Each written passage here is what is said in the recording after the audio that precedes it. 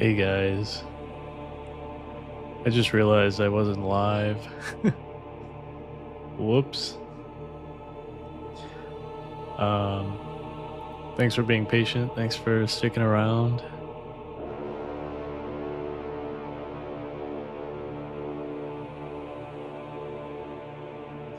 I'm still pretty new at streaming, at live streaming, so there's gonna be some like quirks and stuff that I'm gonna have to work on. So I apologize in advance for that. But yeah, I'm looking to have some fun tonight. Tonight we're gonna be playing Void War. I thought the full game was already released, but unfortunately, it's not on Steam. There's just a demo. So I downloaded that, and I mean, I haven't really done anything. I have zero expectations going into this. I only saw a trailer for the game, and I was immediately sold on it. It looked really interesting and cool. So, yeah, I hope you guys are ready. And yeah, let's do it.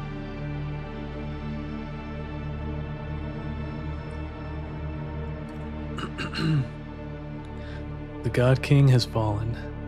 The Empire is in despair. The time is nigh for you to be our instrument for salvation. You will now be familiarized with the basics of void warfare. This is your ship. As the commander of this vessel, you may select any crew member of the ship, including yourself, by clicking their portrait frame. Their portrait frame. You may also select them by clicking on them directly or dragging a box around them. Select yourself now. While crew members are selected, you may issue commands by right-clicking any of the rooms on your ship. Move yourself to the designated room. The selected crew member will move to the destination and automatically perform any required tasks upon arrival. The system control interface allows you to control your ship's systems. Each system has an icon that corresponds with one on your ship.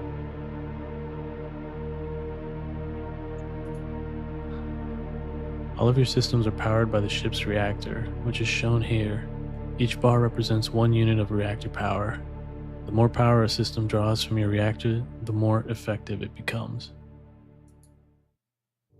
You may hover over any system for more detail. While hovering, a reticle appears on your ship showing you the location of each system. These are your ship's subsystems. Subsystems are different from normal systems in that they are automatically powered and do not consume reactor power. To proceed, hover over each of your ship's systems and subsystems. Grants one shield barrier for every two. Yeah, okay, so this is... It's almost exactly the same as FTL. Oh, hey, Daniel. Daniel says, oh, this is interesting. What's going on? Yeah, I'm really excited to play this game. So we got engines, we got life support. The launch bay. I really want to try the launch bay out. Weapons bay. We've got ballistic cannons here. Command throne. Guessing this is the pilot seat. Door control. And sensors. This is your ship's hull strength. When this reaches 0, your ship will explode, and everyone aboard will die. A pair of Imperial enforcers have joined your crew.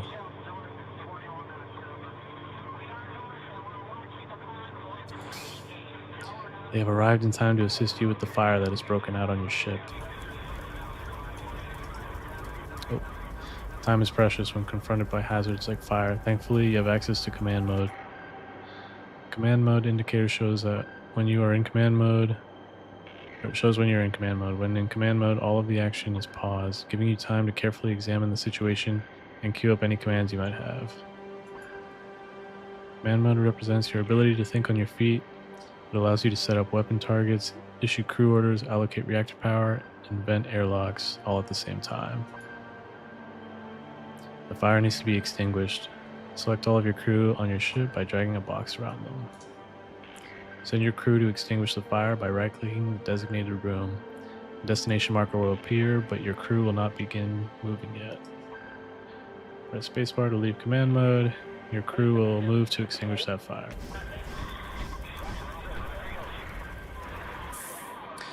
Oh, by the way, Danio, I looked into Multiverse and I couldn't figure it out. Like, apparently there's an installer somewhere, but I couldn't find it. But I'm not gonna give up completely on that yet. I still want to play it and live stream it. But yeah, I was gonna play that first, but I was just like, I'm just gonna play Void War because it was on Steam. Sending multiple crew members will let them accomplish their tasks faster, which helps reduce any injuries they might sustain. They have successfully extinguished the fire. Unfortunately, another fire has broken out on your ship. This time, instead of sending crew members to extinguish the fire, use your ship's doors control system to open an airlock and vent out the room.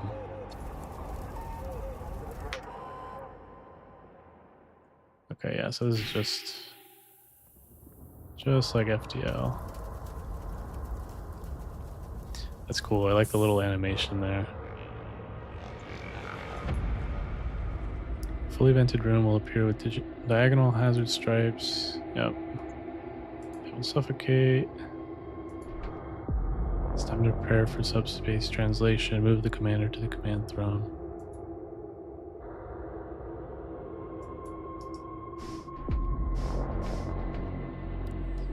Notice how you automatically man the command throne when you arrive. You'll need power. You will need to power your engines before you can engage the subspace drive. Okay.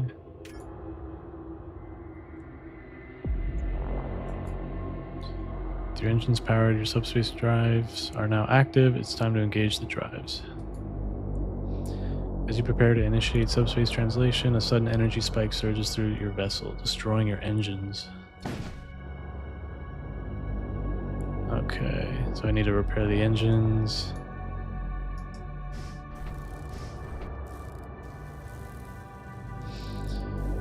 Danio says, I had no idea a game like this existed. I really like the dark atmosphere. Yeah, me too. It's really immersive, like it's immediately drawn me in. Notice how your engines have automatically powered themselves. Repaired systems will automatically power themselves up to the last power state. Okay. Ready to engage subspace drive. As the commander of the ship, you must be present aboard the ship to engage the subspace drive. You can always identify the commander of a ship by hovering over them and looking for the commander keyword. I wonder what happens if the commander dies. Is it just game over? Show the commander is manning the command throne, then press the warp button. Whoa. This is the star map. It contains all of the jump nodes in the current sector. Hovering over a node will display basic information about that node. You can also use these controls to navigate the map. You may also use your mouse wheel to scroll the map. When you're ready, press the home button to enter or to center the map on your current location. Select the jump node to engage your subspace drive. That's sick. Daniel says, no problem about Multiverse. It's known to be not the easiest thing to get up and running. Yeah. I was like on the forums and like there was this one post or multiple posts about people just like having issues getting it working and stuff. But I don't want to give up just yet. It looks really cool, so. The galaxy is filled with hostile threats. These servo husks have gone rogue and are threatening to destroy your ship. Fortunately, their ship's weapons do not have the strength to penetrate your shields. You will show them the error of their ways. Alright, so we're gonna fire up our weapons. activate.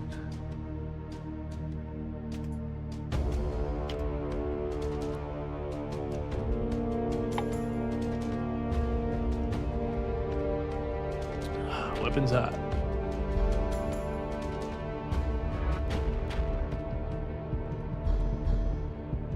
Oh, I love that.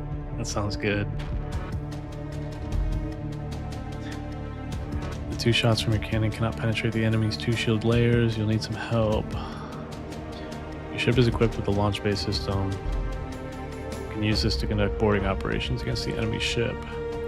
Crew loaded into the system will be delivered in an assault sled. The assault sled is designated or is designed to penetrate all enemy shielding before crashing into the enemy ship. All right, send the our boys over. I like how everything sounds like really beefy and it has like weight behind it, you know? Daniel says the UI of the game and the sound effects are so slick. It's amazing. Yeah, I agree. All right, so this is a multi-step task. So we should probably enter command mode. We gotta load the crew up. That's cool. Crew loaded into the launch bay are hidden from view inside the ship. They are shown in the small counter at the top of the launch bay system. Oh, this too. Okay. Click the launch button and target the enemy shields room to launch the assault sled.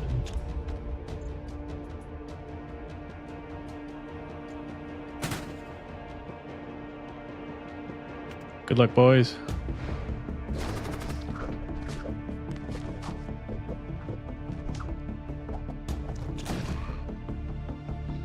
Crew has killed an enemy and damaged the enemy shield systems. Notice that the enemy shield's icon has turned orange. This indicates that the system has been damaged. Yep. Red means destroyed. Your crew will instantly damage an enemy system anytime they kill a non-temporary enemy crew in the same room. This is a great way to quickly damage enemy systems. Your crew will also attack enemy systems if there are no enemies to fight in the room. Your boarding action has degraded the enemy's defenses. Return your crew to your ship using the recall crew button. Yeah. So it's kind of risky sending your guys over. Damaged shield system. The enemy can now only recharge up to 1 layer of shields. Alright, now we can punch through.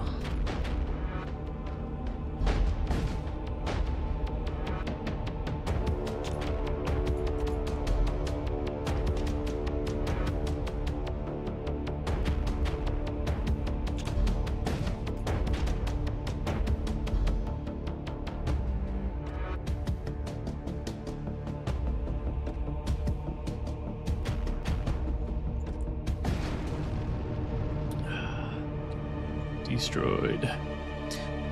Corsair vessel breaks apart. You salvage some material from the remains. You can hover over any of your salvaged items for more info. So we got a repair drone, bolt cannon, and some scrap.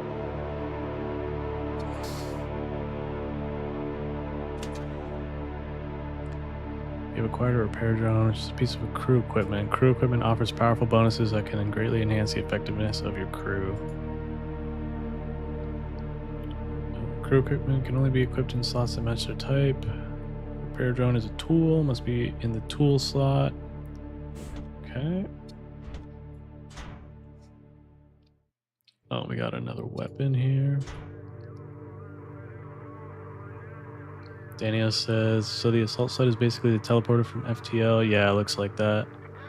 But it looks even riskier because it might not be able to get shot. Oh, it might be able to get shot midair. Yeah, I was thinking that. I think it's like a physicalized thing, so like drones, it might be able to you might be able to gun them down. Let's close the loadout. Note the total power capacity of your weapon system is not enough. Yep. I need 3 to operate. Yep, upgrade. It's just like FTL, we can use scrap to upgrade.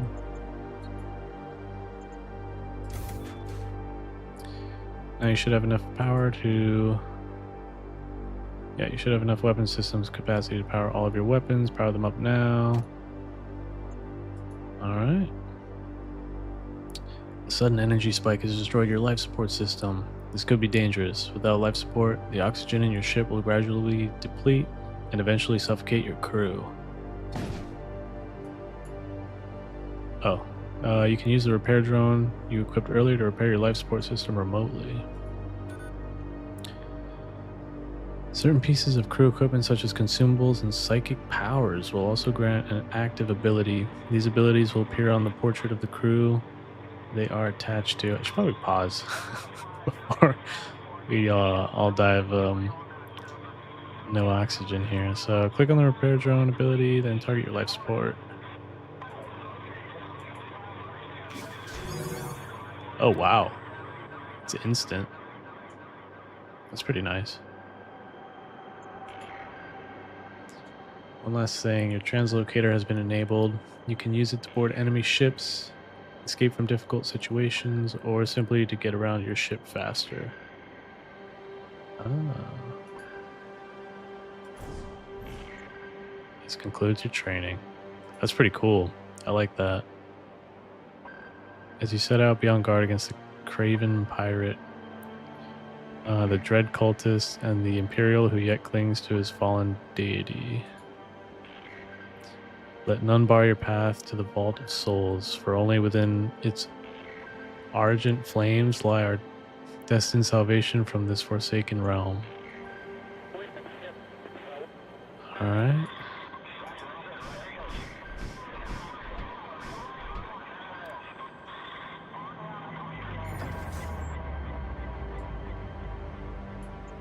Oh, wow. This looks way more intense than FTL in the sense that, I mean, like, look at this. This is huge. Oh, unless, I don't know if this counts as like each one is a sector or a star system. I'm not sure. Oh, I think they're just star systems.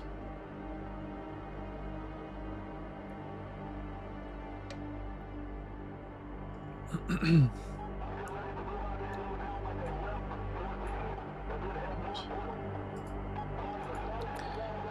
come across a death cult warship transporting valuables.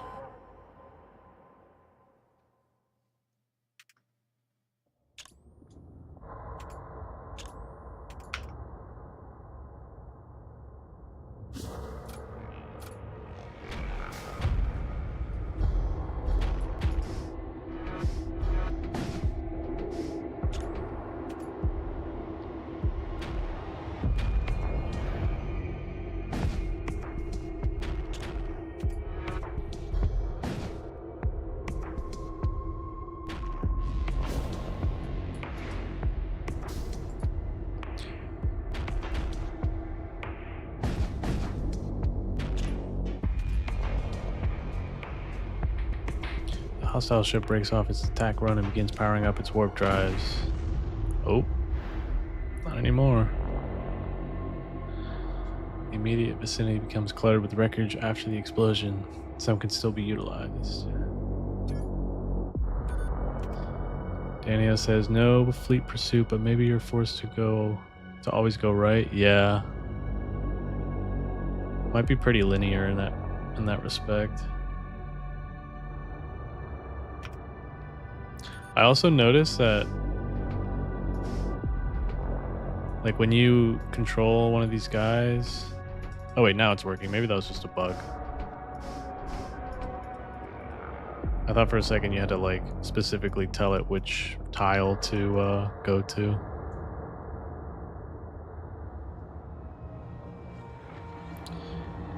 Hang on one second. I'm getting like a warning in OBS. I just want to like check that out real quick.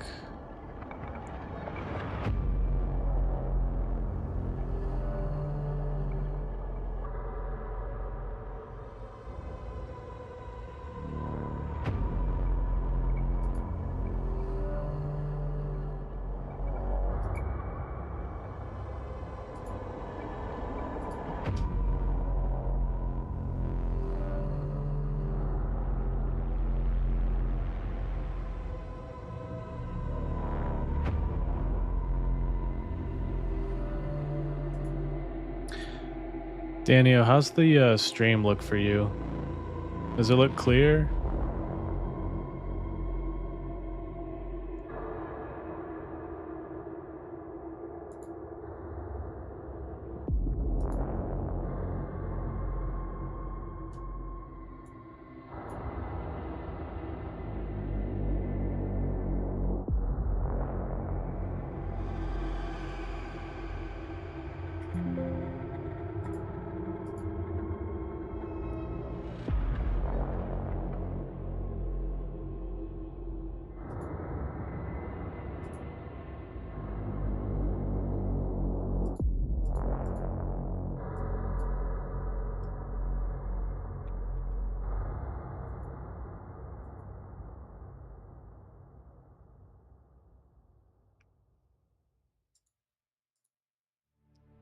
Daniel says stream looks fine, no stutters either. That's weird. I'm getting a warning that's like my bit rate's too low, so I bumped it up a little bit, so hopefully that helps. But anyway.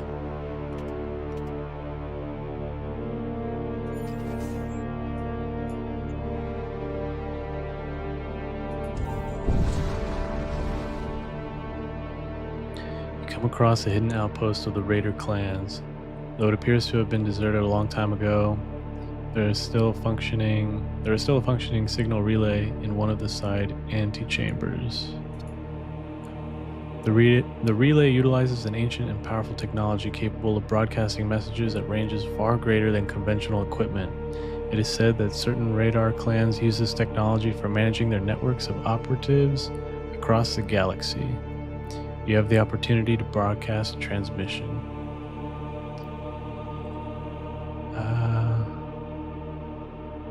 Kind of curious to see what happens. Pledge allegiance to the Raider clan. You broadcast a transmission announcing your allegiance to whichever clan this relay belongs to. You set the transmission to loop continuously and move on with your journey. Oh, that might come back to haunt me. Several days pass, and an encrypted message arrives, along with a small package. We hear you. We will put the word out. You better not mess this up. We will be watching. Listening station active. Okay.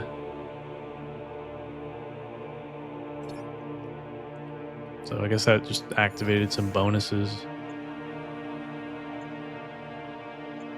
Check out the weapons dealer. Your ship drops back into real space in front of a small merchant caravan. One of the ships breaks off from the caravan and approaches you. They would like to conduct business. Let's trade.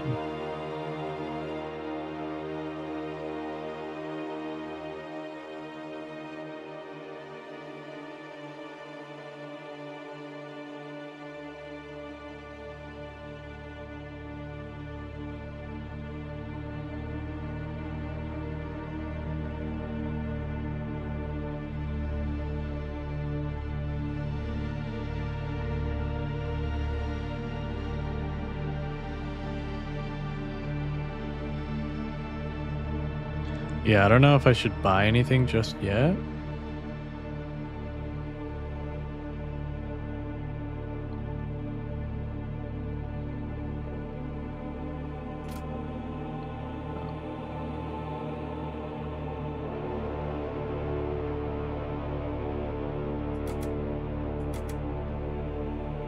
I think I'm gonna hold off.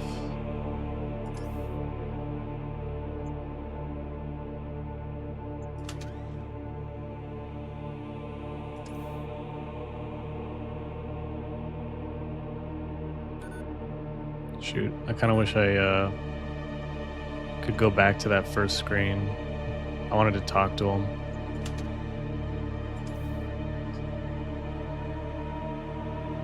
Daniel says, damn, no flak 2, maybe next shop. What do we have? Retributor. Seems like a laser cannon, maybe.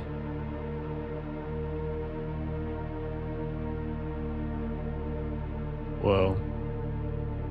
I want to say this is like a flak cannon. Because there's projectiles and the spread. It does a lot of damage though, it seems like. And this is a beam weapon.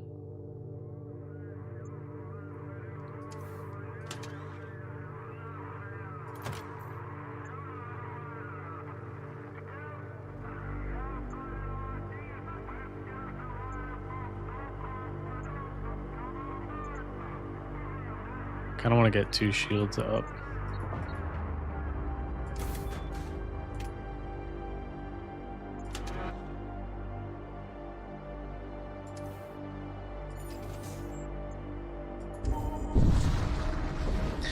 Danio says Retributor kind of looks like a burst laser too. Yeah, I was thinking that. The civilian colony is visible ahead. Cannon fire streaks across the void and you realize the colony is under attack. Let's assist. You move in to engage the attackers when suddenly an Imperial ship emerges. They target your ship, announcing loudly over the comms, the enemies of the throne will be met with a swift end. Before you have a chance to explain yourself, they open fire.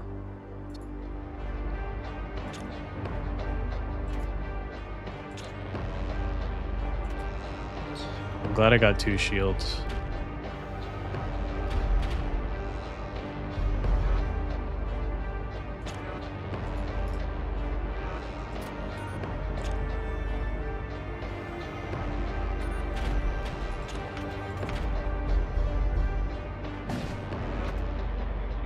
Let's send our guys over.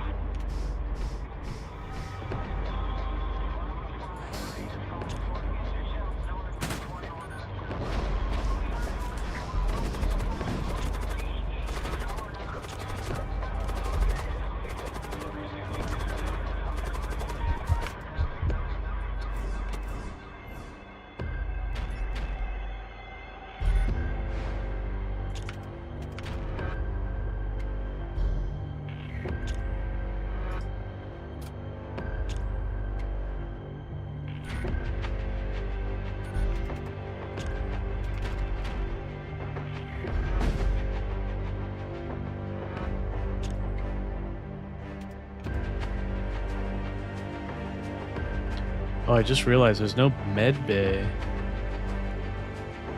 Is this guy cooked? Yeah, go back.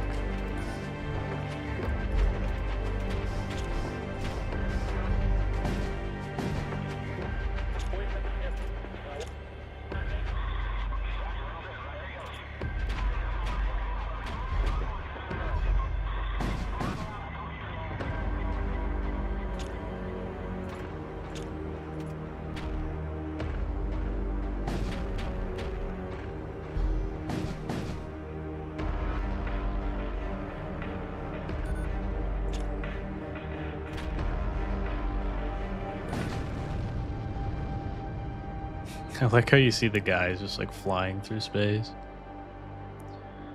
He's got some items. Cool.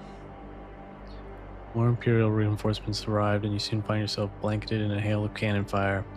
You manage to escape, but not before taking a few hits. Oh shit.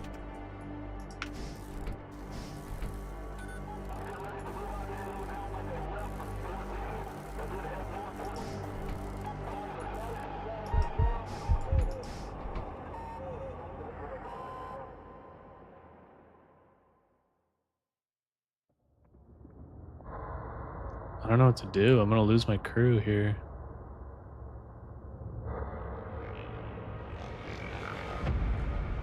Hmm.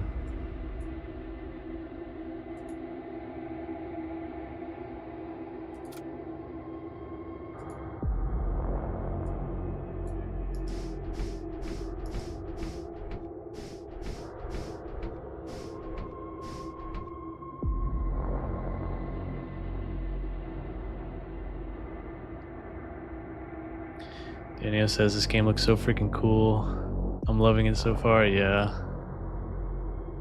I'm really enjoying it so far, but I'm kind of lost. I don't know how to heal these guys. I don't want to lose them. It says they heal when you launch them, so I'm wondering if I can just like throw them around or something.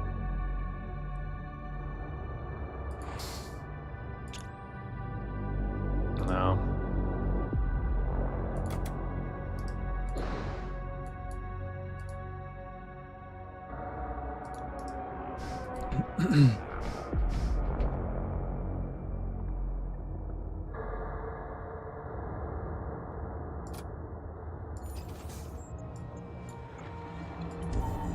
Oh, there's a shipyard. Maybe we can heal there. Yeah. An abandoned shipyard floats into view. It appears to be a safe place to rest. Definitely heal our injuries. You can seal your vessel and power down your reactor, providing your crew with a brief respite from their duties. Okay. Daniel says you don't have a clone bay. Unless it's called something else. No, I don't think so.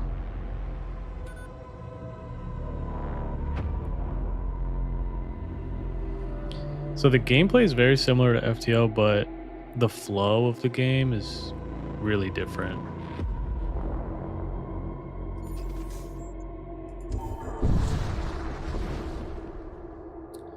You detect an Imperial ship under attack by a raider vessel. Let's engage.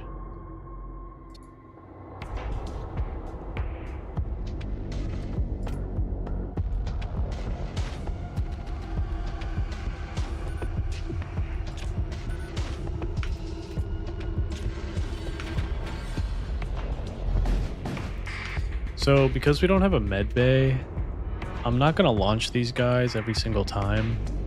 I'm going to only launch them if I need it. Because, you know, obviously it's a lot harder to heal them.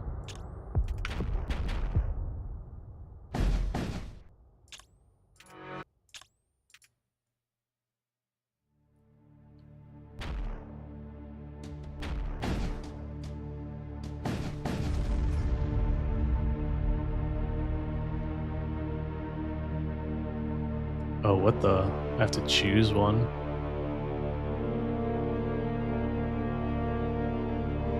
That's pretty good. 10% evasion. I think I'm gonna get that. An Imperial reinforcement fleet arrives and begins engaging you. You escape, but not without suffering hull damage. That's kind of crazy. They put like a little random event after every fight. So you could be down to like one hull and just have bad RNG. I don't know how I feel about that.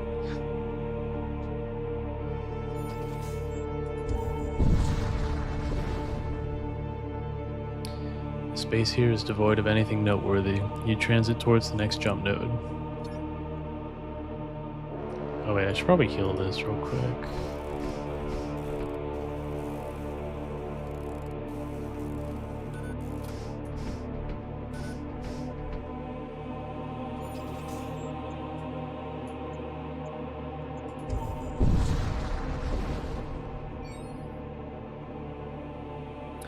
Sensors detect an energy spike at close range. A raider ship appears and initiates a tight beam transmission.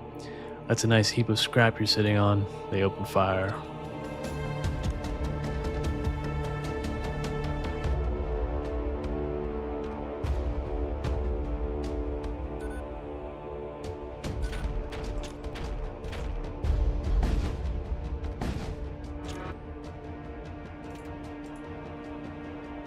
The hostile ship breaks off its attack run and begins powering up its warp drives. Alright, we gotta stop them.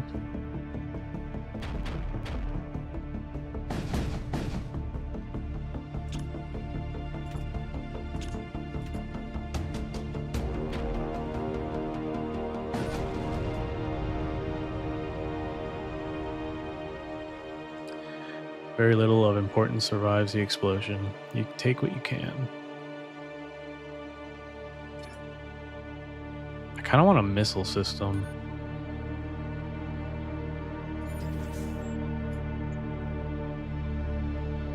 I'm gonna go to the merchant.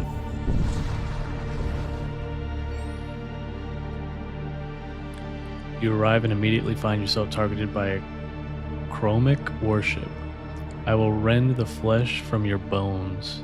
That's delightful.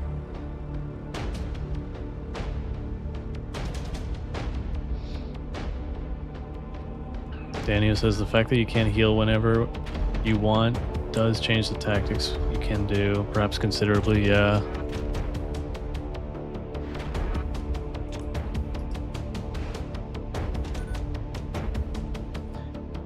So like if I had like an FTL, you know how you can just like go back and forth with the teleporter? And as long as you got your guys out in time, it wasn't a big deal, but because you had the med bay. But in this one, you have to like find a rest spot to like heal everyone. So unless you can get a med bay later on. Amid the wreckage is a handful of intact cargo containers. Some contain useful material.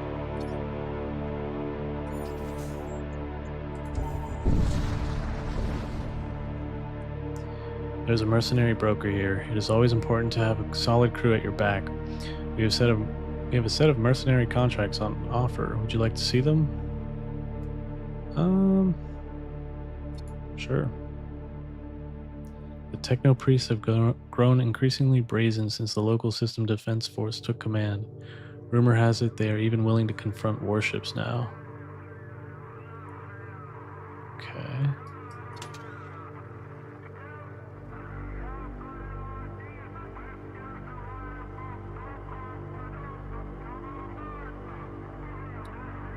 So they've got commandos, I'm guessing are like soldiers, got engineers.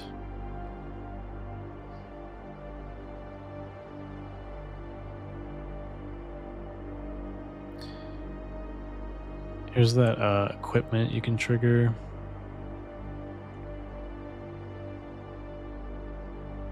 Psychomancy. That's interesting. I kind of want to pick up more crew. Maybe even one commando, one engineer. Daniel says, you getting crew boarded seems really dangerous. I wonder how it's balanced later on. Maybe you can get medkits, clone bay, med bay. Yeah. I'm thinking they're saving that for late game. Because it seems like boarding is a pretty big aspect of this game. But I'm gonna buy a commando and an engineer.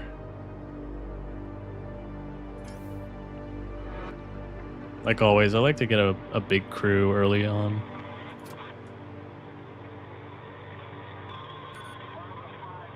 I'm gonna keep the engineer near the back of the ship. Maybe I'm gonna keep him in shields.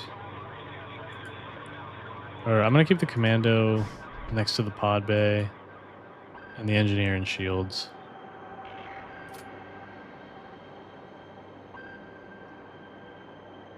Hey, can I attack the shopkeep? That's crazy. I want to, but I'm not gonna do it.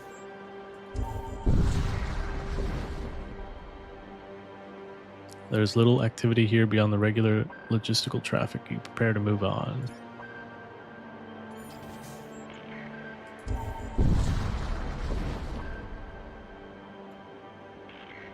You approach the Stargate. Whoa. Okay, so it looks like there's the same amount of like sectors, right? It's 1, 2, 3, 4, 5, 6. Oh, it's one less. 1 or 2 less, I think.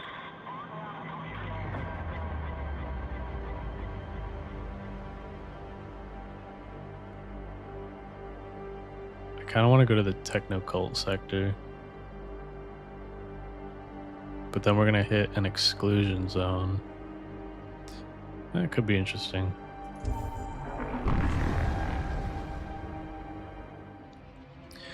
You arrive at a techno-cult controlled sector. The priests of the machine cult are defined by their pursuit of knowledge and rationality above all else.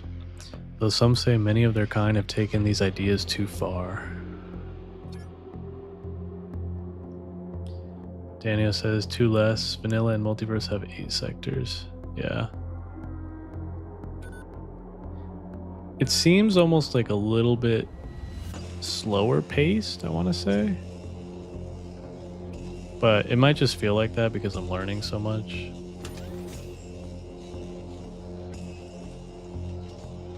Okay. Look how large this area is. I think this is where it differs from vanilla FTL. Because in FTL, you have a whole map and it's kind of like open world, you can like move around, but here it's more linear.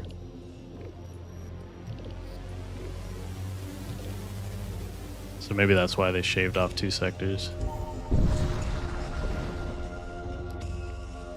You drop in at the next jump point and are confronted by a pirate vessel. Their ship appears to be loaded with cargo collected from their former victims.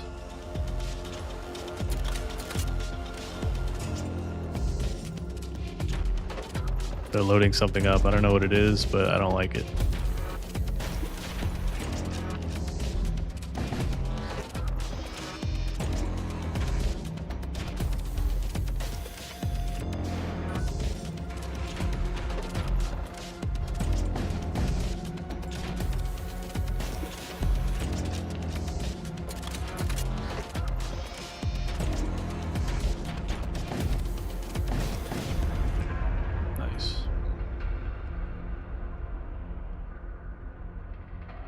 Got some scrap.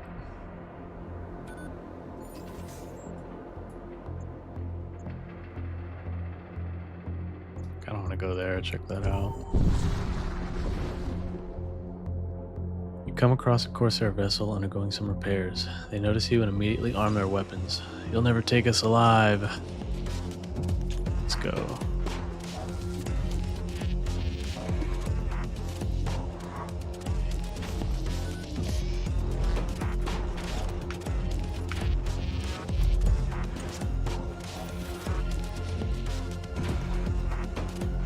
Might have to board here, but I'm gonna keep trying.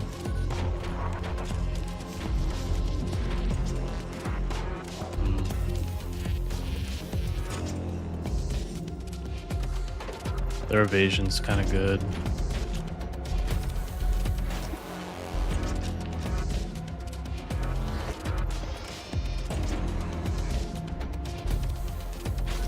I'm gonna try one more time. Okay, we got it.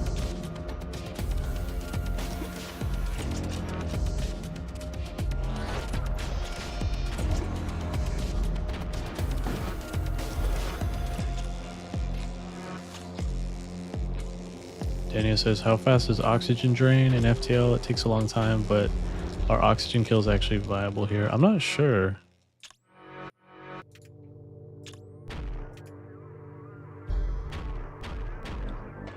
It seemed like it was pretty much the same rate, like at least in the tutorial.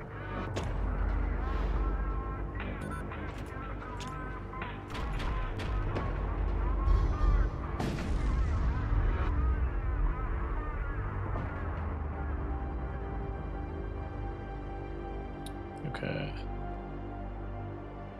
Oh, pressure suit. Immunity to suffocation. That's pretty good. I think I'm gonna take that.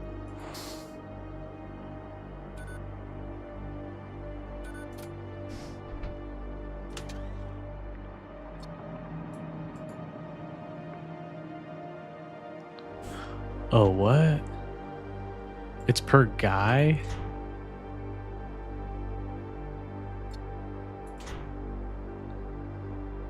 Armor slot.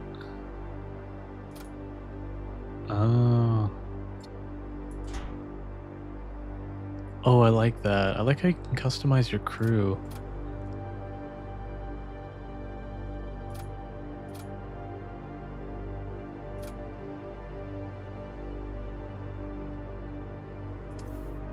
That's really neat.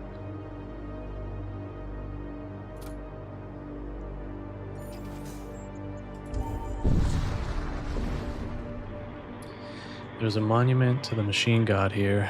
It bristles with arcane circuitry and ghostly data streams. You make your way inside and locate an active terminal. Pledge yourself to the machine god. You resolve to pledge yourself to the machine god. You access the terminal. The flow of data is constant, but there are those who disrupt it. How does the faithful servant act?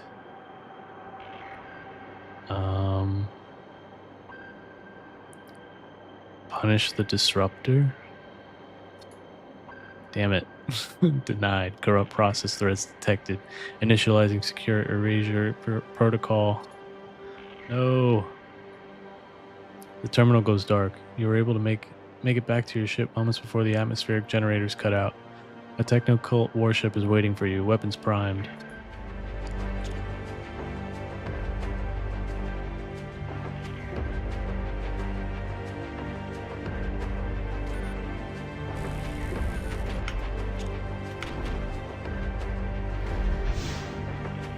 Whoa. Is that a gas missile? Oh shoot.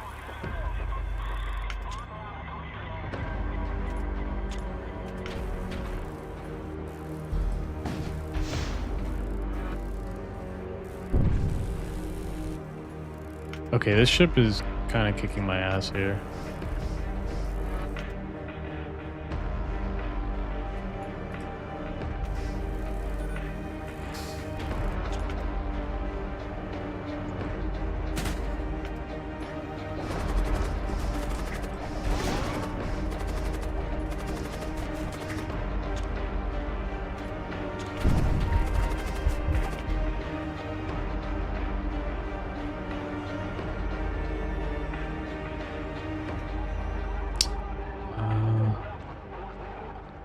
I'm gonna recall them. Crap, I lost one.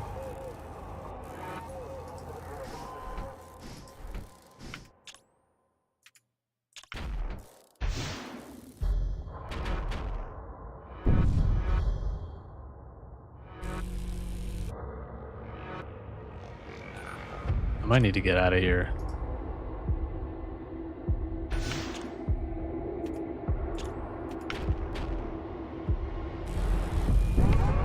Yeah, I'm warping. This is too much. Sensors detect an energy spike at close range. A radar ship appears and initiates a tight beam transmission. Oh no. Oh no.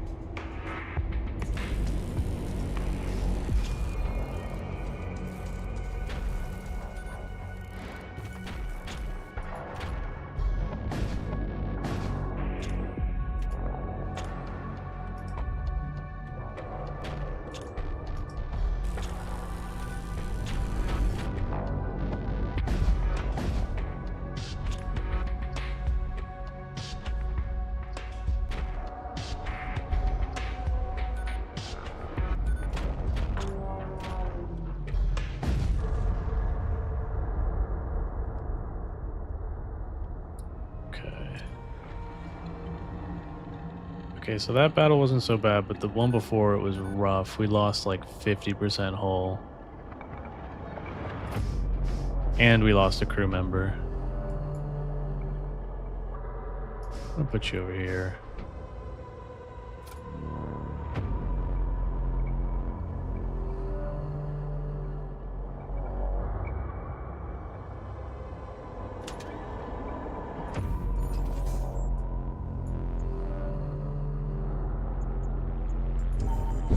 Let's go rest at the shipyard. Daniel says, I'm now just realizing that there are no visual indicators for enemy weapon charge. Oh, yeah, you're right.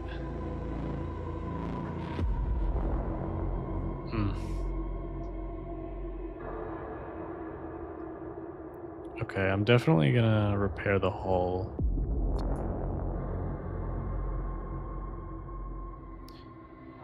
Okay.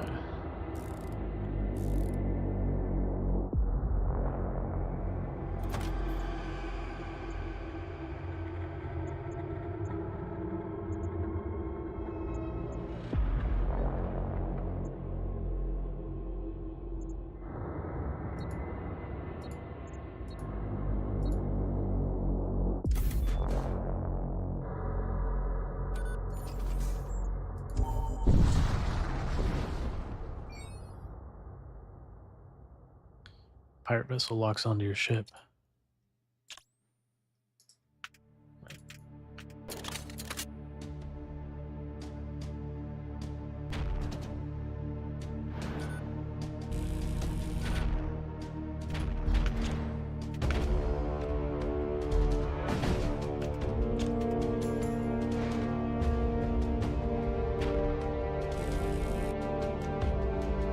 Oh, trying to escape.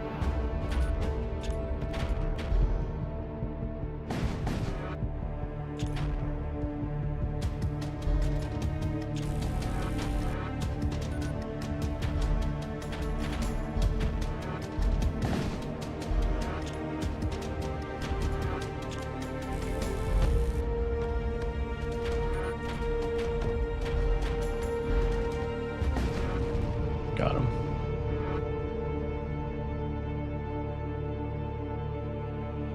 All right.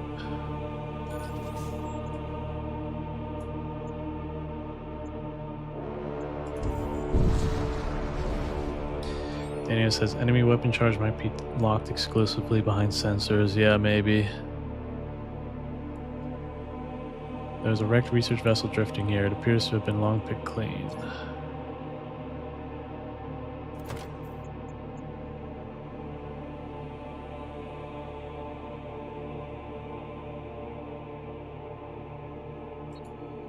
I'm gonna upgrade it.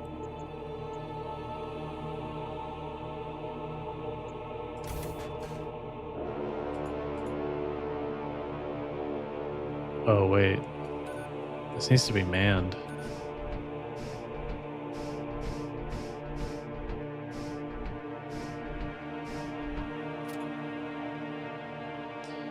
Daniel says, I think the cannon thing they're firing is the equivalent of artillery in FTL. Oh, like the one that they're loading?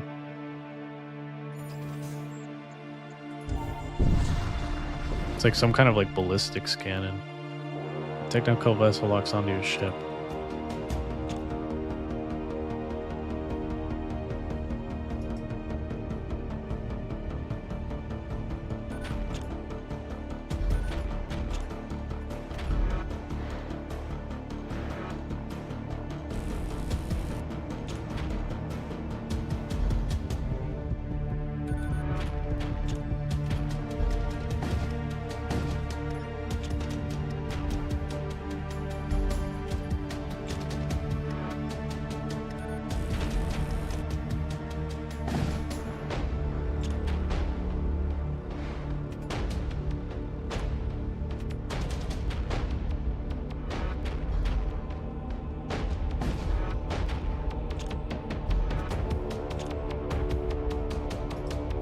Trying to escape.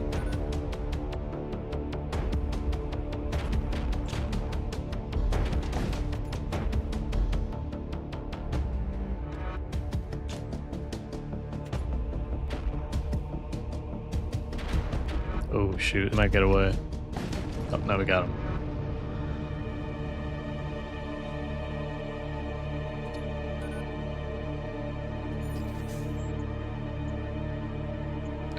Do I need to rest? I guess we could heal.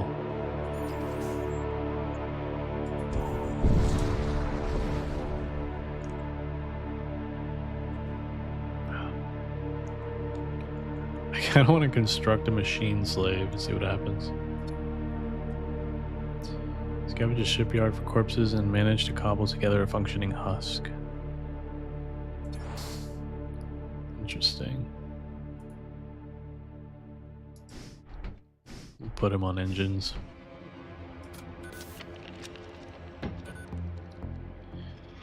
Hey Grayson, how are you? Did you just wake up? If so, good morning.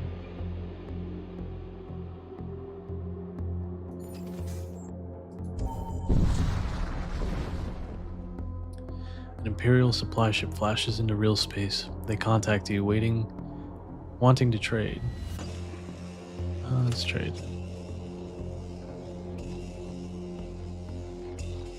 Okay, so we got missiles. 2 different types of missiles. Or 3. Oh, damn. Oh, it's a missile template. I don't have a missile bay though. Oh, but I can install one. Oh, there it is. There's the med bay. But I really want the missile bay.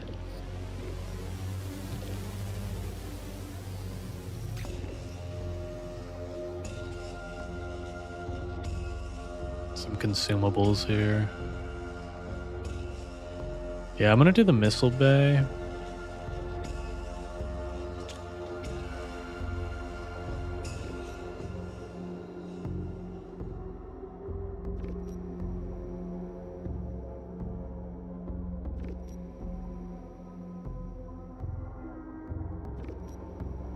Where should I put it though? Does it matter?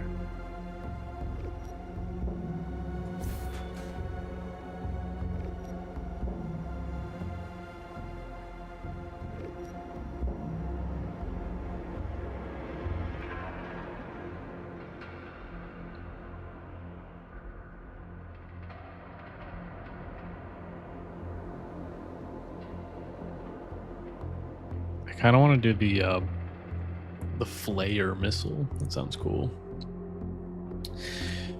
The antimatter bomb sounds cool too, but it's very expensive and I can't afford it. I have just enough for the Flayer missile. Grayson says, I woke up 1.5 hours before my alarm, but can't go back to sleep, so I feel good. Sometimes that happens. Sometimes I like wake up randomly in the morning, just like wide awake, and it'll be like 5 o'clock in the morning.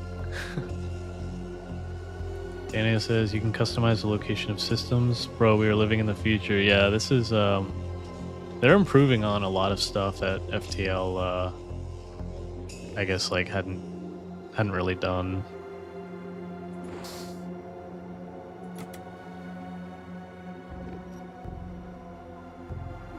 Oh, I already had a missile template.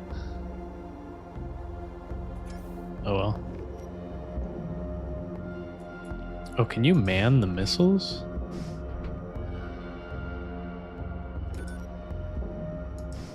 Doesn't look like it.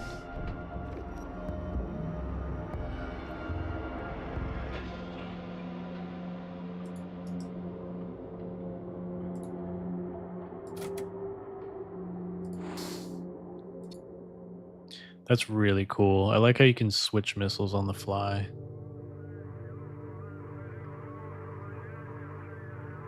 I don't think you can do that in FTL. Like once you're engaged, you can't change out your loadout.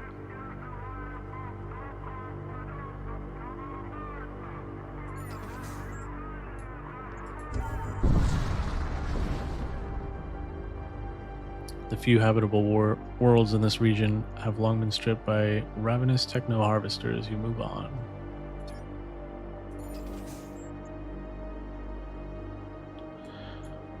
I would go to that merchant, but I don't have any money.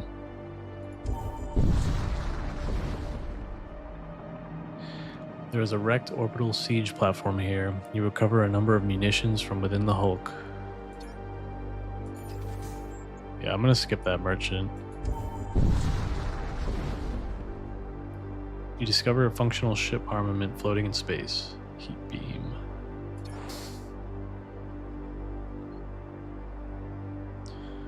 I'll have to upgrade my weapons. Or I guess I could switch between these two. Could be cool to try this out once the shields are down.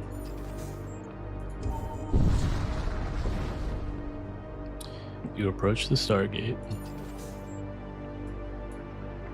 Infernal Sea.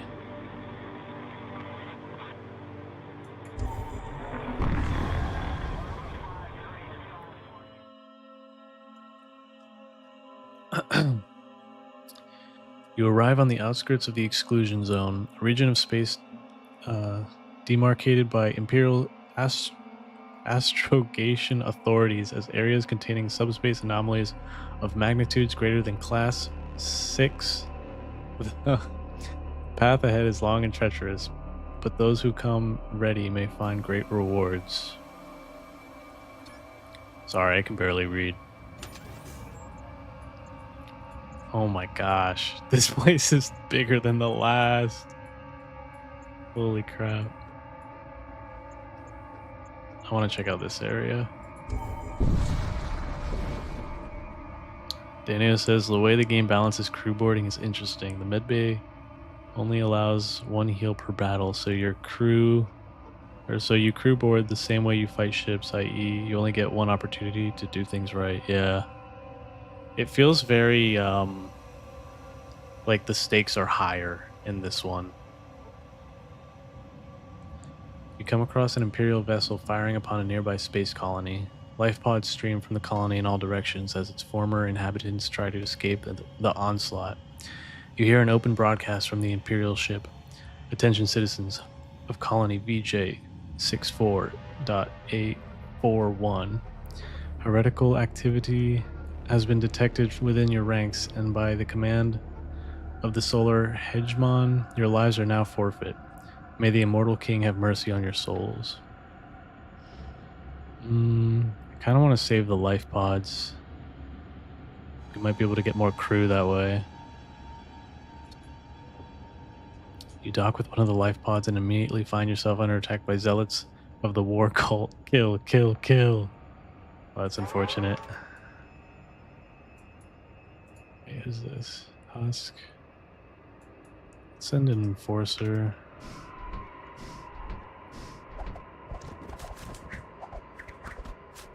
Oh, I could just air this out.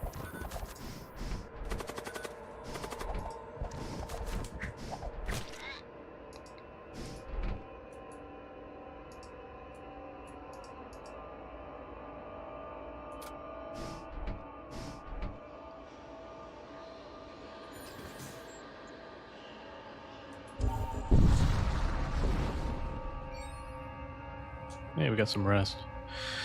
You come across a raider convoy. One of the vessels within strike range is carrying a container filled with ordnance. Another is transporting equipment. You will be able to engage one of the vessels before they move out of range.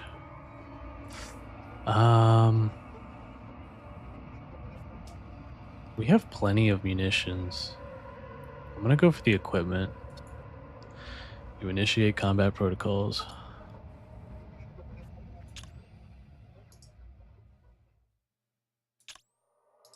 Oh wait, we can... Oh, I gotta power it. Shoot.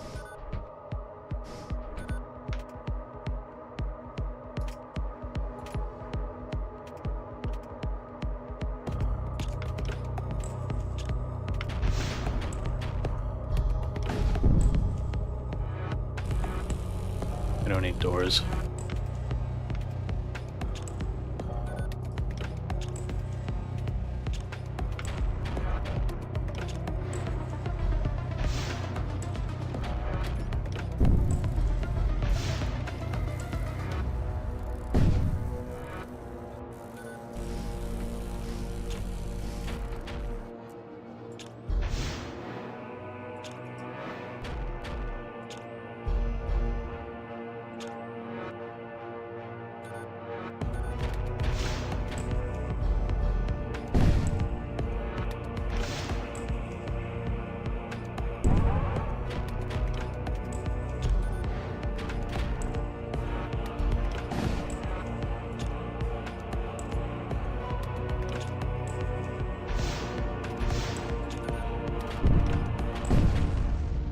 Nice.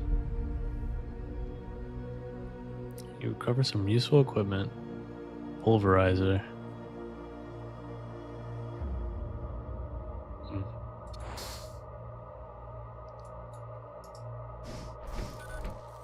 The consumables are kind of throwing me off. I'm not used to that.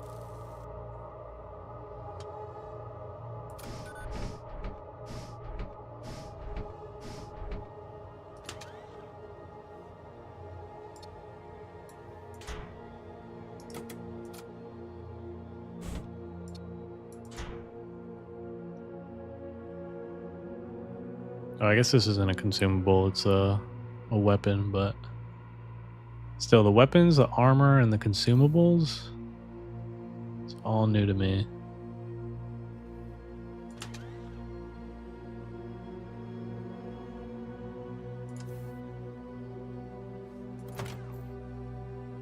we have 0 scrap.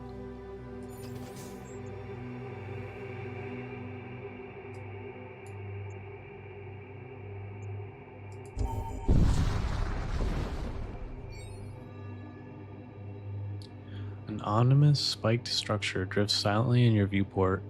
It is a shrine to the ancient god of war, or war god. As you approach, your sensors detect an incoming hostile signature.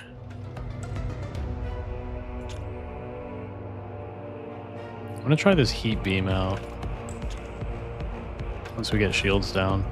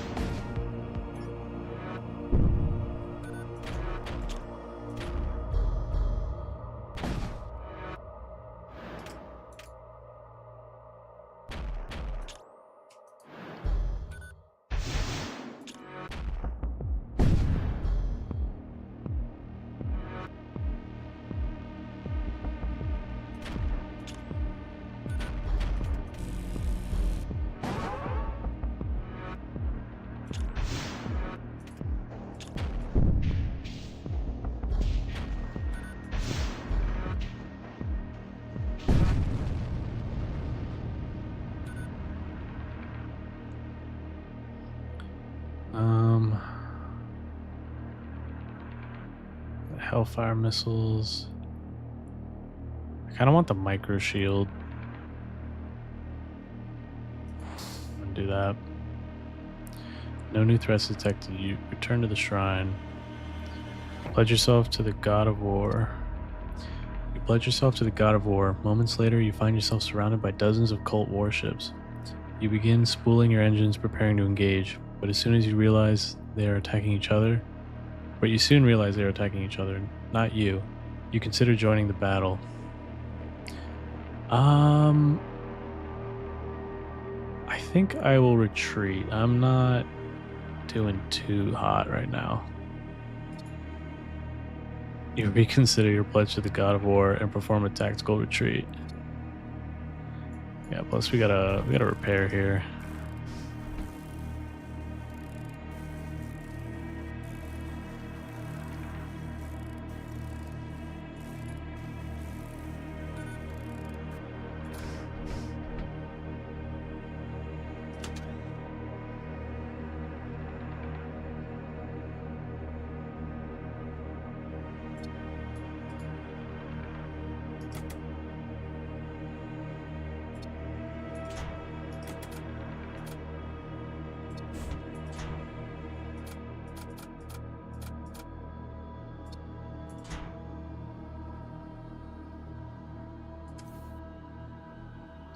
Oh, I thought the deployable shield was for the whole ship. Alright, this game really wants me to start boarding more, I think.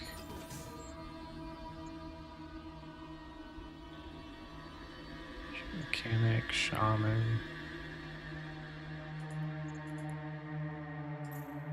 I really can't afford anything. I have 8 scrap.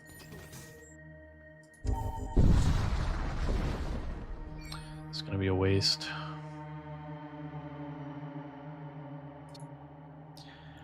Everyone laughed when I said blast doors were just as important as shielding back at the academy, but I am still standing here and they are not.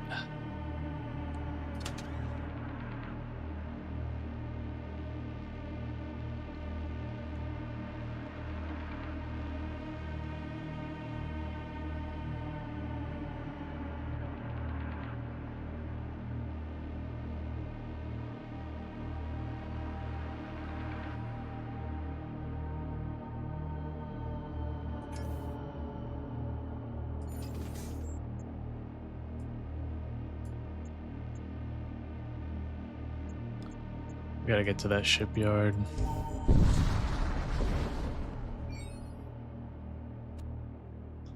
A derelict ship drifts into view. It suddenly lurches into action as putrid engines spread across its hull. You prepare for battle as a possessed ship orients its guns at you. Intruders detected.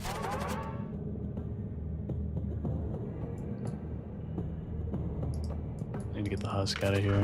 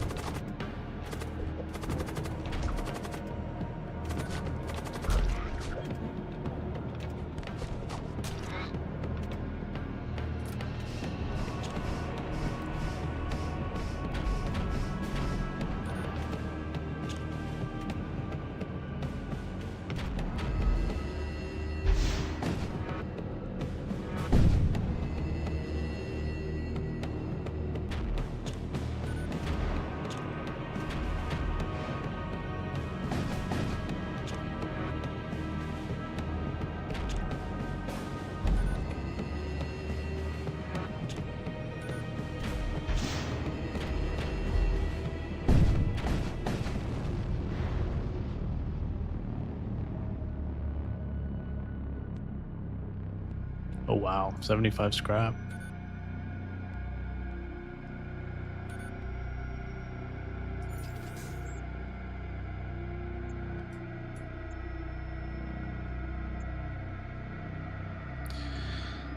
Do I want to risk that? Could be high risk, high reward.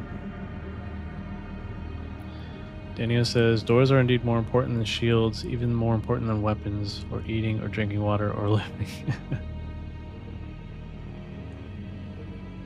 We love doors.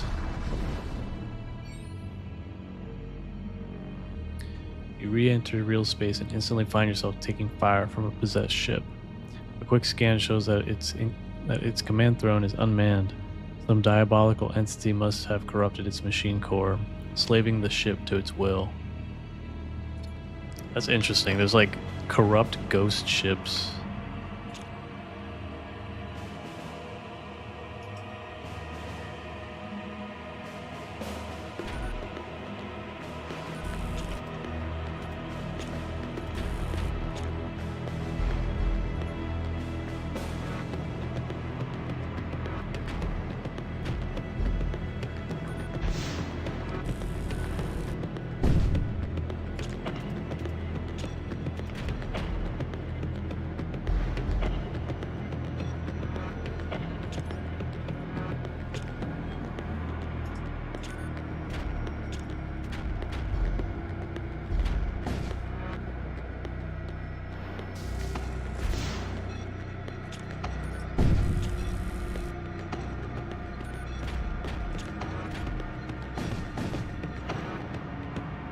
I don't know what that room does, but it looks important.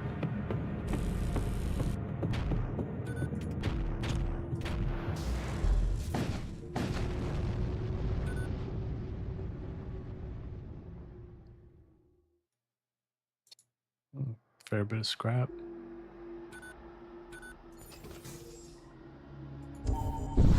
Alright, we need to heal. Repair hull. I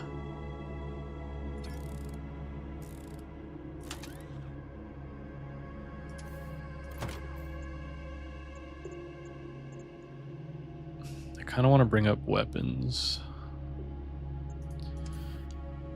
Because we need... Oh man, we need 2 more to use this heat beam in tandem. Can we do it? Yeah. I'm gonna do it.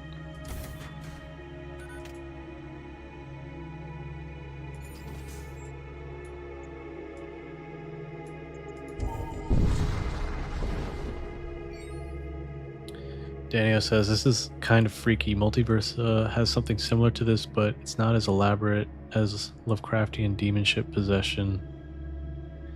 Yeah, this is really interesting.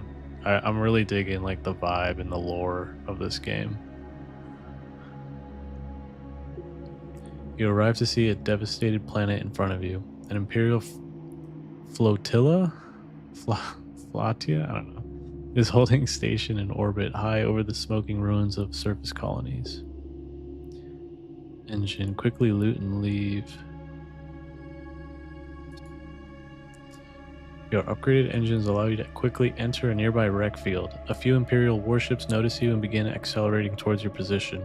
Fortunately, they are unable to enter weapon range before you secure some valuables and escape. Okay.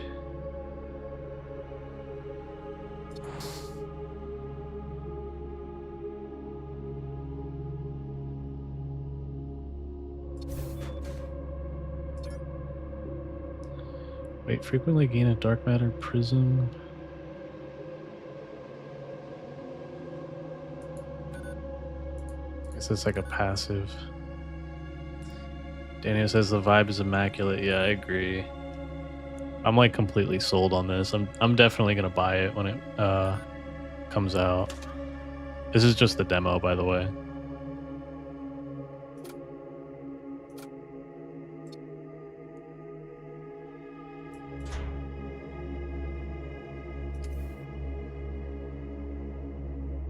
Can you still rename your guys? You can. All right. Wait, we gotta change this up here.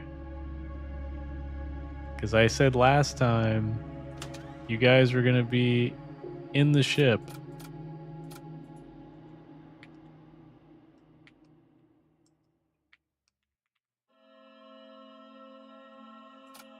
Who do you want to be?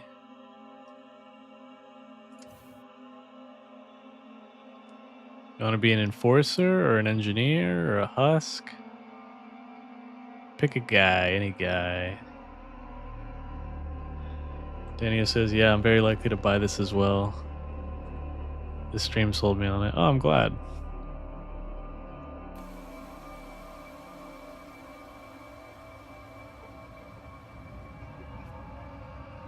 Choose your fighter.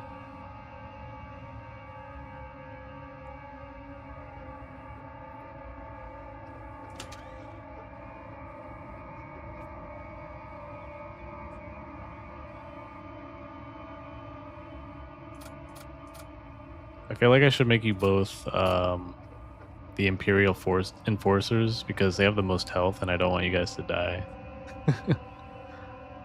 I want to be the guy on weapons if that's cool. Weapons, who's that? Jose? Okay. Oops.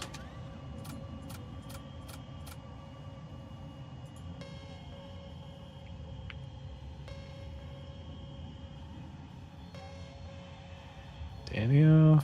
And then Grayson, you want engineer? Oops. All right. The gang's all here. Let's go.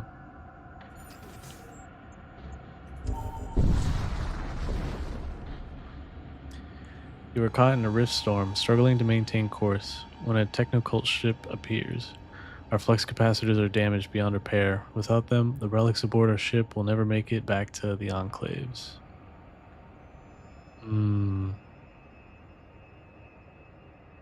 These guys look pretty well equipped, but I kind of want their stuff. I'm going to attack them. You target lock their ship.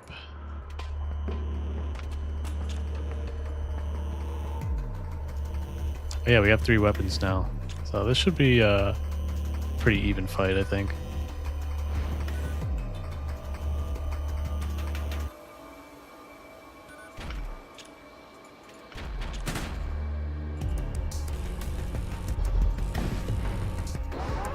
Oh, they're boarding. Oh, shit. Whoa, whoa, whoa, whoa, whoa. Oh, no.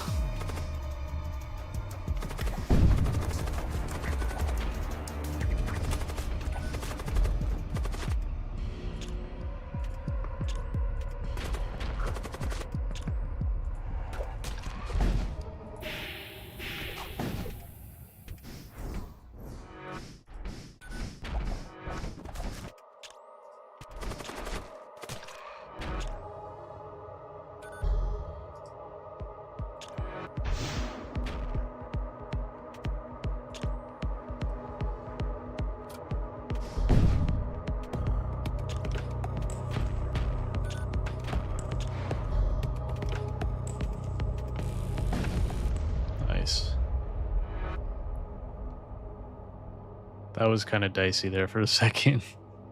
We lost our husk, but those guys are kind of like expendable. Despite the devastation, you managed to retrieve a few intact supply containers. Oh yeah, that was worth it. Nice.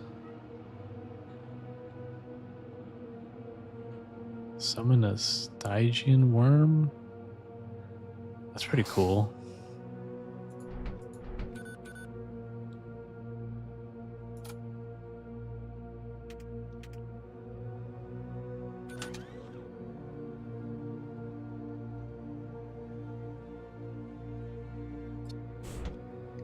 I'm gonna give this to you, Grayson.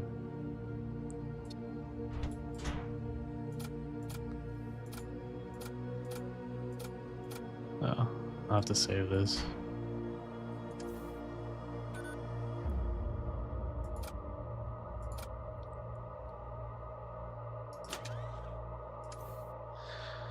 That's weird. This guy's gone, but his like thing remains.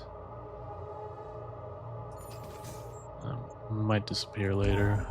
Oh yeah, there it goes. Daniel says, I'm normally not afraid of boarders in FTL, but in this game they're giving me a heart attack. Yeah.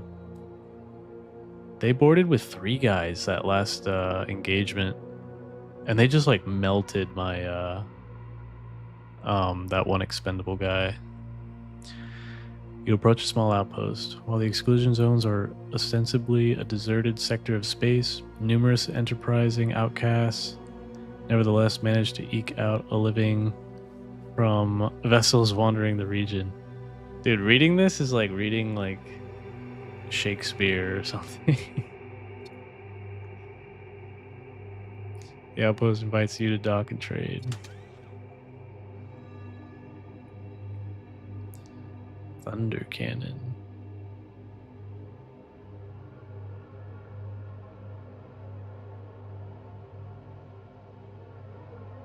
Ooh, this looks cool. Grave beam.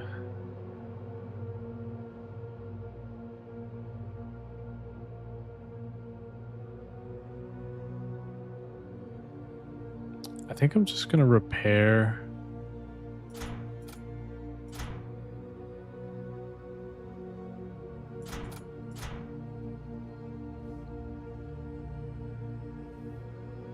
Oh, I guess I could sell this. But I kind of want to see what it does. I'm going to hang on to it.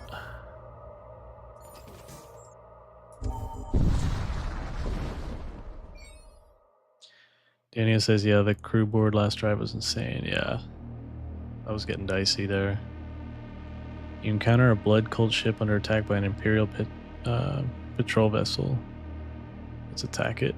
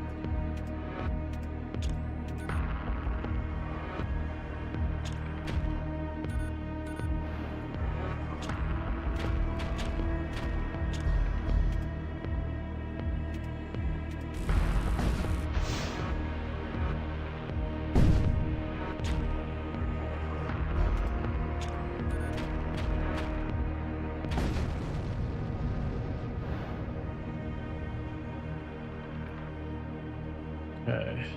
Gotta choose one.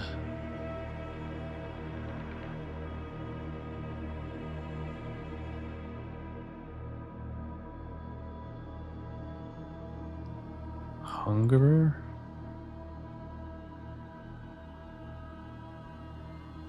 I feel like this is better. Drain strength.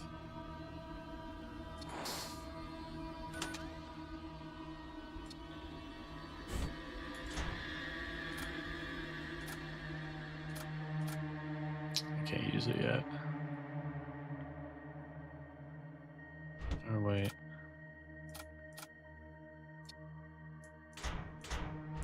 Oh, a psychic slot. I don't even have someone who can do that.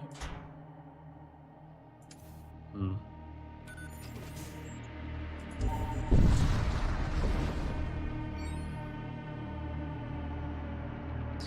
Sensors detect a death cult vessel pursuing a raider ship. The raiders seem to be making a particular effort to avoid entering a nearby rift storm.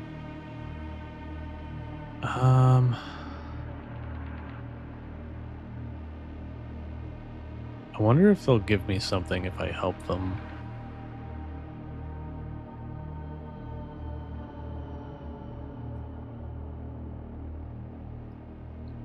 I'm gonna attack the raiders. Before you close to weapons range, a rift storm erupts around the raider ship, engulfing it. The cultist vessel accelerates and disappears into the squall after it. The rift storm dissipates as quickly as it appears, leaving you alone in space. Oh, weird.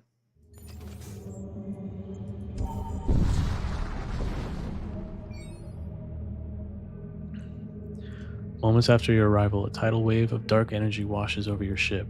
Disturbing apparitions appear across your security feeds. In the distance, a decrepit warship lurches forward, weapons aimed directly at you. Oh gosh, like some demonic stuff here.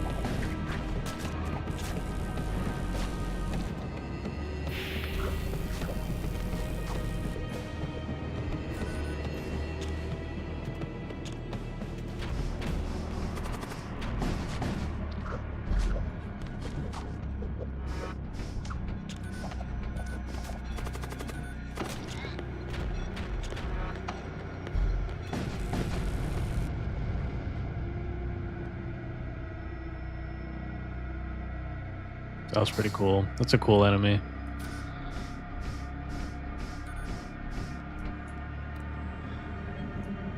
There.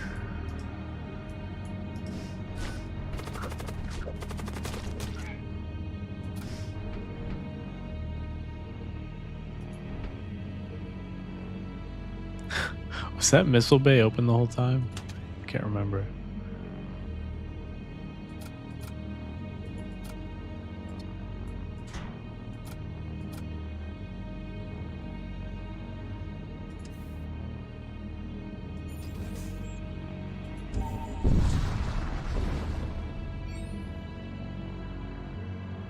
You are trapped in an ion storm. You detect an enemy starship speeding toward you, weapons armed.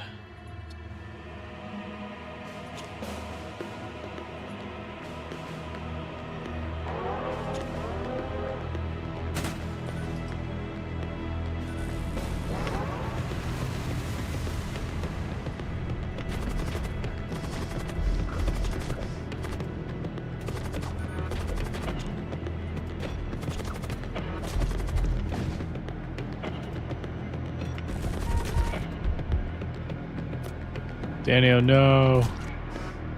Get out of there.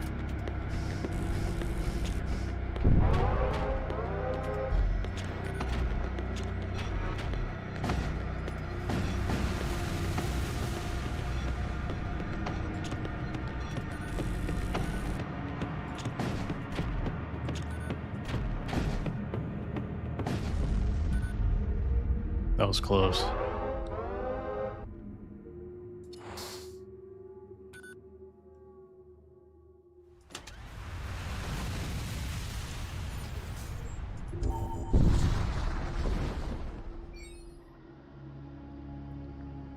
Approach the Stargate.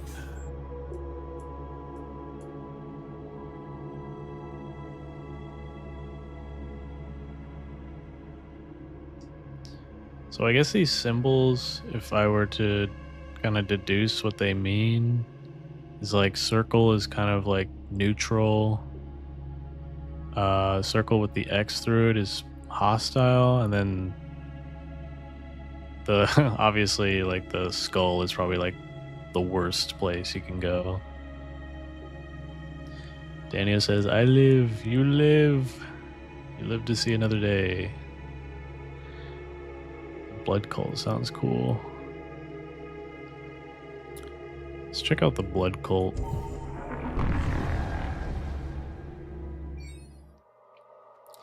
drop back into real space, arriving at a sector controlled by the Cult of Blood. Known for their vast knowledge of forbidden sorceries, along with an unusual predilection for torture, the followers of the Blood God are not to be trifled with. Hopefully we can get some psychics here. That's what I'm hoping.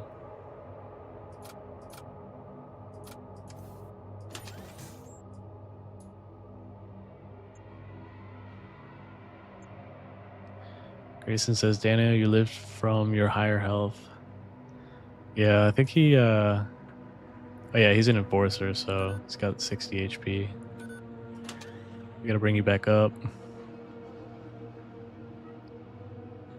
Do I have any, like... No, there's nothing that can heal.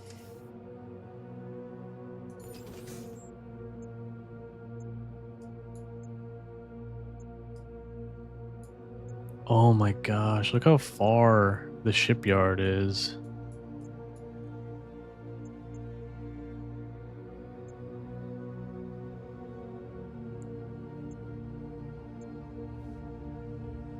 I'm gonna go up here.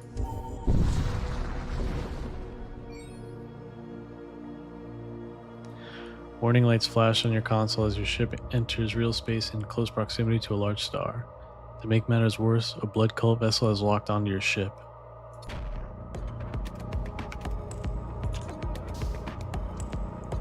Whoa, that's a lot of guys.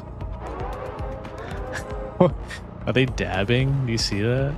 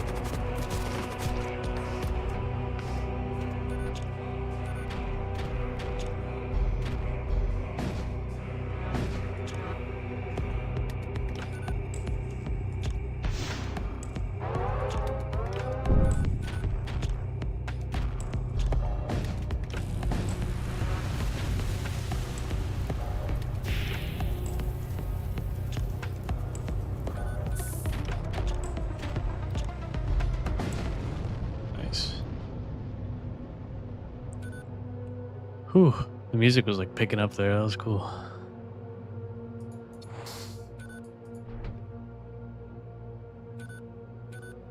Oh wow, we have a lot of scrap. You come across a small, deserted outpost. Nothing appears out of the ordinary, save for a pattern of complex sigils pointing towards the single flayed corpse nailed to the entrance. It is a shrine to an ancient god. A ship suddenly emerges from hiding. It bears the darkly regal heraldry of the blood cults. You will be my sacrifice to Arok, Blood Witch.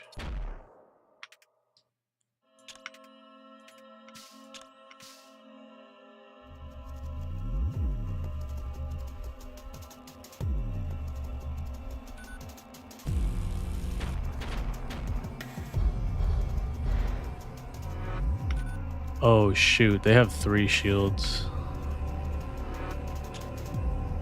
Hang on, we gotta use our missiles here.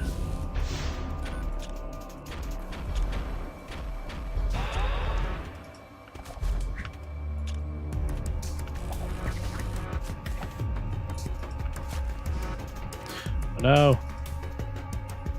Oh shoot, you're stunned.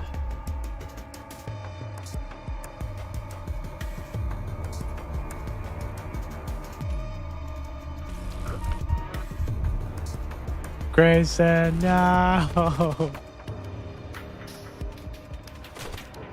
Oh, I think I can save you. Holy moly.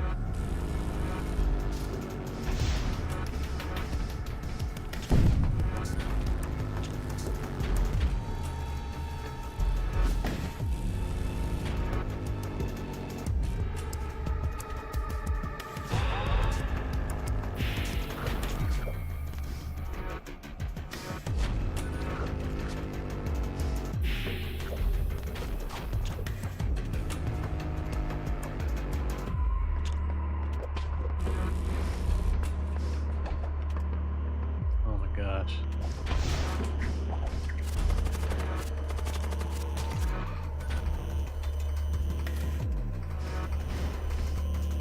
I might have to board them.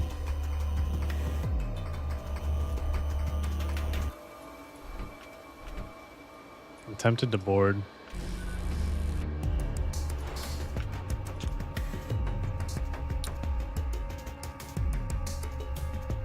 Okay, out.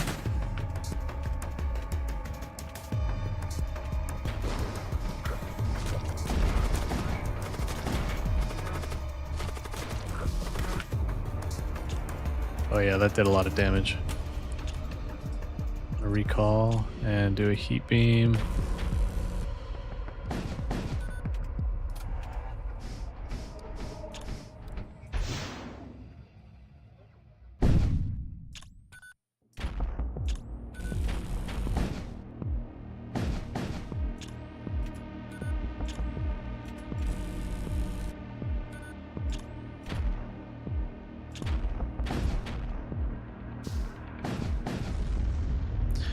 Wow, that was really close.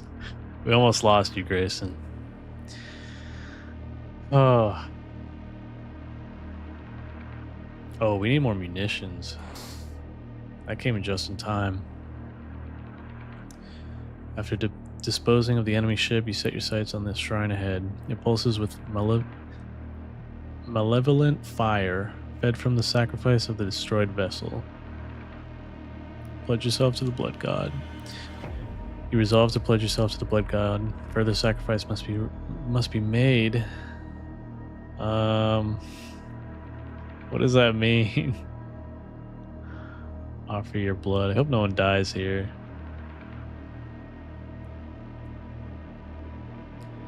Yeah, Grayson, that stun, that had you down and out for like a good 30 seconds. I just want to see what this does. A wave of perverse energy floods your psyche. Blood trickles from your eyes. The pain is excruciating. Delirious with agony, you begin to lose consciousness. You feel something akin to rapture. I was injured. Ah!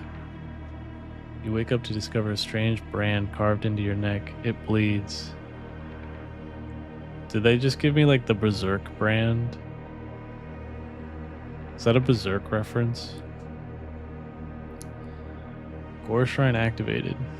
Blood cultist units appear more frequently in rewards and merchants. Only one shrine may be active at a time. I can't rest for 3 jumps. Dang. I don't know if that was worth it. Whew. This game is hard.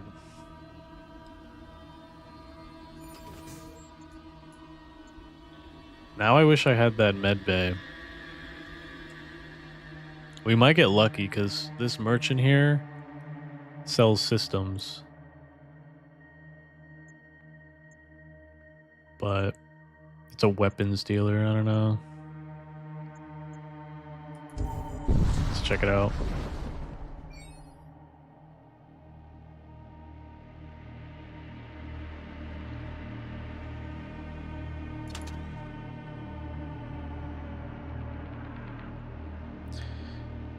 Yeah. Oh. A husk rack. We can make husks.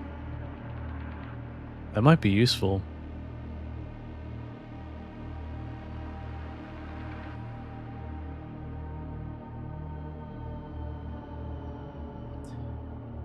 You know what I'm thinking? I get the husk rack and then just lob husks at the enemy ship. Because they're super expendable and I can just make more, I'm assuming.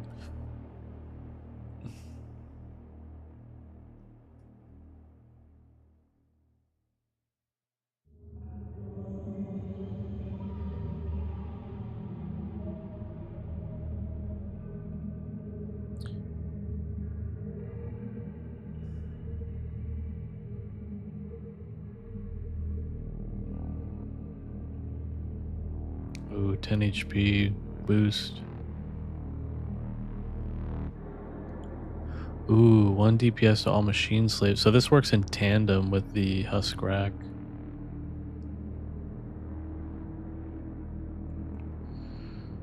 I kind of want to buy all 3 of these.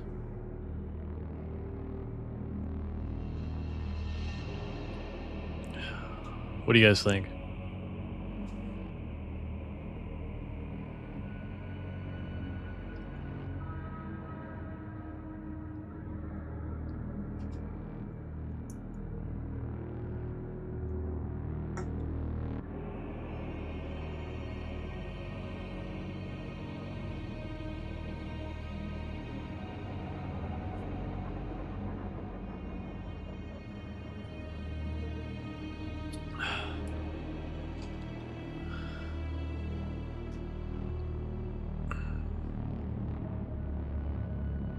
Yeah, we have plenty of scrap. Yeah, me too. The husk rack sounds like the most fun out of all of these. And the most useful. I'm gonna do it. I'm gonna put it right next to the pod bay.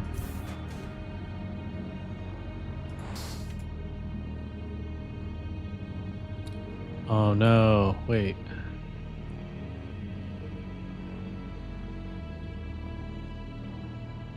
I'm gonna sell this.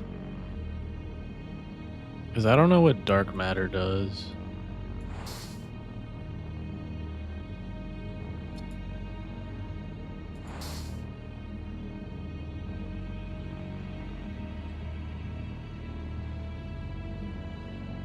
Oh, it's the teleporting thing.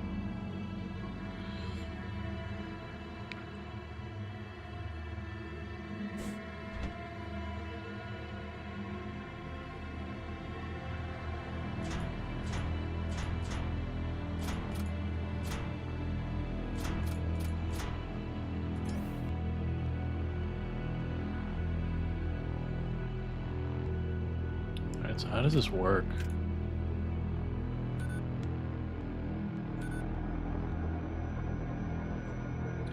Daniel, also, can you just buy infinite missiles, assuming you had unlimited money?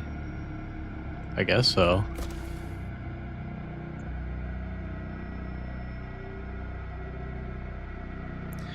This looks like this counter could go into the hundreds, so probably like 999.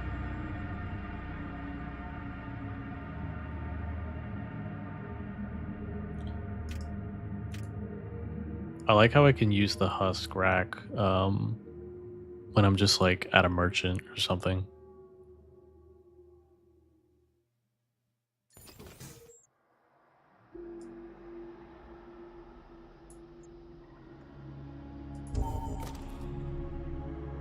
Oh no, never mind. You lose them when you jump. You are under attack by a demonically corrupted starship.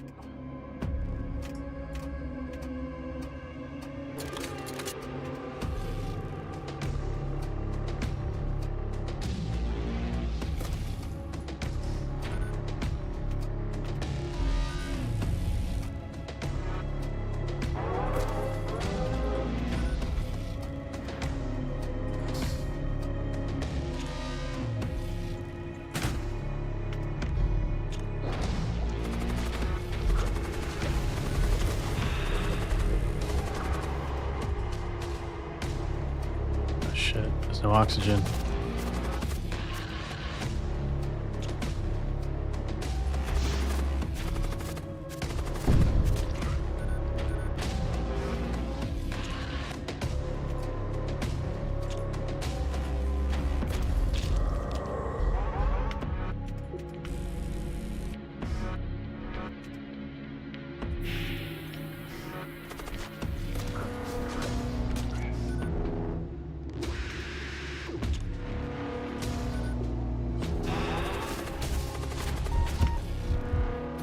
Crap.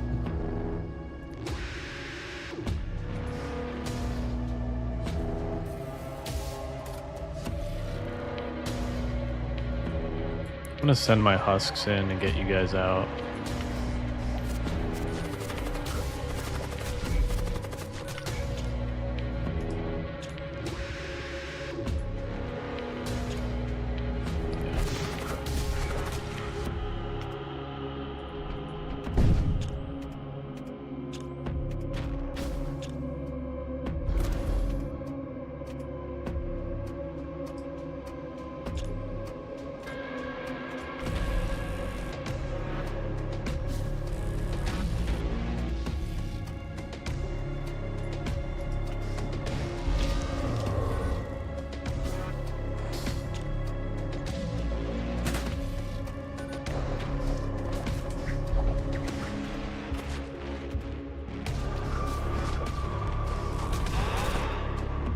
Oh crap.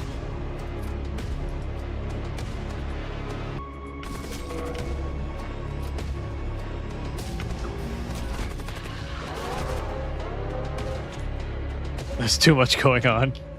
This is a lot.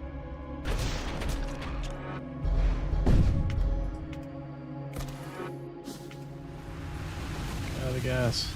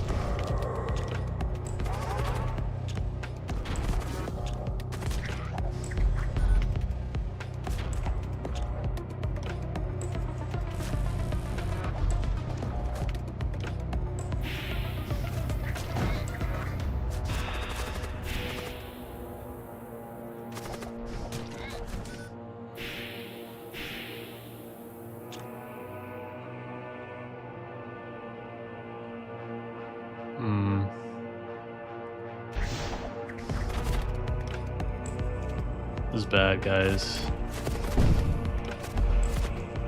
I might have to warp out. Oh shit. Grayson, no! I'm sorry.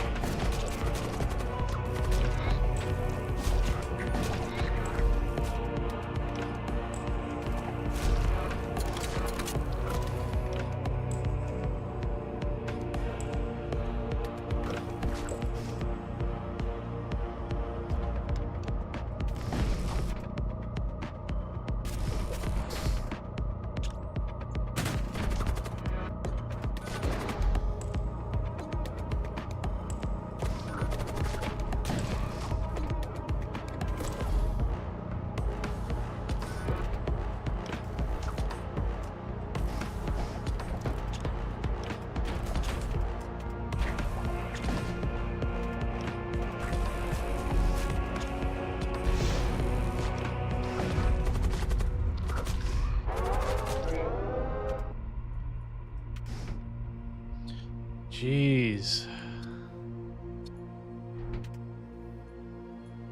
That was rough.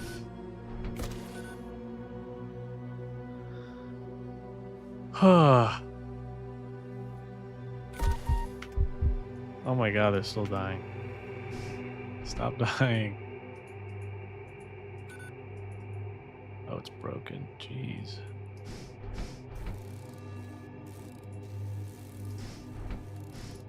I probably could have handled that better, but there was just so much going on. Because it's like, not only are you managing your weapons and the ship, but you really have to pay attention. There's like a much bigger emphasis on the crew in this game compared to Faster Than Light. Damn.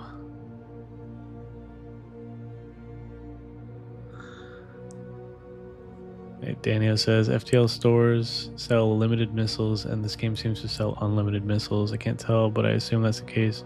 I think I saw like a number. There's like a value next to the where you can buy the missiles, and I think I saw that go down when I purchased them. Grayson, how dare they remove my oxygen? No. Yeah, we lost Grayson. The game did not want me to live. Daniel, it's a bit hard to tell what's causing the enemies to respawn. Yeah, I was like wondering that. Is this ship even crew killable? Maybe these are the equivalent of the auto ships from FTL. I don't know. It says it's like some kind of corrupted demonic ship. And there were some room emblems that I have no idea what they do. But all I can assume is maybe that's what's like regenerating them. Grayson, it's definitely constant boarding. Yeah, there's a lot of boarding emphasis in this game.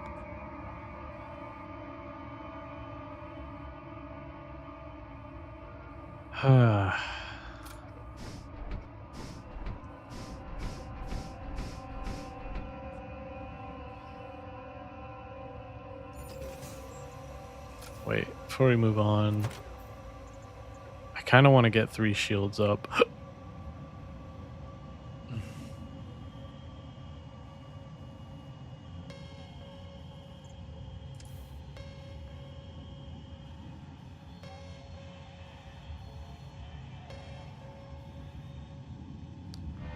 We're getting to the end of the game here, so...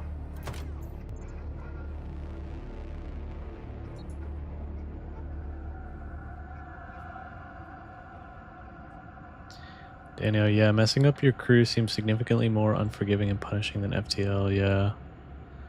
Grayson says, doesn't the ship start without a crew? No, you get a commander and 2 crew members when you start. I have no idea what happens if you lose a commander. Daniel says, I could be wrong, but it might be the system that looked like a heart that respawns them. Yeah, that's what I was thinking too.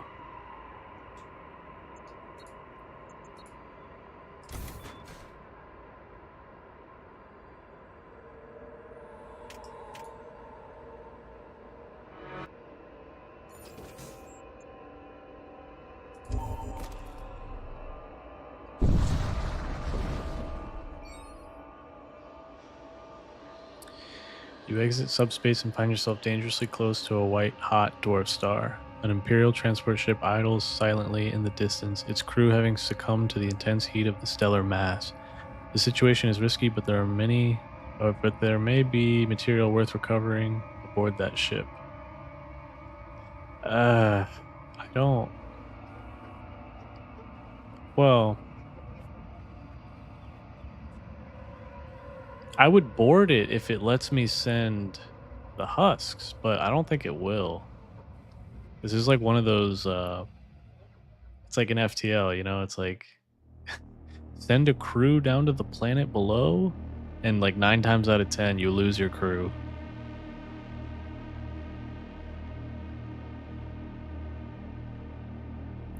Grayson said, I meant the corrupted ship.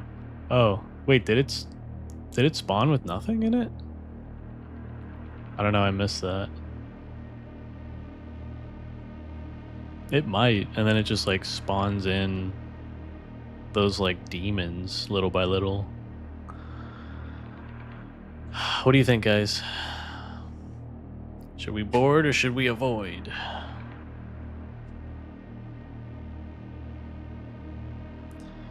Daniel, giant alien spiders are no joke. Yeah. Yeah. That used to get me every time when I was new at FTL.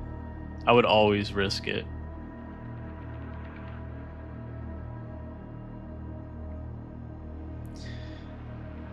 Anytime I see like, do you wish to explore the planet or shield your ship with like, or shield their ship with your ship against the meteors, like I don't do it.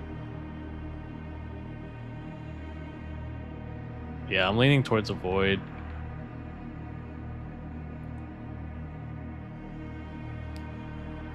Because even if it doesn't kill our guys right away, if it just harms them, like we're already near death, so I don't think we can risk it. Yeah. No, I don't want to do it. It's too risky. Avoid. Yeah, way too risky.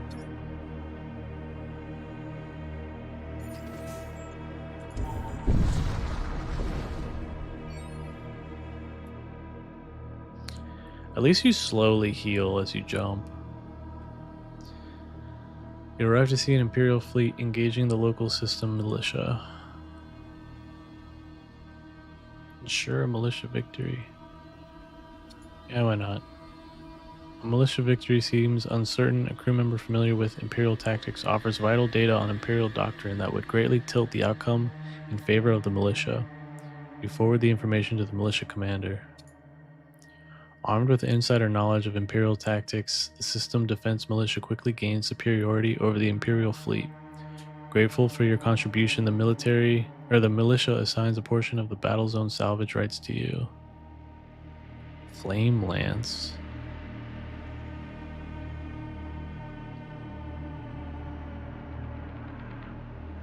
Oh wow, that only requires 1 power.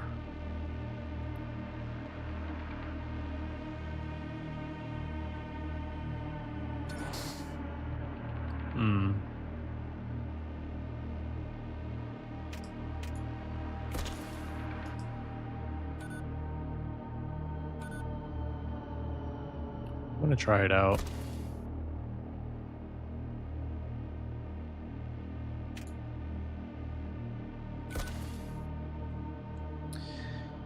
Daniel says, this ship is full of evil Federation hating mercenaries and is on fire. Would you like to board one of your crew members to pick up a penny your sensors may have detected? Yeah, pretty much. I'm not falling for it.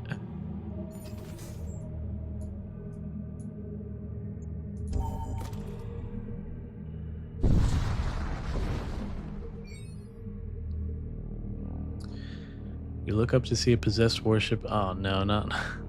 We've got another one now. Warship heading your direction. Weapons armed. Dark energy slides off its hull as it advances. Its command throne must have been tainted by an infernal entity. You prepare to fight.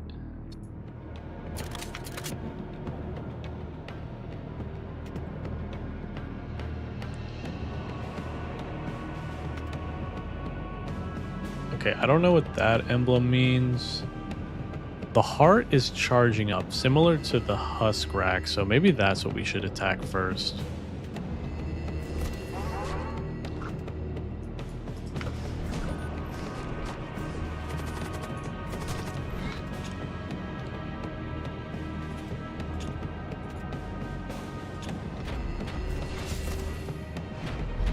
Whoa, that flame lance was cool looking.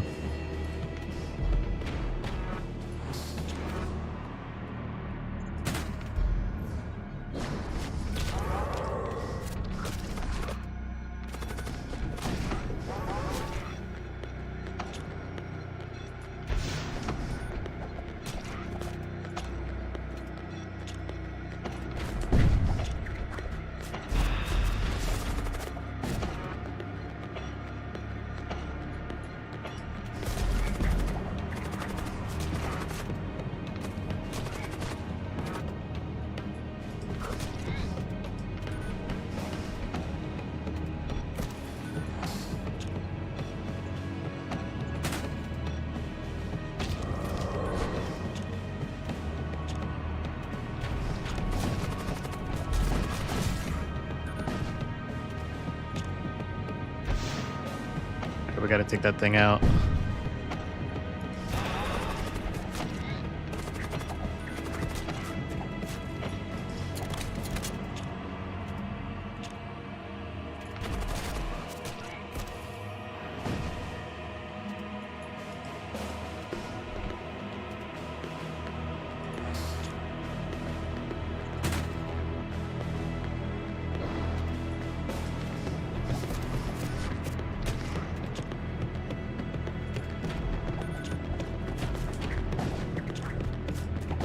I'm gonna save the missiles. Oh, we got it.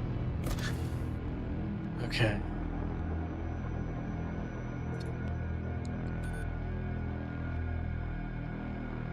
That wasn't too bad.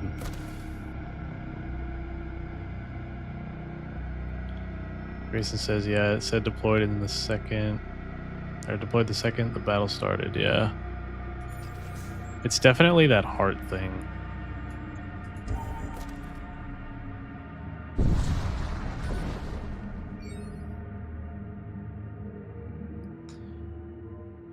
Okay.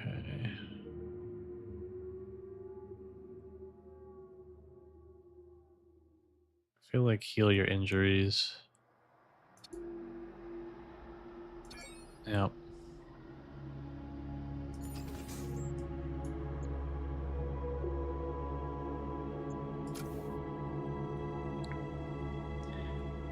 I'm tempted to make a second Grayson because I feel like we were cheated out of him.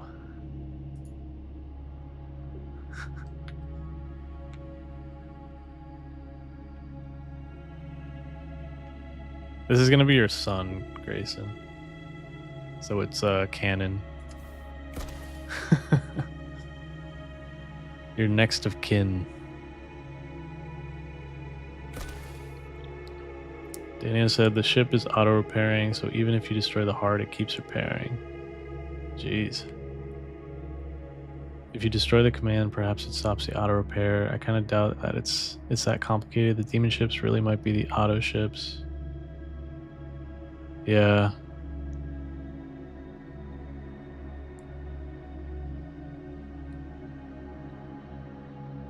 Those demon ships they're no joke.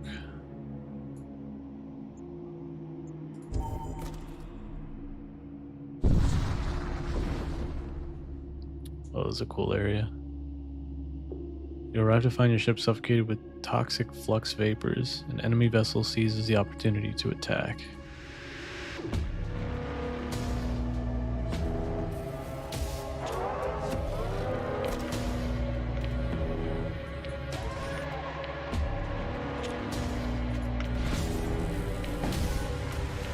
Ooh, the flame lance pierces through the shields. I just realized that.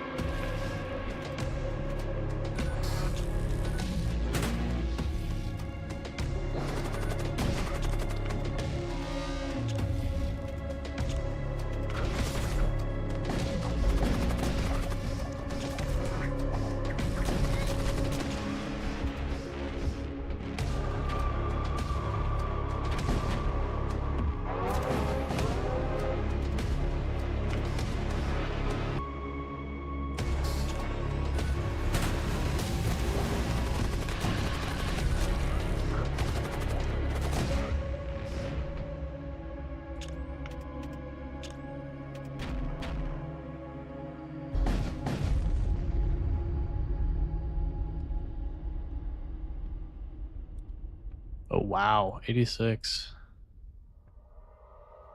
I'm glad we have 3 shields. That's actually helping a lot.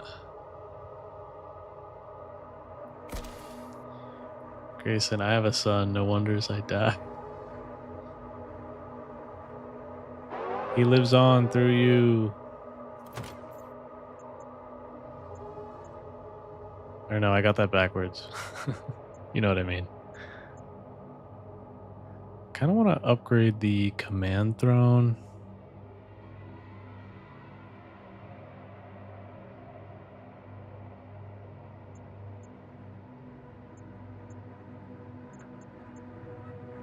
Or actually, maybe the husk rack. Yeah, I'm gonna upgrade the husk rack. And maybe the missile bay.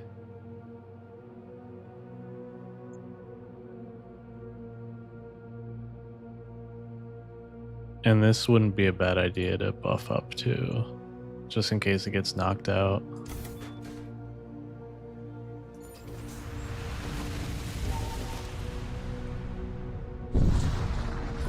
Daniel says, I think you're actually able to crew kill now. What do you mean by that? Your ship tears into real space and is immediately beset by a warship of the Cult of Blood.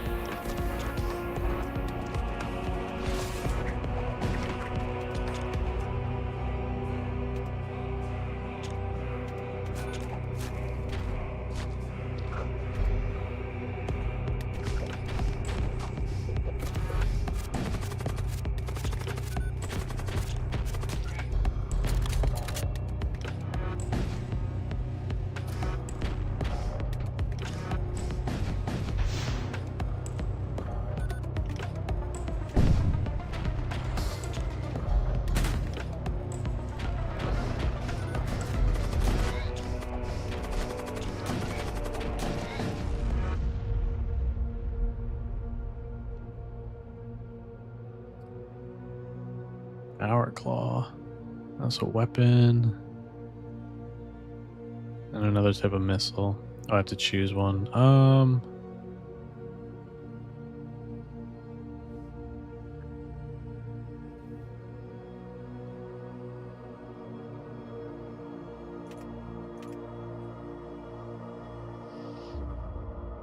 I think, Daniel, you could use another weapon, I think. So I kind of want the Power Claw.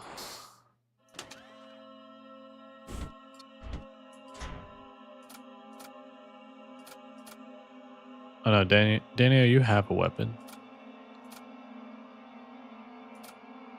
So, Grayson, you get the Power Claw.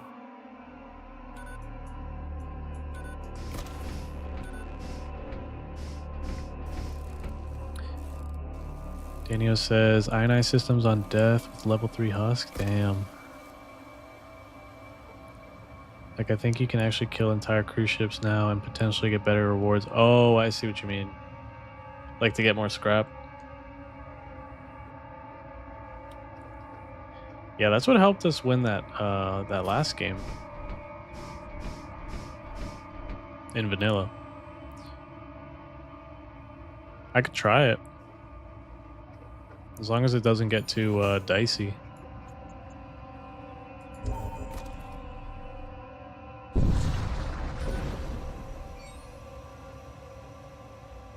You emerge from subspace inside a large asteroid belt. Several wrecked starships are visible in the distance.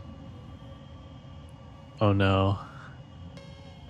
Anytime there's an asteroid belt, I'm hesitant.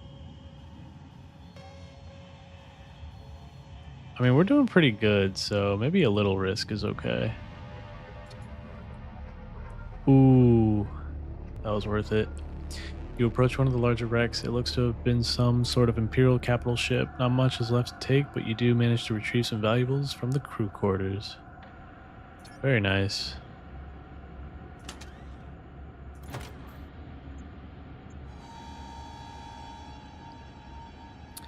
Oh yeah, maxed out husk is amazing. Ionized system on death. That's really good.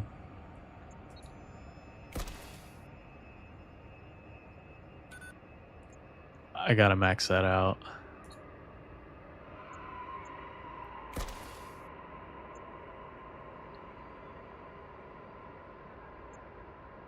And I kind of want to reinforce doors a little bit.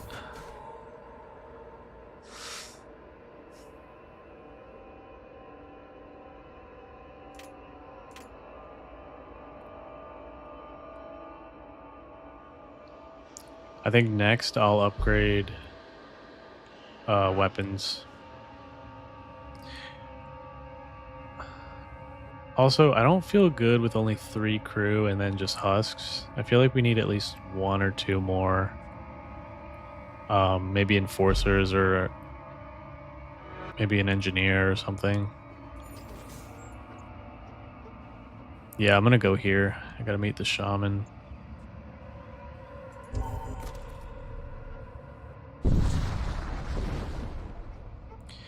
You arrive just outside the perimeter of a war cult convoy. You notice several transport ships veering off course, taking them outside of the defensive formation of the main fleet.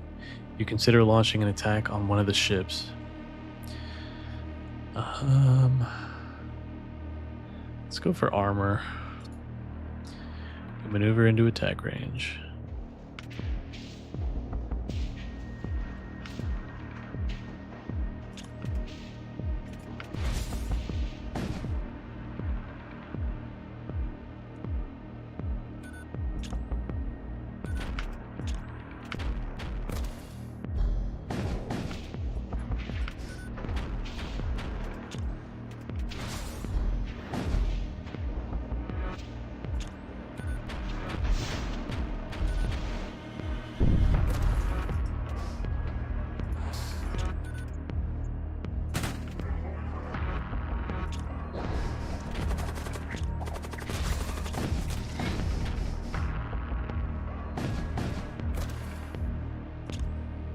The ship's not very strong.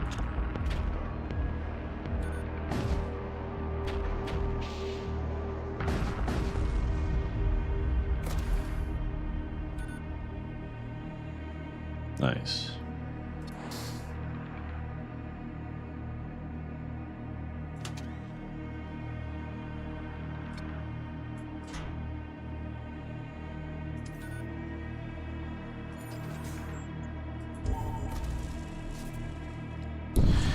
Oh shoot, we didn't get any scrap.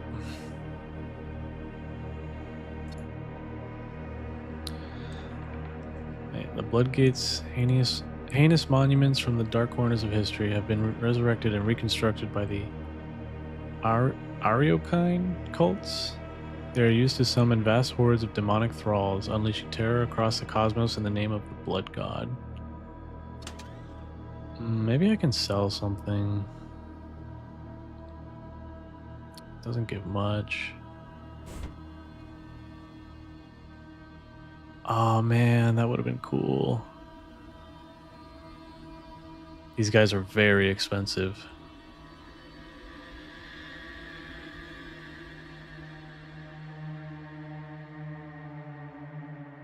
Yeah, even if I sold all of this, I don't think I could afford anything.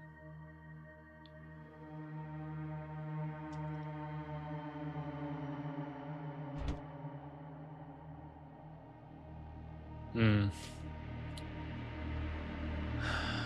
That's too bad.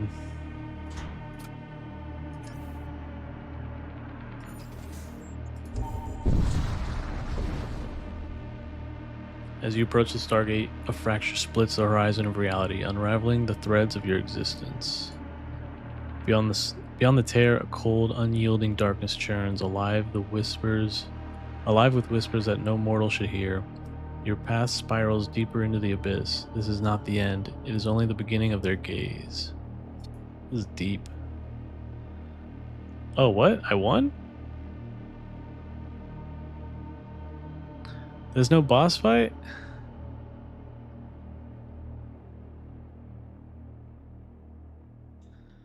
Oh, man.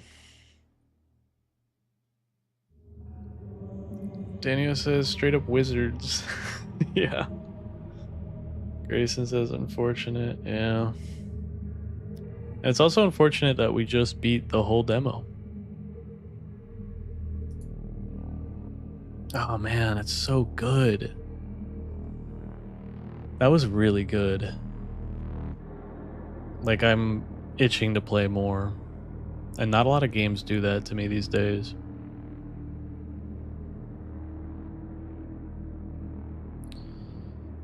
Dana says, yeah, this was really good. This was really good. Go wishlist it on Steam. Let's support them.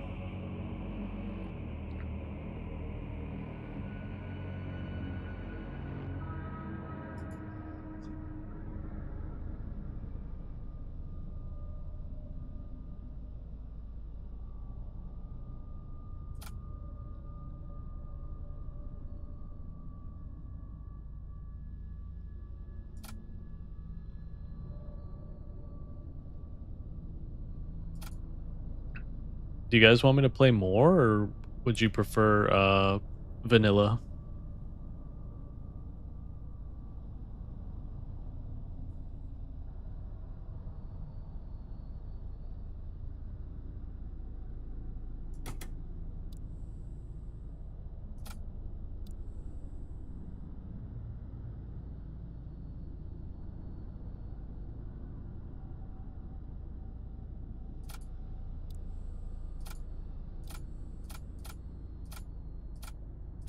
Wow, there are a lot of ships.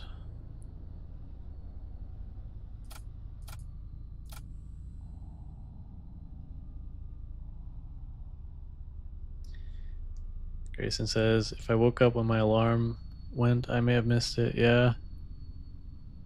Daniel, I kind of want you to play more. Yeah, me too. Grayson, I don't mind either. This was really entertaining. Yeah. I'm definitely getting this like day one. But if you want to play FTL, then go ahead. No, I'm good to keep playing this.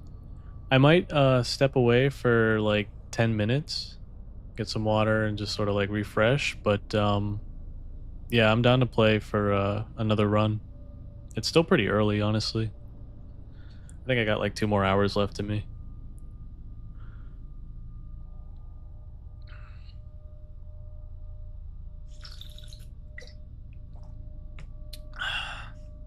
But yeah, I think I'm gonna get some more water, run to the bathroom, take a little break, 10-minute break. But yeah, I'll be right back.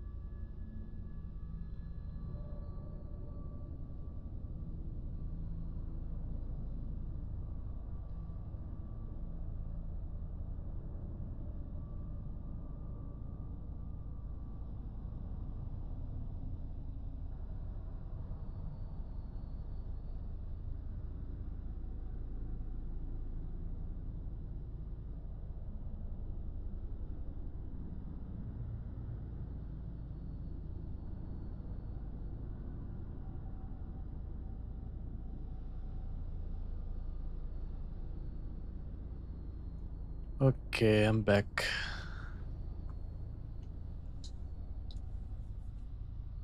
Kind of wish I could try the B variant.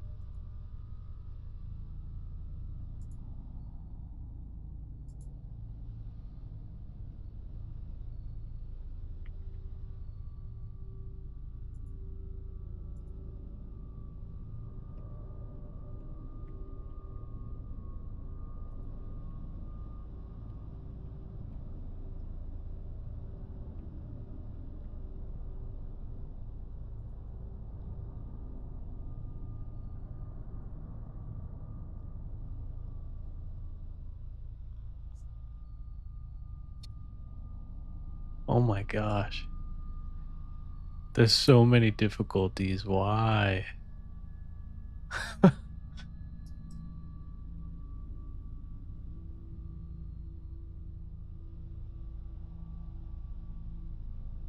are there so many?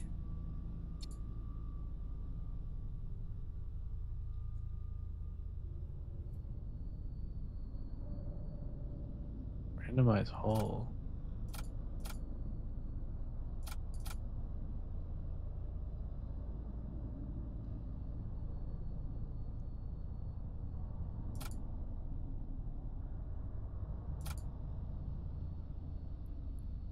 Daniel.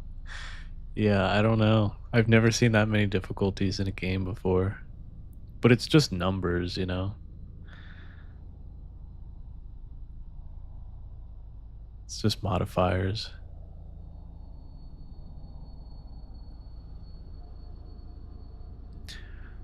It's crazy how it goes from normal to 6 in the demo.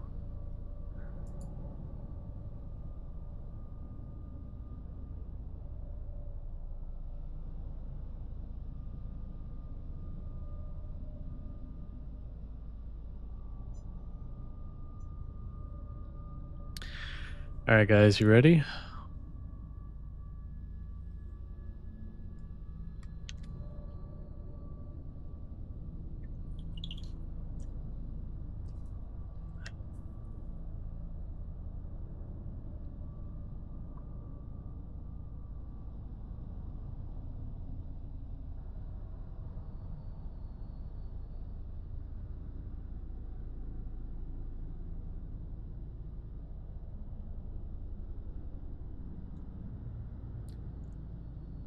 Let's go.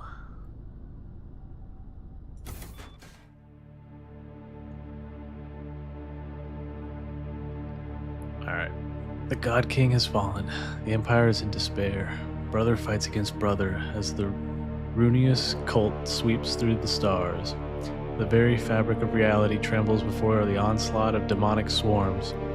Deep within the Imperial core worlds, one final hope exists: to rekindle the flames within the vault of souls. To the Empire, you are a blasphemer. To the cults, you are a heretic. Trust no one. Let none stop you from bringing the renegades of this forsaken realm to their destined annihilation. Your journey begins. I'm so excited to see what they do for, like, the final boss, you know?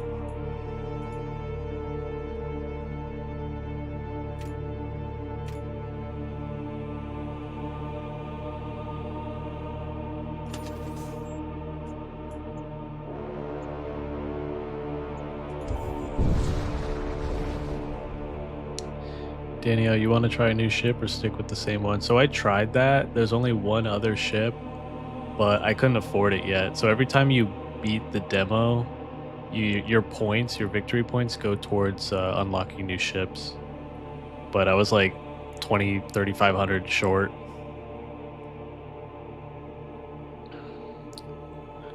All right. Oh, what the?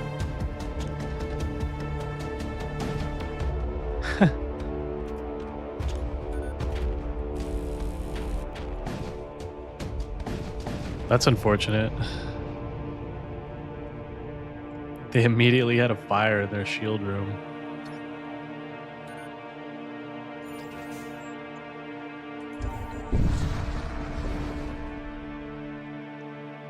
You arrive at an old imperial shrine. Its structure is worn, but its solemn presence commands respect.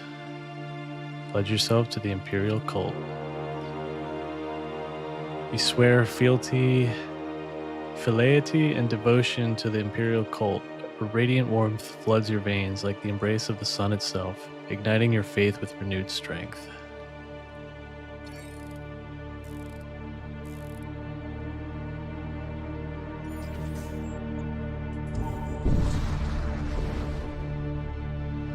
You arrive at the jump point and immediately find yourself taking fire from an Imperial ship.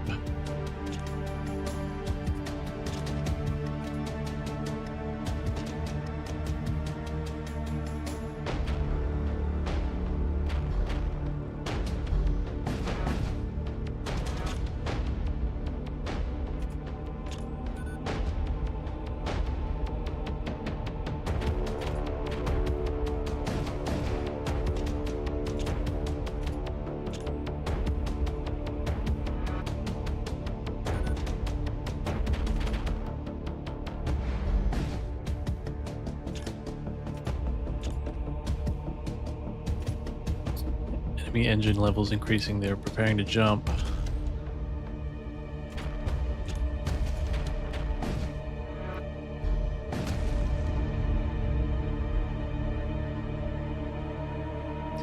Amid the wreckage is a handful of intact cargo containers. Some contain useful material.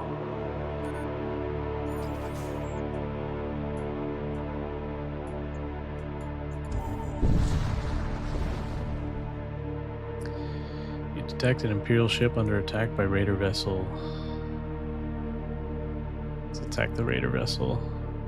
Move in to engage the Corsairs.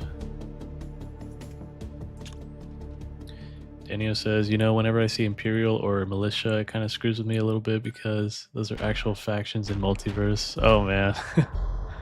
I wonder if they took some inspiration from Multiverse.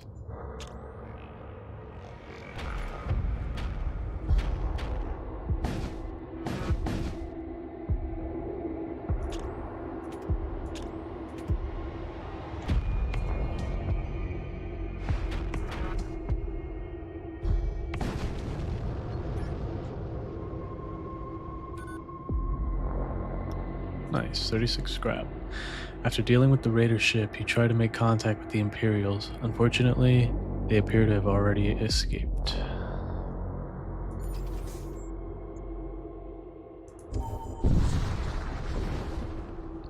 A frozen corpse collides with one of your ship's antenna masts. Later, you discover an item caught in the mast scaffolding. Riot shield. That's pretty cool.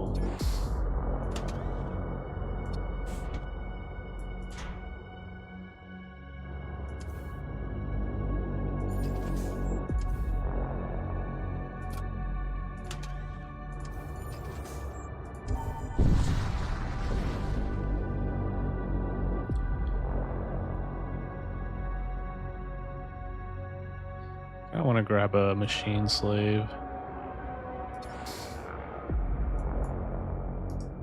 Just have him on shields or something.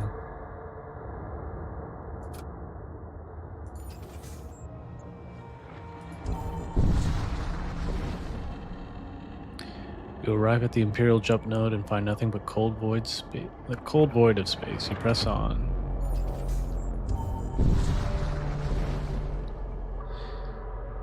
You meet a Chromic warship. It swiftly opens fire. Give me a good fight.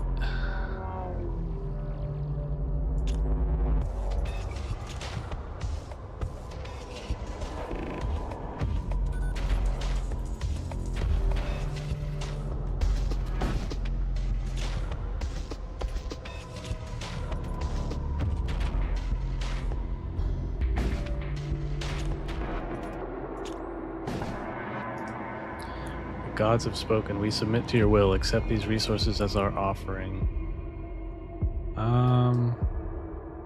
No.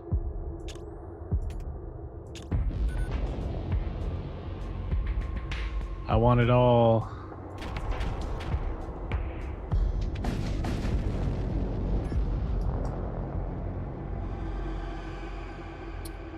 Okay.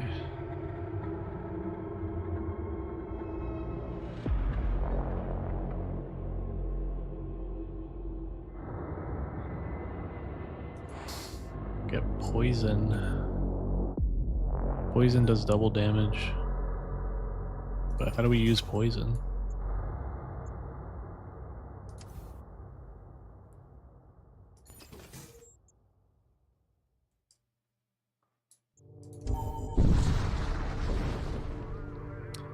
Hey, Danio, surprisingly, it doesn't appear they took much as inspiration from Multiverse. This game, to me, seems more like a vanilla FTL with completely new mechanics and pacing.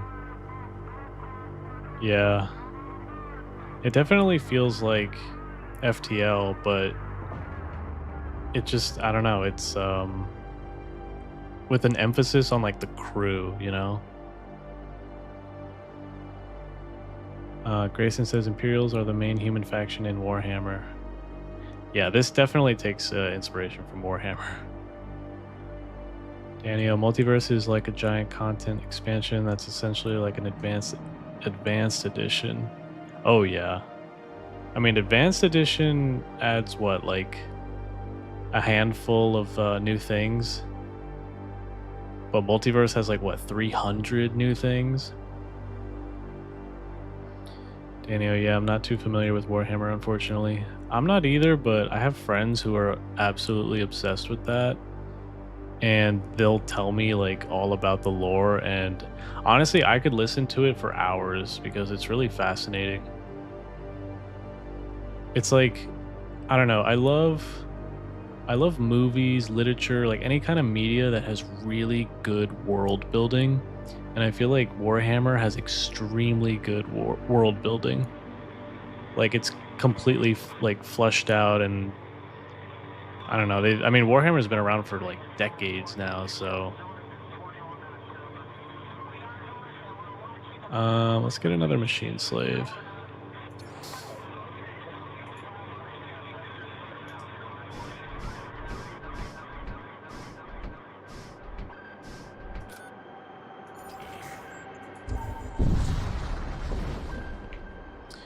You happen across an Imperial vessel on a courier mission. They issue a chain of broken and incoherent transmissions shortly before opening fire.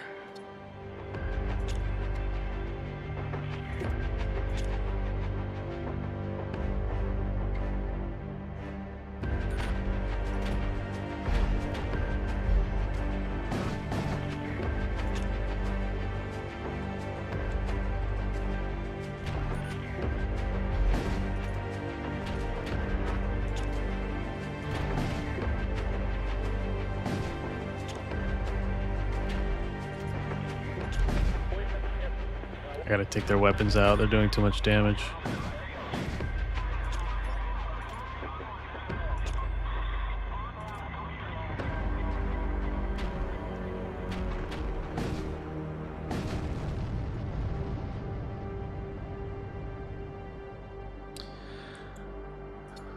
It's a lot of scrap.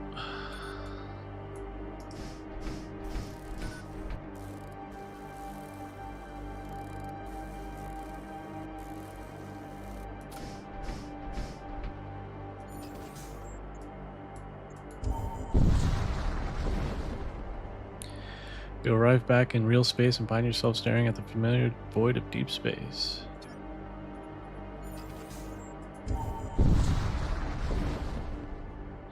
There's a wrecked orbital siege platform here. You discover a quantity of munitions within.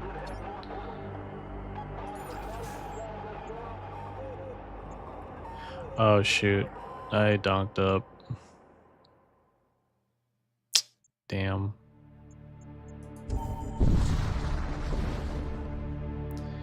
There's a destroyed merchant ship here. You're able to scavenge some supplies from the wreck. Oh wow, 94.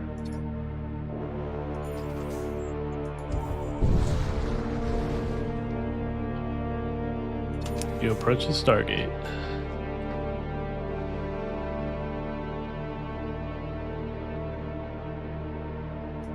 I kind of want to go to the exclusion zone. Daniel, what even is Warhammer? At one point I thought it was like a video game, but then it's a TTRPG, but then a franchise. Like, what realm of media does it occupy? It occupies so much. Like, the community is insane. Like, they have a die-hard fan base. And it's been around for a really long time. I think since like the 90s or 80s even. But yeah, there's like games, there's tabletop, there's I'm assuming like maybe even like a TV show even. I don't know. But I definitely know there's like video games and there's like a tabletop. Oh yeah, Grayson. Warhammer is a book series and a tabletop game. Yeah. Is it like a what kind of like is it like a novel or is it like a graphic novel? I mean, either or. I'd be down to like pick up a book or two.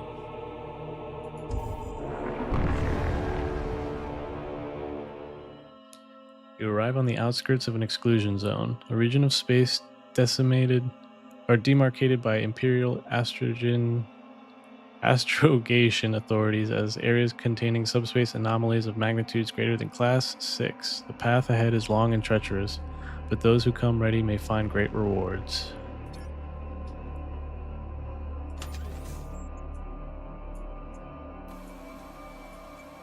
Oh wow, this is a pretty big zone.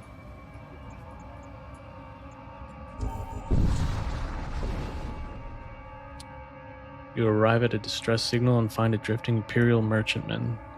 Oh, thank the throne. We were on our way from Foucault, Epsilon, and Vandoris, to Vandoris 3 when a subspace flare caught us. We have no idea where we are now. Our stellar atlas has gone haywire. Transfer over your astrogation data. The merchantman commander throws off his solitude and reveals himself to be an Imperial arbitrator. Suddenly, a band of Corsair vessels dart out from a nearby rift storm. You Imperials have no business here. The merchantman breaks off and speeds for the nearest rift storm. The Corsair band peels off in pursuit. Attempt to follow the Corsairs. You lose contact with the Corsairs. Just as you are about to abandon the pursuit, you stumble across the wreckage of the Imperial merchantman. It is largely picked empty, but you still manage to secure some salvage. Alright, got some salvage out of that. With no fight, I'll take it.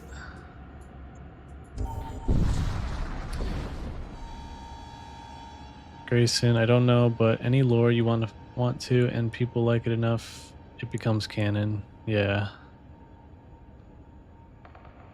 I feel like some of the best universes and series are the ones that like the community had participated heavily in, because it's like, listen to your audience, you know, like listen to what they are saying and like what feedback they're giving you, like because they care enough to give you that feedback, so it's pretty valuable to listen to that stuff, you know. Danio says the description of it kind of reminds me a bit of the Ghost in the Shell anime.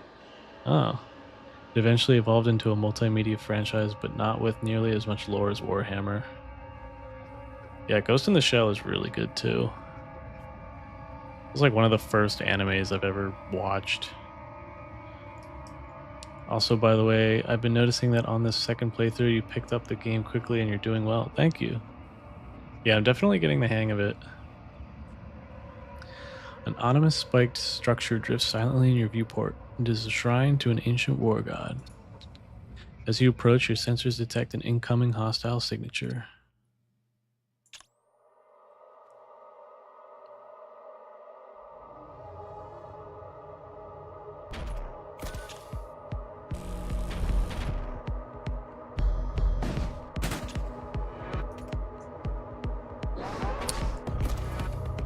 Oh shoot, I made a mistake. I should have healed the transport pod.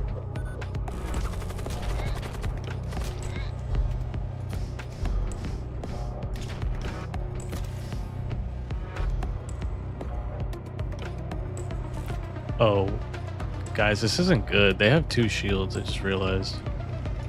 Hang on, we might need to go over there.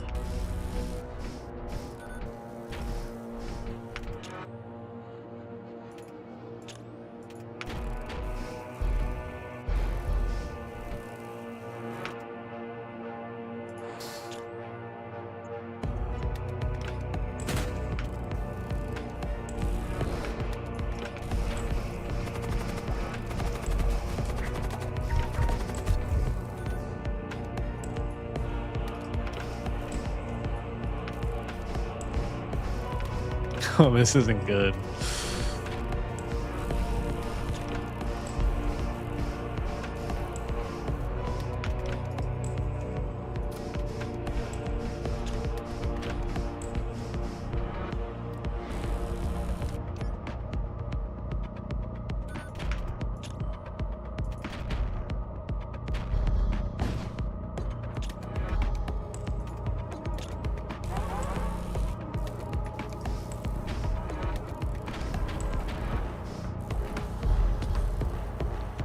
Yeah, I don't like this.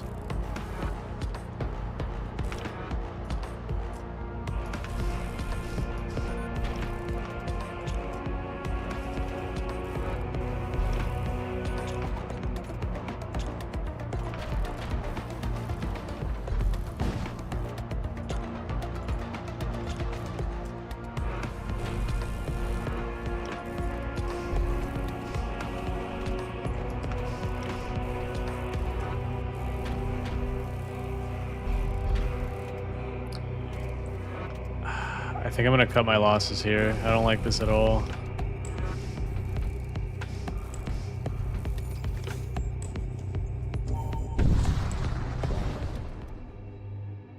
Oh no. You sense a Malphite presence. A possessed vessel is attacking you. Ah, shoot.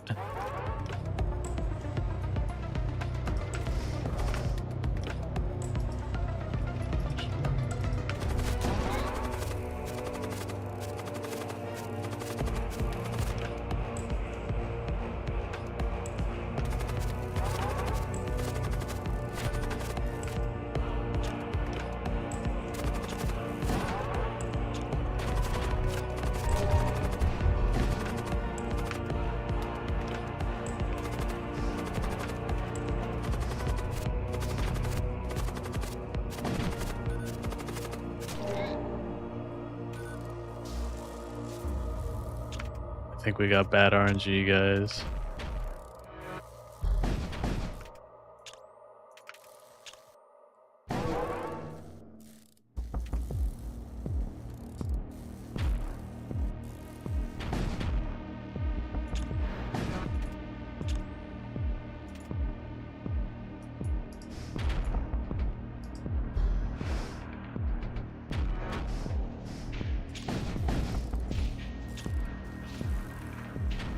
Alright, if we can just keep their weapons down, I think we'll be fine. Yeah, there we go. Oh, jeez.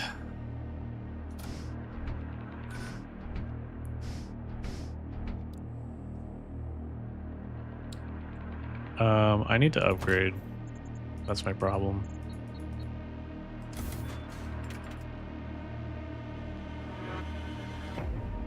I don't know why I was saving that for so long.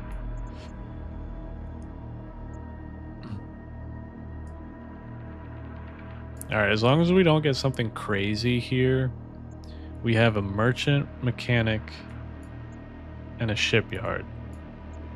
So that's why I think that's why I was saving my scrap, is because I wanted to buy a third weapon.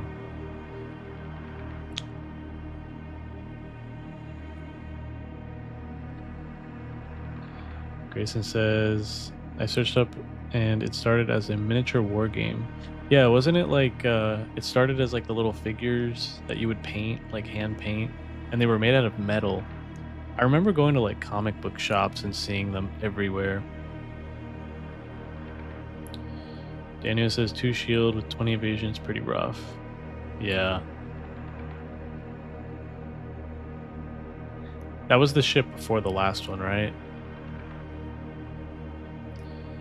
Daniel, I kind of looked it up briefly, and Warhammer kind of reminds me of SCP, but apparently it isn't a collection or a collective, distributed, and community mandated universe.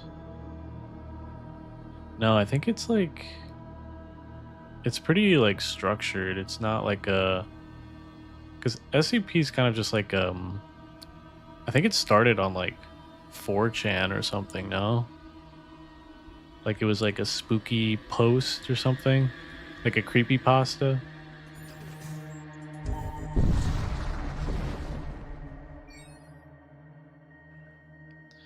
A damaged chromic interceptor drifts out from one of the rift storms scattered throughout the area.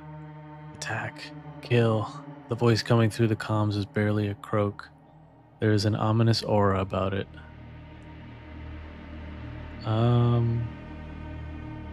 Assist them? Scans reveal a single occupant in poor health. You bring the wounded crewman aboard for treatment. Moments later, a chromic warship appears, seemingly out of nowhere. The deserter cowers aboard your ship. Hand him over, for he does not deserve the honor of perishing in battle. I kind of want to keep this guy. This is definitely an opportunity to get a new crew member, so I'm going to attack the warship. Would you fight in his stead? So much the better.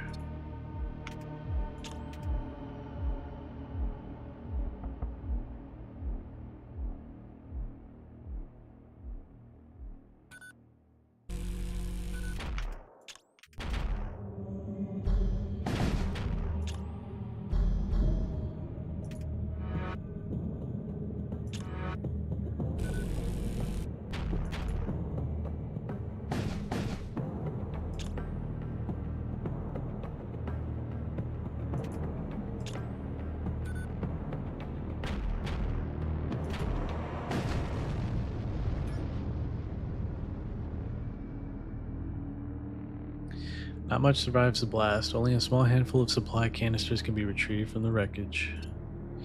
The wounded crewman has transformed into a shambled corpse. However, he seems to have retained his mental faculties and offers to join your crew. Rot spawn. Immune to poison.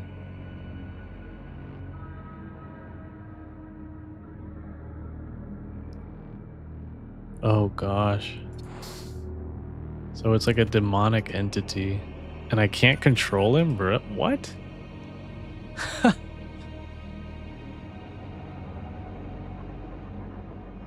I gotta be careful with this because it says he spawns toxic gas on death. Oh wait. I loaded him up.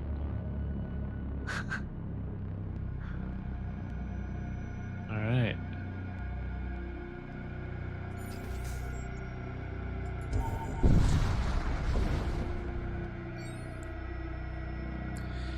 Daniel says, yeah, the 2 shield, 20 evasion was the ship you fled from. Yeah.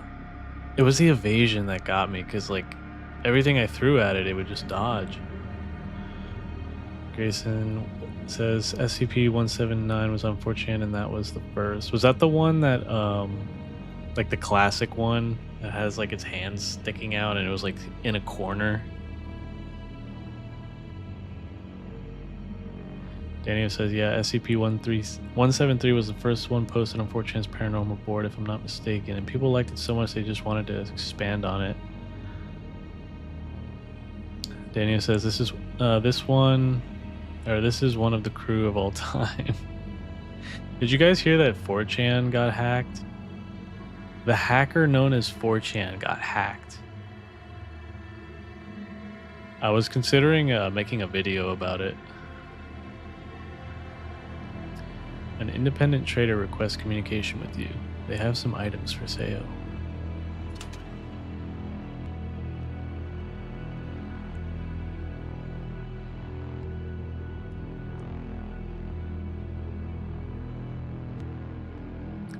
Oh, whoa. Hull Reaper fires a beam that damages enemy hull and has a chance to restore your own by an equal amount. It's like a vampire ability. Consumes 1 unit of munitions to fire. That's actually really cool. Terror Amplifier. Fires a psychic blast that stuns enemy crew. Ignores shields, can target own ship. Ah.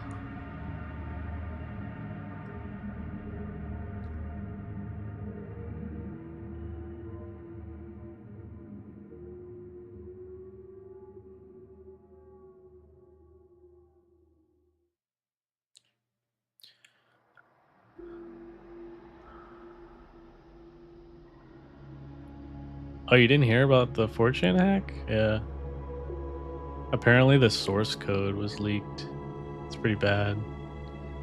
It's hard to recover from something like that.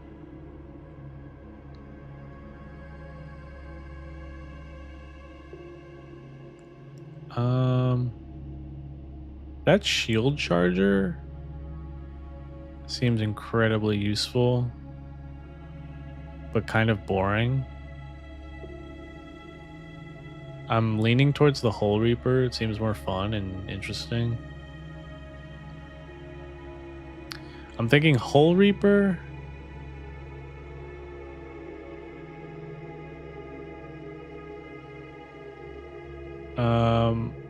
Maybe the standard issue sidearm and a Corsair unit.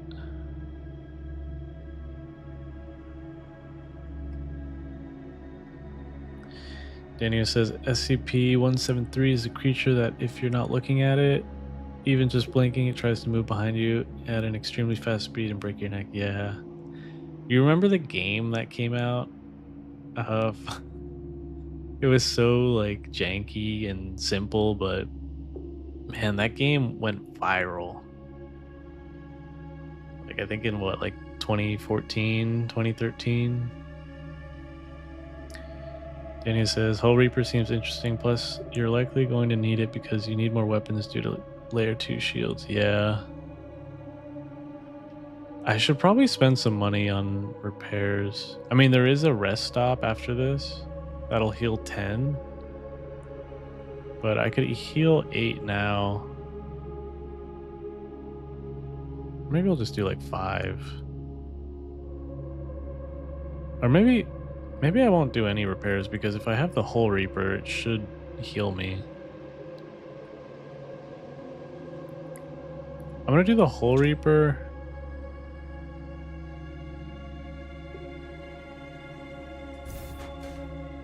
And one of these guys. Or maybe I'm gonna get 2 of them. This probe attachment seems pretty good too. Enemy ship loses 10% evasion when your sensors are active.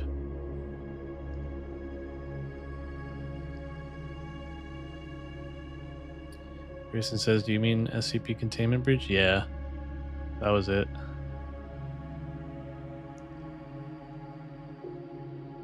I'm gonna buy this probe too.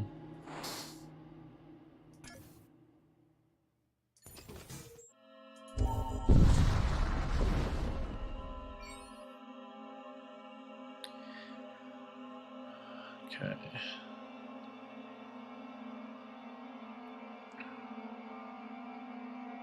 Yeah, let's get the hull.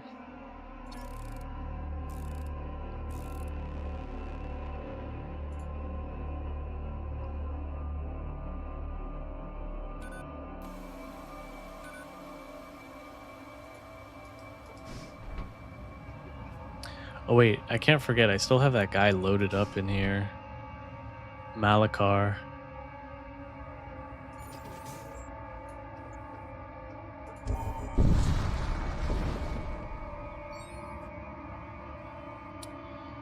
Hey, Dania says, yeah, I think I know which SCP game you're talking about.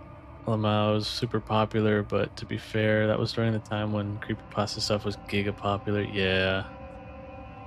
Remember Marble Hornets? That used to freak me out so much. Like, that was a really well produced little like web series, I guess. Basically like the origins of Slender Man. And yeah, I don't know, it used to freak me out. Daniel says it's actually hard to believe that there was a point in time that Slenderman was part of pop culture, essentially. Yeah, and then it just sort of fell off. Like you don't really hear. Actually, the last time I heard of Slenderman was from this meme, like this video I found that was really funny. I'll have to link it in the Discord because it just cracks me up. It's so dumb, and it like randomly mentions Slenderman, and it's like it catches you off guard because like the last time I heard of Slenderman was like 10 years ago. You know. Grayson also 173 had a redesign because the original image was a copyright. Oh shoot, was it really?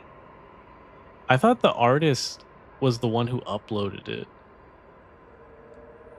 They didn't consent to the image being used and the wiki wanted it removed and ban any copyrighted material on the wiki. That's fair. I mean, it's completely they reserve the right to do that. Daniel, yeah, Marble Hornets was super freaking cool. Yeah. It's too bad, if Marble Hornets had come out today, it would have been scooped up by Netflix and they would have made a really successful miniseries. Like, hands down, that would have happened. Grayson, never heard of Marble Hornets? You should check it out. It's basically what started Slenderman. A possessed warship locks onto your vessel. Once an Imperial warship, its form has been mutated beyond recognition. Alright, so we got some demons on board. It sucks because the demons can't be you can't cut off their oxygen, like they just don't care.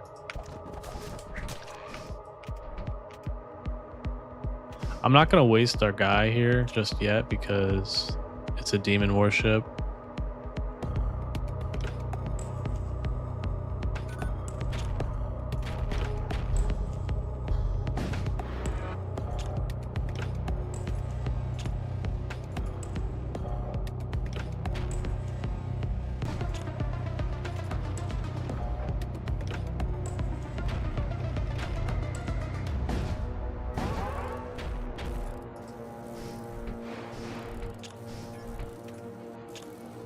Oh, let me take out that heart. I don't want to repeat what happened last game.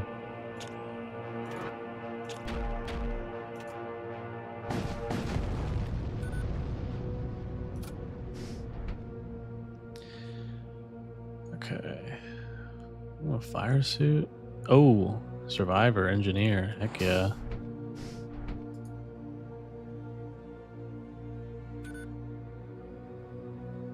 I wonder if this tendril is just chilling here. I wonder if it's like kind of useful to hang on to them because if we have anyone board us and they go into that room, they're gonna get attacked by the tendril. I would assume, at least. Where should I stick the engineer? I'll probably keep him in shields, maybe move this guy up here. Actually, I'm gonna move him up here. Or maybe I'll put him on doors. That's what I'll do, yeah.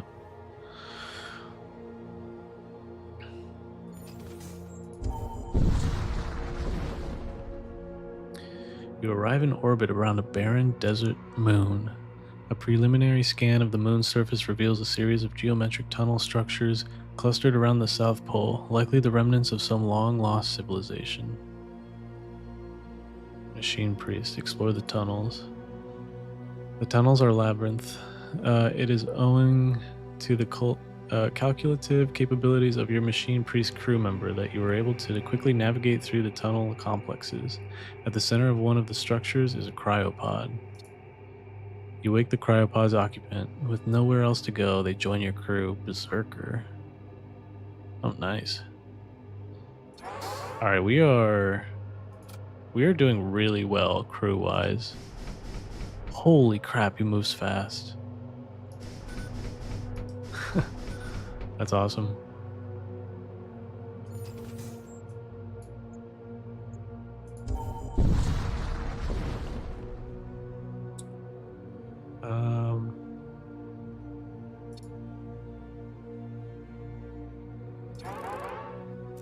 Wait, I completely forgot that we have What?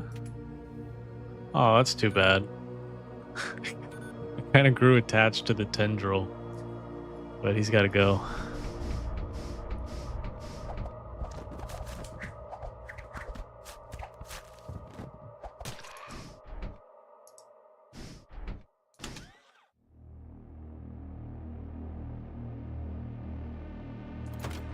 Wait, what happened to our...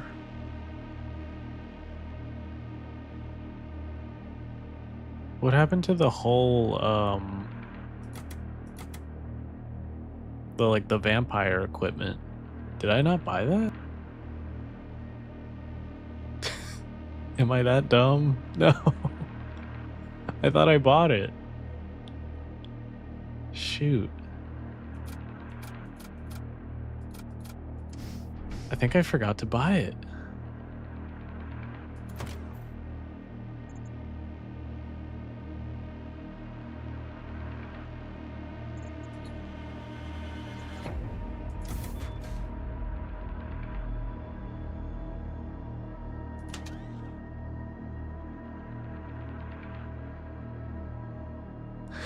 Grayson says rip. Yeah, I think I forgot to buy it. That's too bad. That was a really cool sounding weapon too.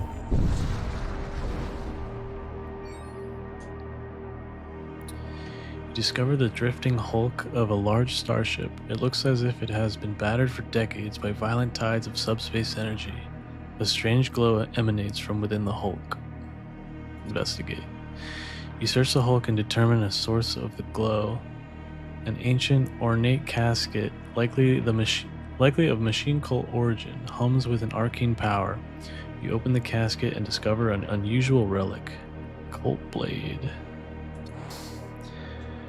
Bright webs of malphite lightning suddenly arc out from the casket, and within seconds you find yourself surrounded by a crowd of otherworldly creatures. You retreat back to your ship. Some of the creatures manage to clamber aboard before you get the hatches shut. Okay, we got 2 demons on board.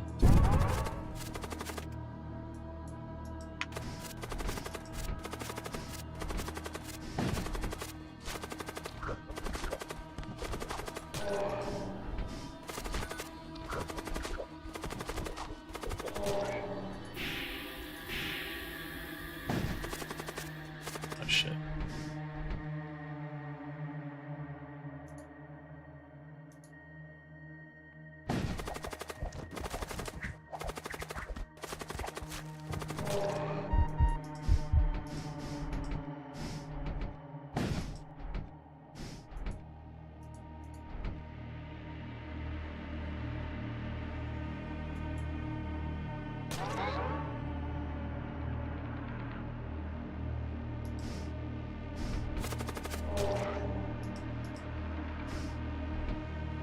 I kind of messed that up.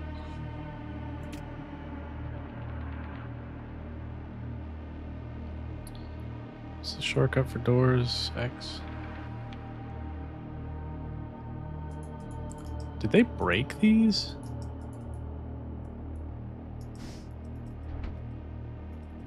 They broke the doors.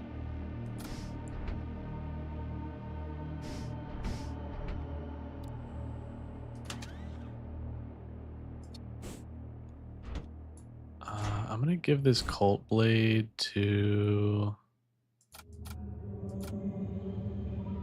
I think the Berserker.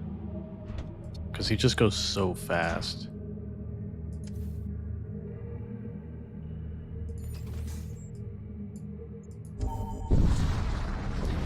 Grayson said you almost suffocated me. Yeah, my bad. Discover an ancient colony orbiting a barren planet. Investigate. The colony likely predates the establishment of the Empire itself.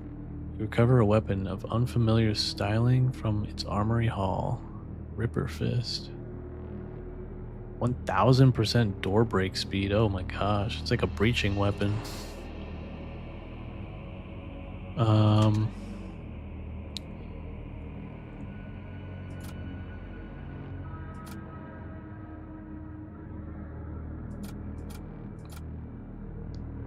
I'm gonna give that to the Corsair because I might send him like to the enemy ship.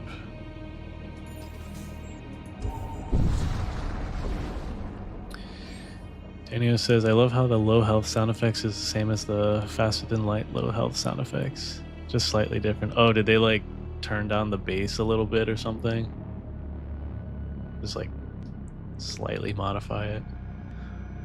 Sensors detect a death cult vessel pursuing a raider ship. The raiders seem to be making a particular effort to avoid entering the nearby rift storms. I think last time I attacked the raiders, so I'm gonna attack the cultists this time. Oh boy. The death cult vessel turns to meet your assault. Riftstorm erupts around it, wreathing it in roiling tendrils. You hear a deep guttural laughter echo throughout your ship. Intruders detected. More demons.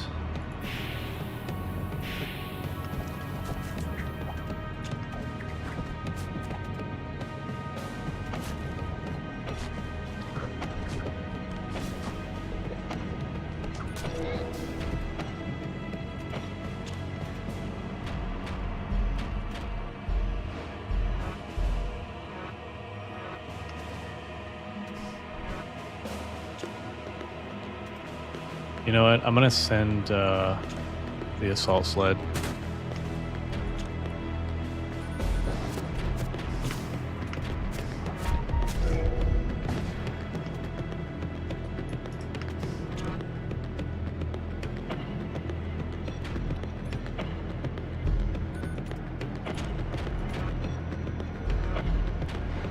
Damn.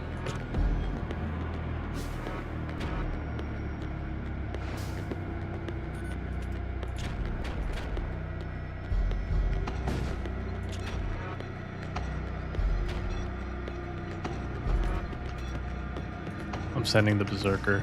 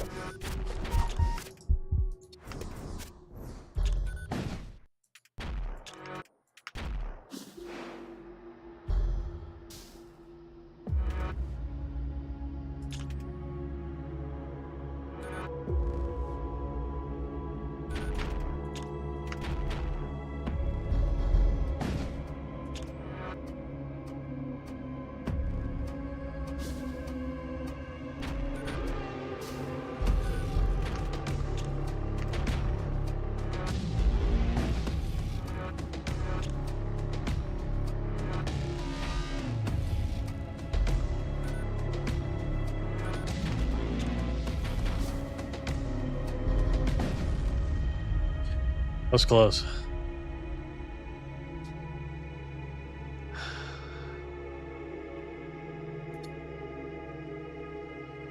The raider vessel hails you with a garbled message.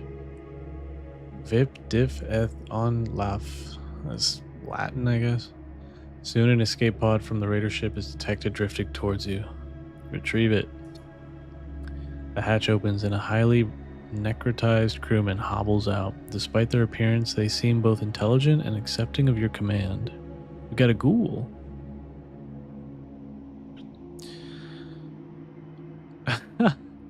He's immune to poison and he may revive as a torso. That's amazing.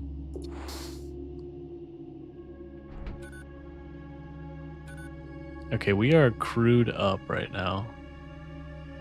Now I just want to focus on weapons and upgrading the ship.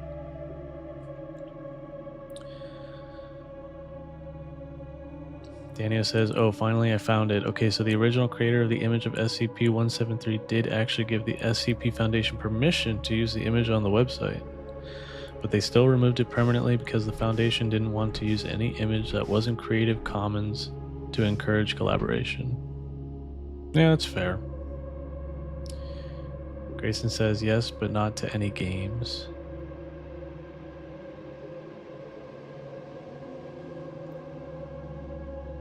Okay. This guy just like moves around.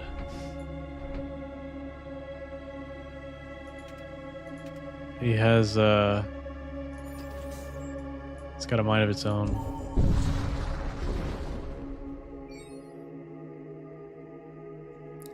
You are caught in a rift storm, struggling to maintain course, when a techno-cult ship appears. Our flux capacitors are damaged beyond repair. Without them, the relics aboard our ship will never make it back to the Enclaves. I think last time I ran into this, I attacked them, so I'm going to offer some spare flux capacitors. The techno priests accept your flux capacitors. They send you some metal and thanks. Okay, that was worth it.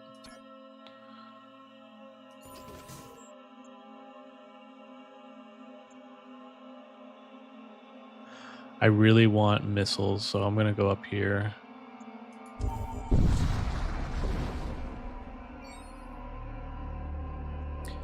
You emerge from subspace. Inside the murky depths of a rift storm, an old starship floats into view. It looks like it has been drifting for centuries. Let's investigate. You deploy a boarding team to check out the old starship. Unfortunately, the rift storms worsen and you are forced to call off the boarding action. Alarms begin sounding on your console, indicating the presence of multiple subspace breaches. That's unfortunate. Send our engineer over.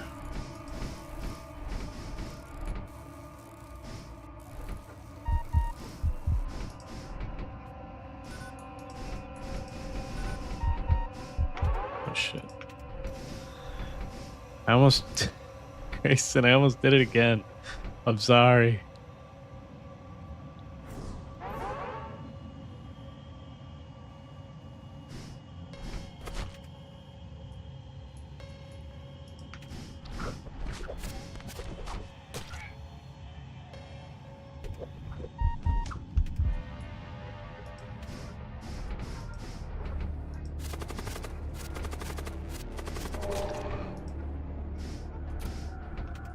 Shoot. Go back. I need to upgrade life support. This is taking way too long.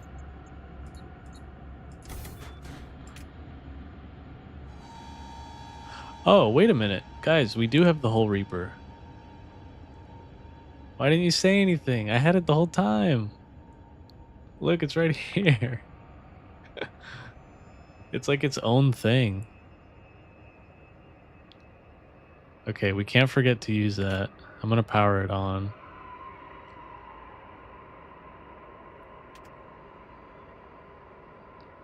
I hate how low you guys are.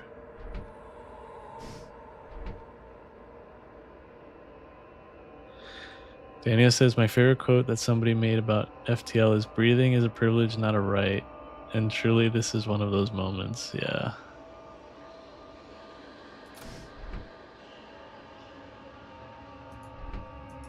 Oh, the doors are fixed.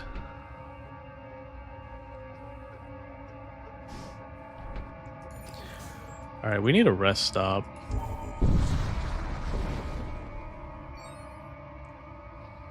Grayson says, yeah, but I don't like when I'm not breathing. I mean, yeah, that's fair.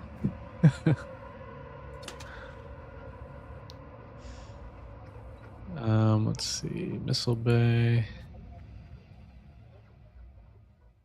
So we did the Missile Bay last time, but we could try the Siege Bombard. It's like artillery. That could be interesting.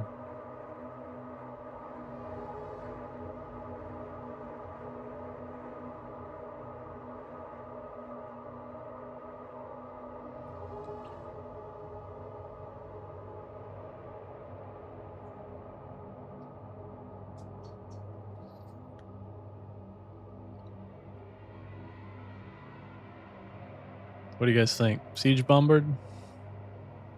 I'm leaning towards Siege Bombard.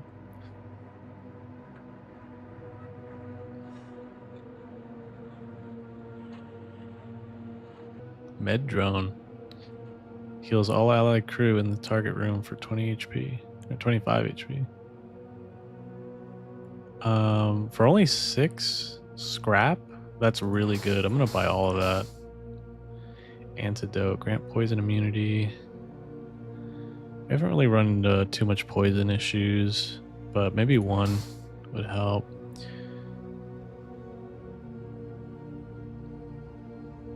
Go 5 damage. Oh, that's cool. It's like C4. Buy a couple of those. Siege. All right, siege it is.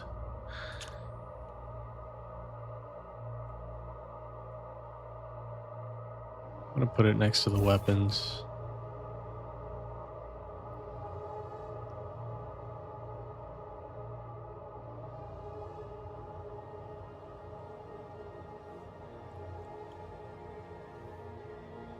Okay, so I guess it doesn't require ammo, right? Should I also get a missile bay?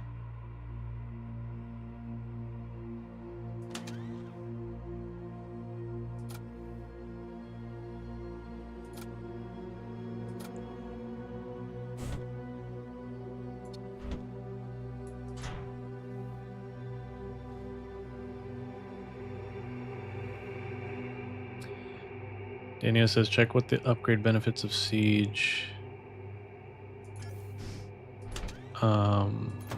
Whoops.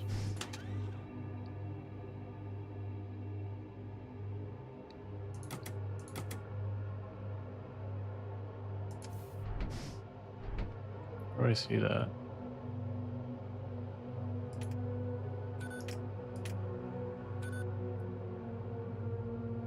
Oh, it consumes 3 units of munitions to deploy. Okay.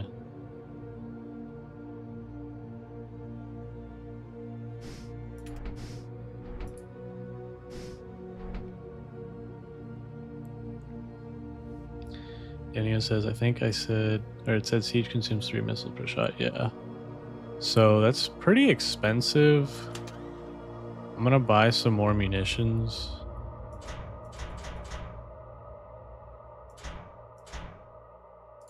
Let's make it 18. I also want to heal our guys here. Let's get them all in a room.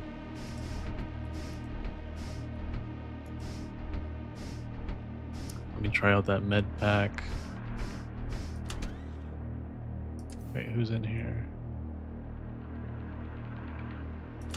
I'll give it to Grayson. Oh, you can't. This would be a tool.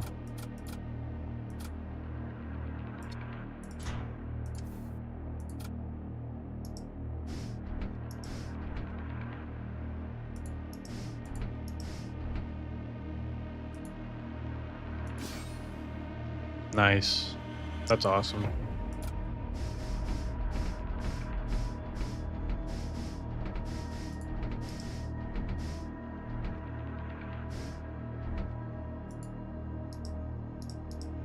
So I'll keep you here, put you here. Alright, actually,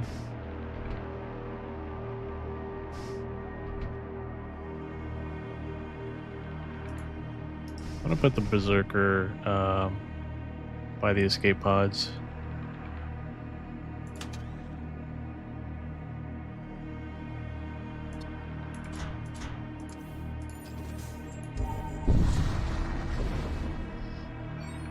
Daniel says the lightning bolt icon at the top right. Oh, that's the upgrade. Upgrade the ship. Now we have the benefit of breathing less for more time. You arrive to see a devastated planet in front of you. An Imperial flotilla is holding station in orbit, high above the smoking ruins of a surface colony. Let's quickly loot and leave. Your upgraded engines allow you to quickly enter the nearby wreck field. A few Imperial warships notice you and begin accelerating towards your position. Fortunately, they are unable to enter weapon range before you secure some valuables and escape. Alright, so we got some armor and a tool.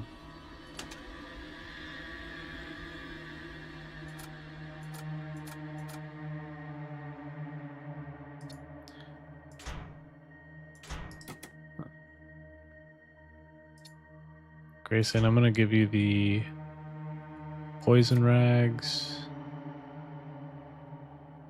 Got 2 tools. I don't really have anyone that can use tools. It's unfortunate.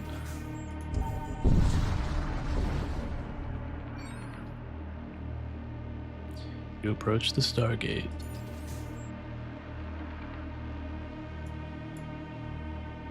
Let's go to the Shrine Worlds. You enter a sector containing a cluster of Imperial Shrine Worlds. The adherents of the Radiant Dogma are known for their near fanatical devotion to the God King. They do not take kindly to outsiders.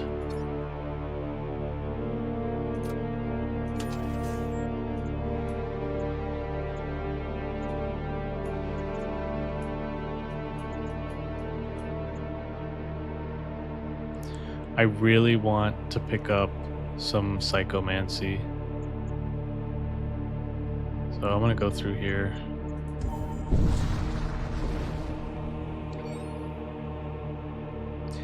You pass by a large number of cargo haulers loitering aimlessly.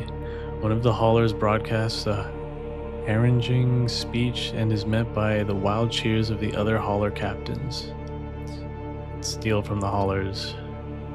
The haulers appear oblivious as you launch a series of assault sleds to raid their cargo holds.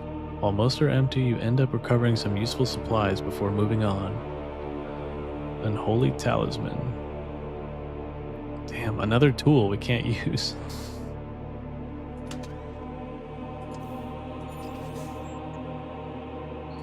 Transport vessel. That might give us more scrap. You detect a large fleet of death cult vessels preparing to engage their subspace drives. In the midst of this activity, you notice several stragglers still aligning their jump trajectories.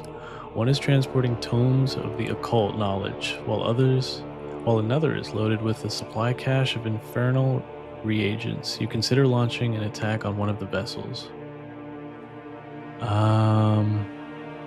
The occult knowledge. You ready your weapon systems. Oh, we got a level 3 shield here. But now we have Bombard, so we gotta use that.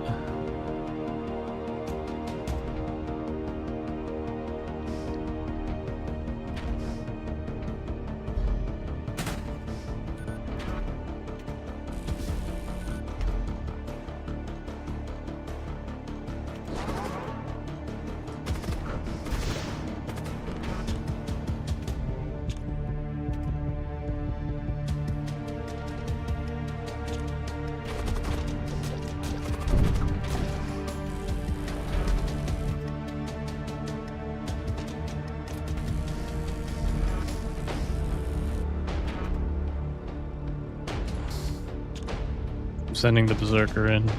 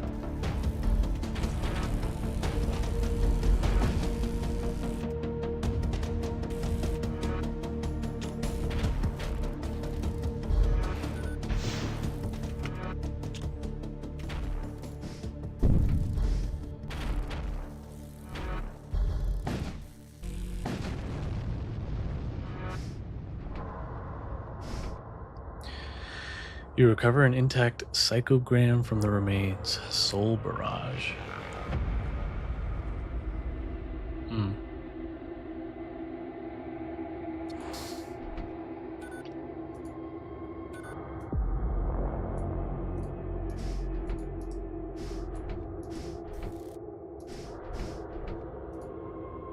Alright, who has the med kit? This guy.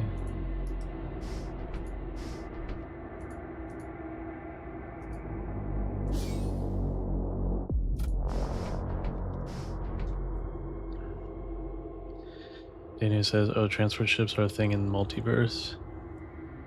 Is it just like a way to pick up more equipment?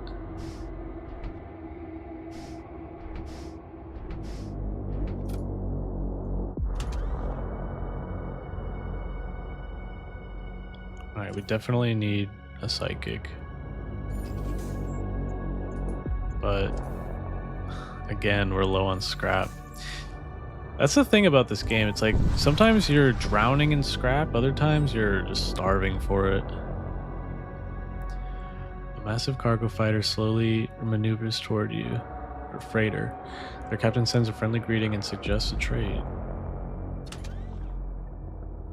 Yeah, these guys are so expensive.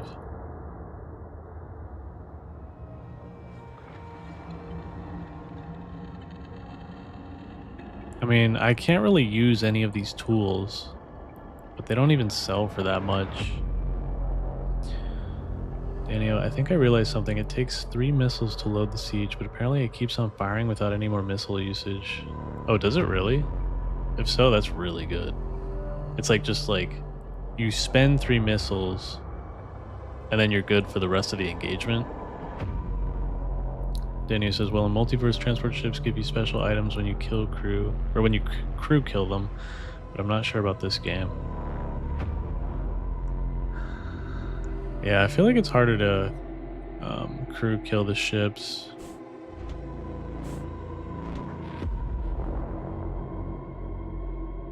Man, I really wanted one of these guys.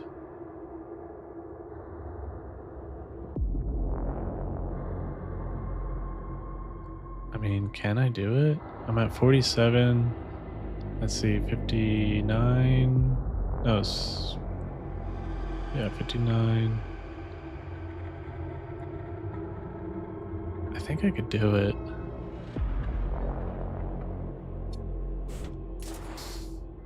Oh my god, I just bought something by accident. Shit. Alright, never mind. Rest in peace. I was dumb.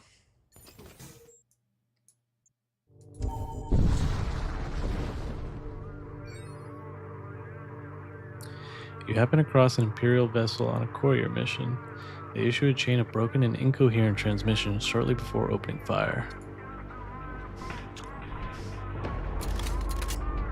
Right, you know what? I'm gonna send a couple guys over, I think.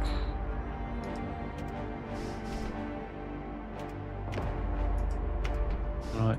I'm sending the Husk. He's got C4 charges. I really want to try that out.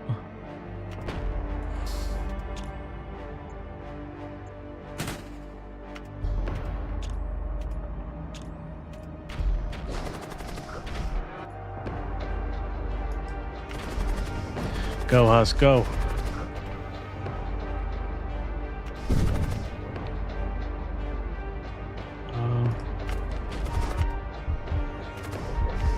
Oh, there's a cooldown. Alright, get him out of there.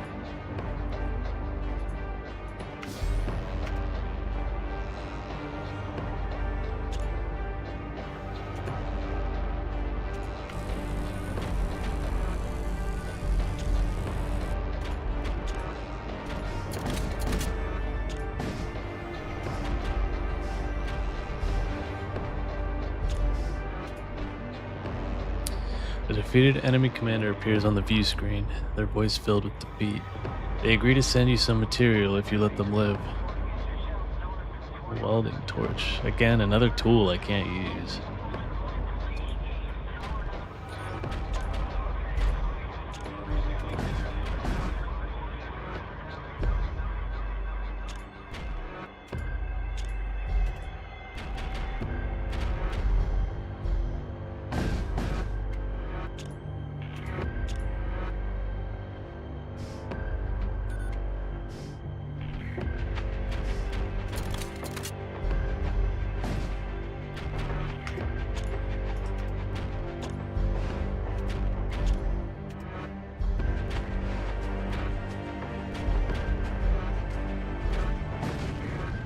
go. Not much is left after the blast, but you do manage to secure a few intact supply containers.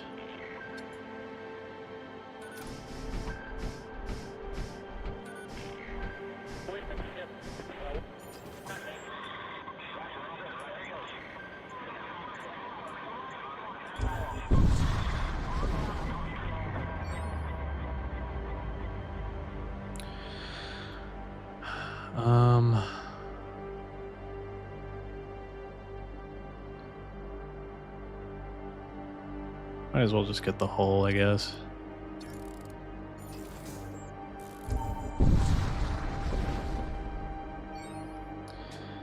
Grayson says that's annoying, yeah. Daniel, by the way, you might not have realized, but the vampire beam does consume one missile. Oh, it does. It's also super slow, but it's like carving at the hull and taking it. It's basically scrapping the enemy ship. You encounter an Imperial vessel. Judging by the scorch marks on its hull, it appears to have taken some damage. Before you can further assess the situation, the vessel arms its weapons and starts firing at you.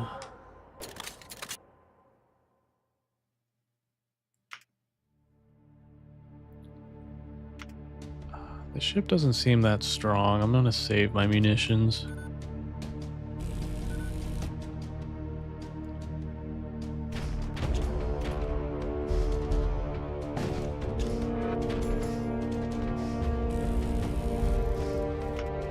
Oh, that's not good.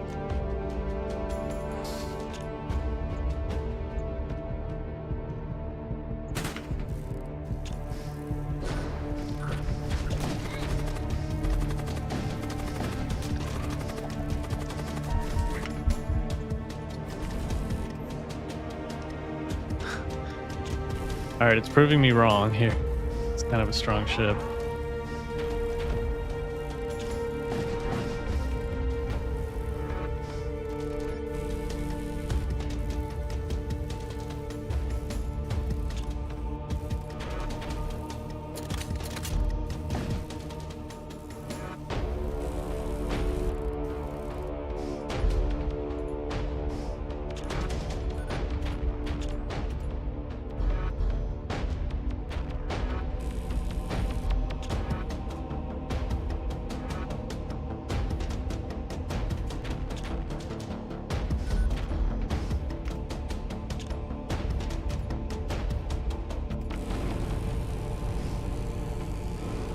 Hey, look at that. You get... Oh, that's nice.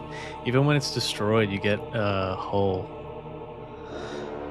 The devastation leaves behind sparse remnants. You salvage what little can be retrieved from the scattered debris.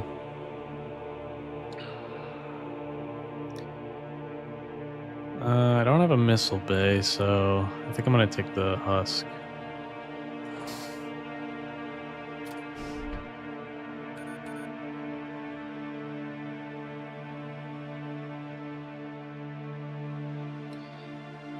Daniel says, after you finish this fight, check what are the upgrade benefits for the Vampire Beam and Siege. Oh yeah, I forgot to check on those.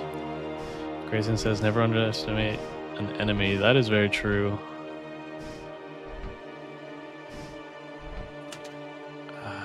Let's see. Oh. Improves the cooldown. That's for the Hull Reaper.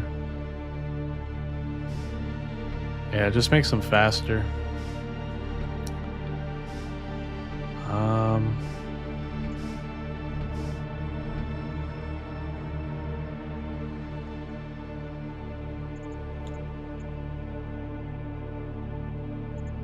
That's pretty expensive. 60 to upgrade this.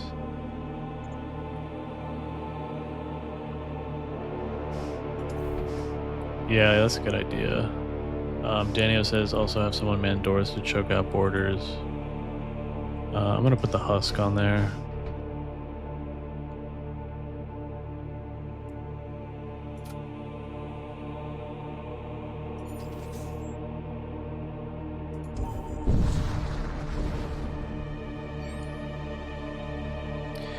You arrive in the middle of a large ion storm and are immediately ambushed by an enemy craft. Oh, this is a level 3 shield. Hang on, we gotta deploy the siege.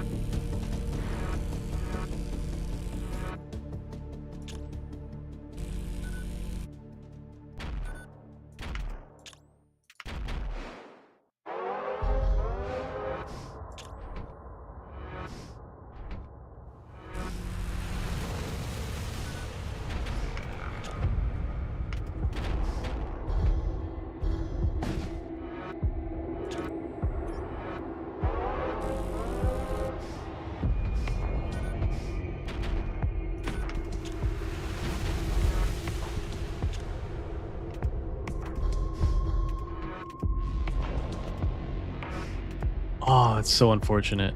Got hit with an ion beam.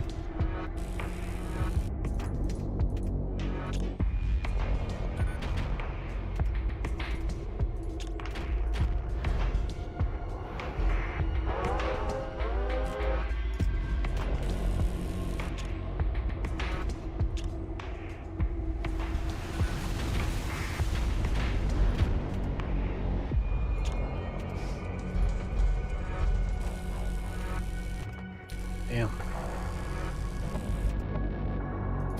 I'm sending the husk in.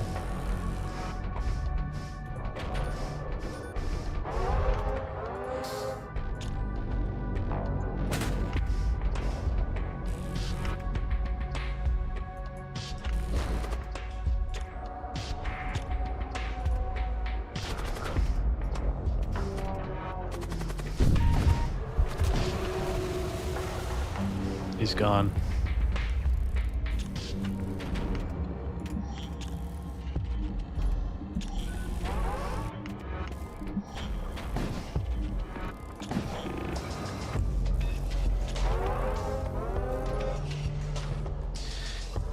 We have seen your might. Take these supplies and let us live.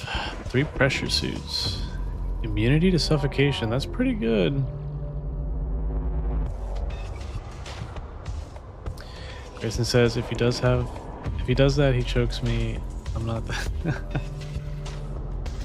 Daniel, breathing is a privilege after all. I'll remember that, Grayson. I think I'm gonna take this pressure suit.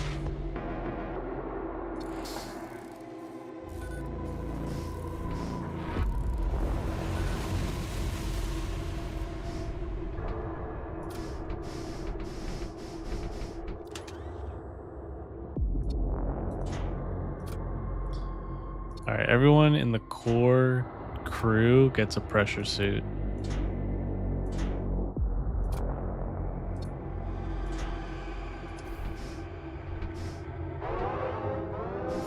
We gotta get out of here. Wait, can I? I'm curious. Can I just like continue firing on them? Oh, no, you can't.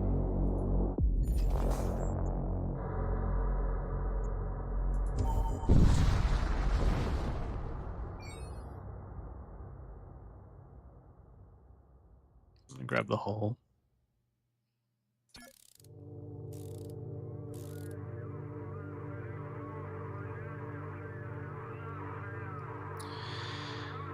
So we lost one crew member.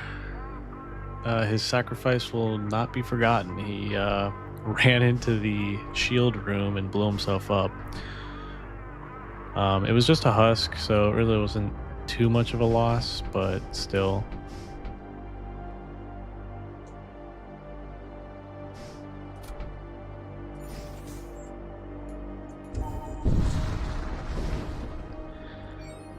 Grayson, a worthy sacrifice. Yep. Daniel, ripping pizzas.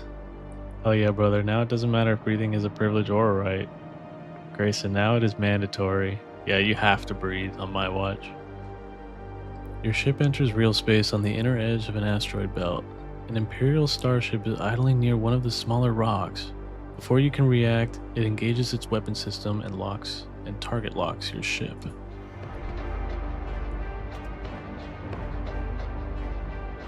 we're kind of running low on munitions, so I'm gonna hold off on the siege bombard.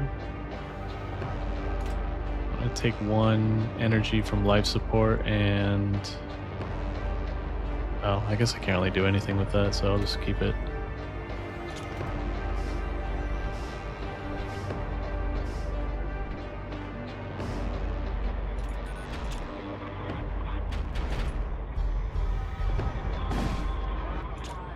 Good hits. Oh, they've got missile systems. Luckily we dodged that. I'm gonna get a Reaper beam on there. Can we cheese it?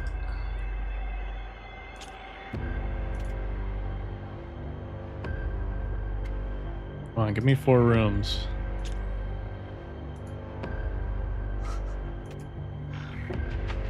It's not letting me. Oh well.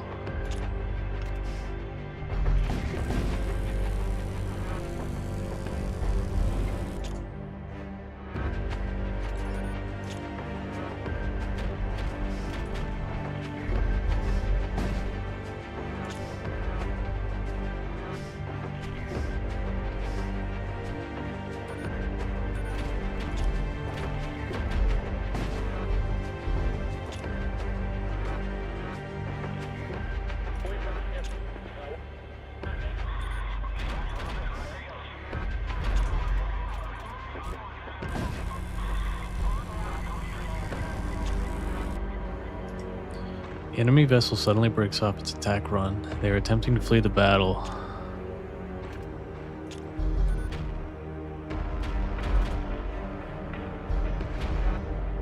Ooh, they might get away.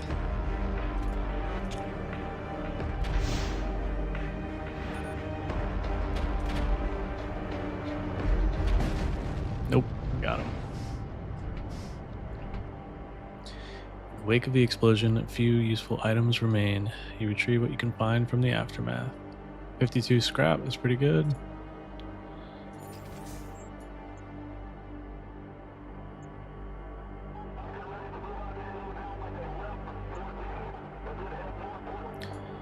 I kind of think we should upgrade our weapons. I think our DPS is kind of low.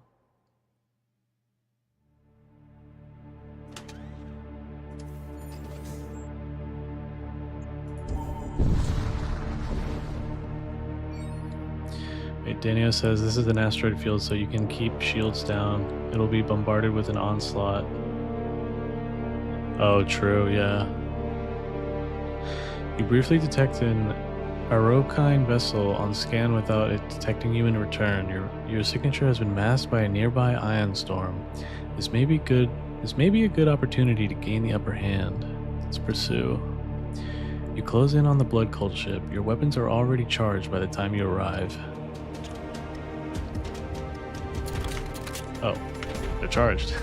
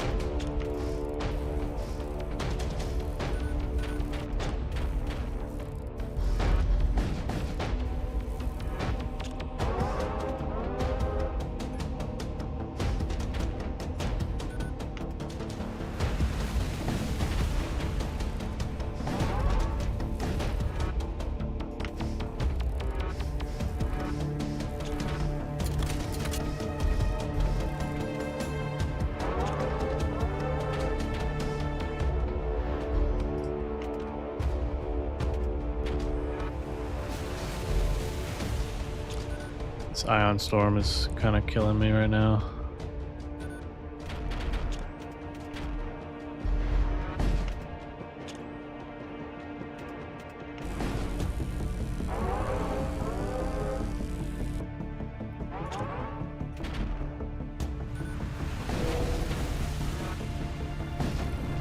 Got it. The ship is torn apart, revealing the contents inside.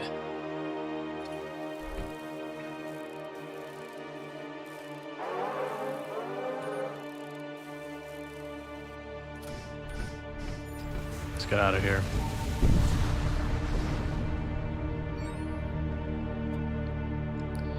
A wrecked starship idles in the distance. It seems to be suffering from some sort of supernatural corruption. You have little time to consider this, as the ship soon activates its weapons and target locks your vessel. Alright, we have a demonic ship now. We gotta take out that heart system.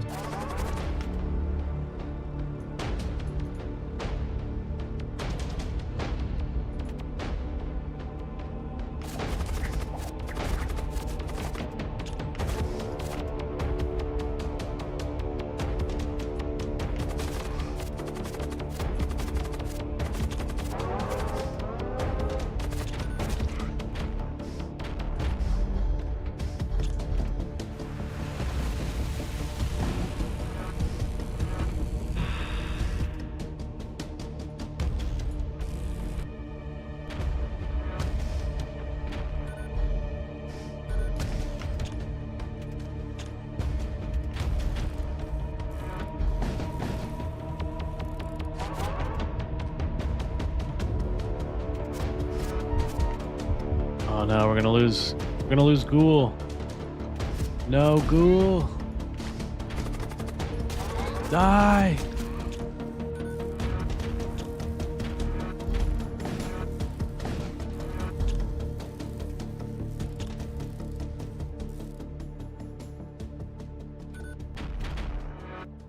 We lost Ghoul. That sucks. He said it, or it said it he could come back as a torso, so hopefully that happens. The immediate vicinity becomes cluttered with the wreckage after the explosion. Some can still be utilized. 75 scrap, that was really good. The subspace maelstrom subsides.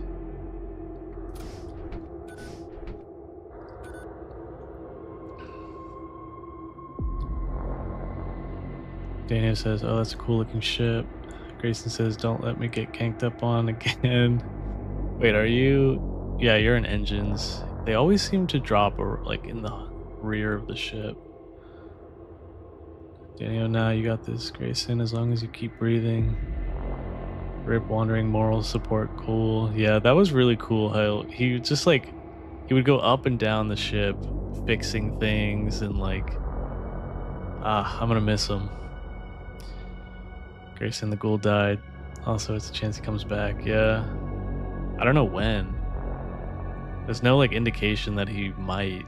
I mean, there's only like a blood splatter, but I hope he comes back. I wonder what he can do as a torso. Like, his speed is probably cut in half. No pun intended, but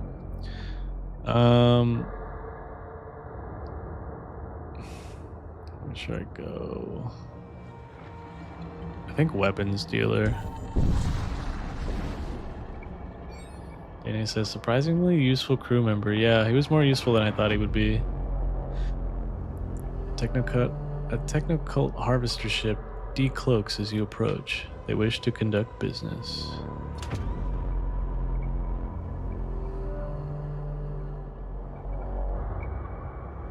Okay, we have a lot of scrap, but remember, we have to save some to upgrade our weapon systems. But I'm gonna let you guys choose which weapon system we get. So we've got a Storm Cannon 2. It shoots 3 times. It takes 16 seconds to charge, which is kind of long, and it requires 2 power. And it's 80 scrap. I mean, that one seems like all around pretty good. The fact that it shoots 3 times and only requires 2 power, I think is pretty good. We've got the Bolt Cannon. It's the cheapest option, requires only 1 power. Shoots 1 time, charge time 10 seconds. Does hull damage. Medium chance of fire, small chance of hull breach. Inflicts minor crew damage. And then we got this big boy over here, Macro Devastator. Charge time 27 seconds.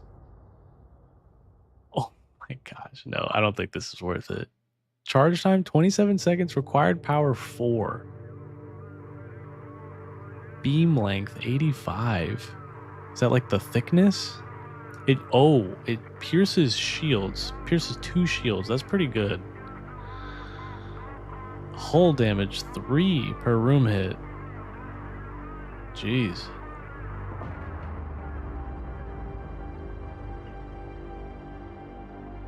I don't know. That could be cool. That could be cool.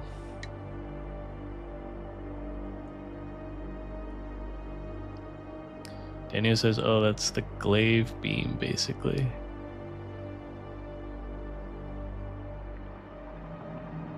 Yeah, that seems like the most powerful weapon in the game. For 110 scrap and a required power of 4.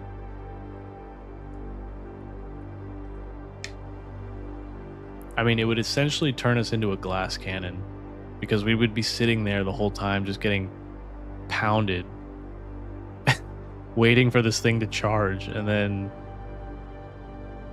I don't know if it's worth it, but I really do want to see like what it looks like, what it sounds like, you know. It looks really cool. Personally, I'm thinking of the storm cannon, but my heart says macro devastator. Yeah, Grayson, either the storm or the macro. Yeah, for sure. Daniel, a setup that look really good if you could do it is the storm and macro. I have the storm cannon 1. But look, it requires 2 power, and the storm cannon 2 also requires 2 power, but you get 3 shots. Oh, the bolt cannon is what we use currently.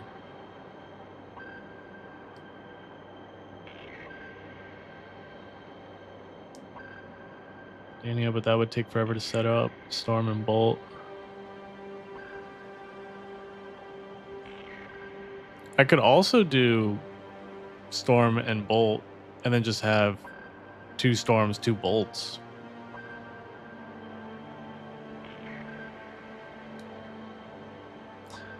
But again, we need a lot of power. I mean, look where I'm at. First of all, I'd have to increase the weapons bay. And buy more reactor units. I don't know. Maybe only 1 weapon here.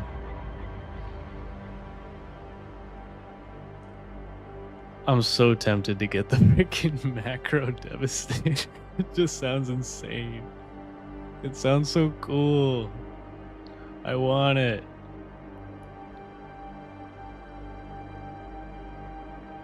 I'm leaving it to you guys. This is your decision. I don't listen to me.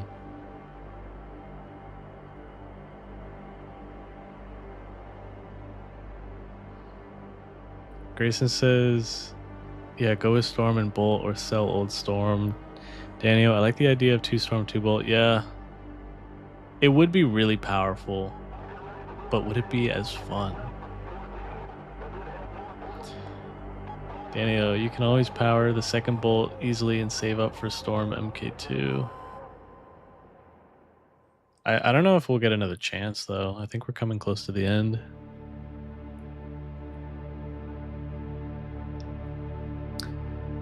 So, yeah, this is your decision, guys. Don't listen to me.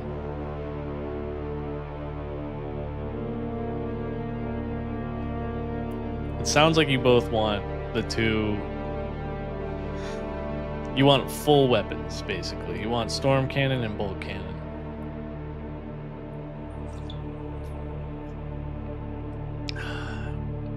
And then I'm over here wanting the big PP gun.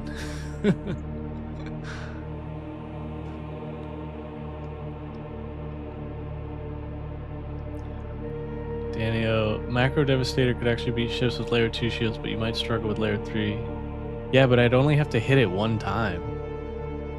So I could do like maybe macro devastator and then bolt cannon. But again, it's a lot. Well, I would only have to upgrade weapons twice.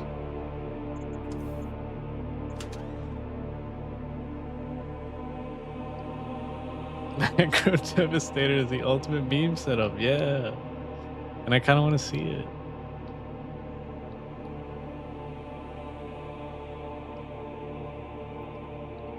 Are we thinking Macro Devastator?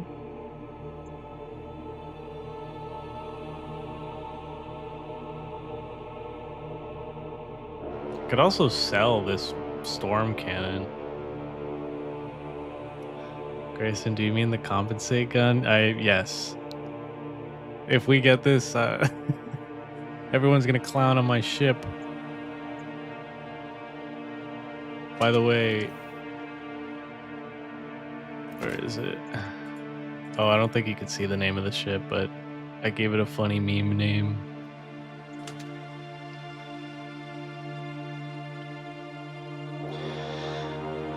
Grayson says, you know what?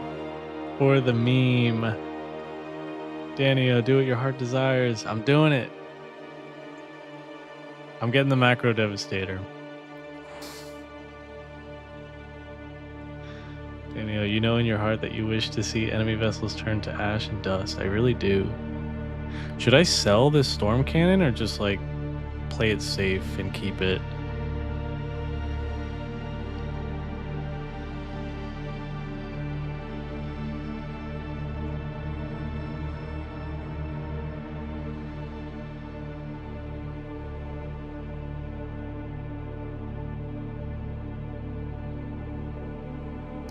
Wait, let's first set it up.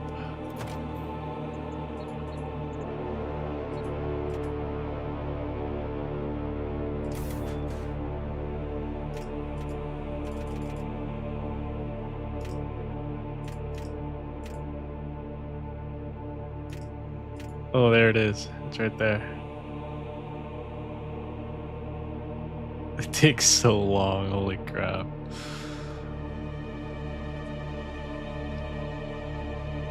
Grayson, keep a deep power. Okay, I'll keep the storm.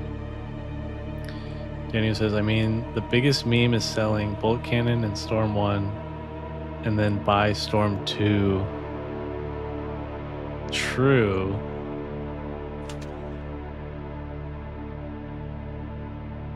I don't think I can afford it though. I kind of just want to sell all this crap. I'm not even using it.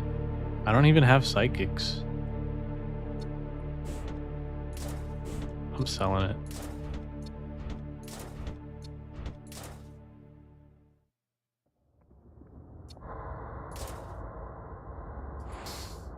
Let's go.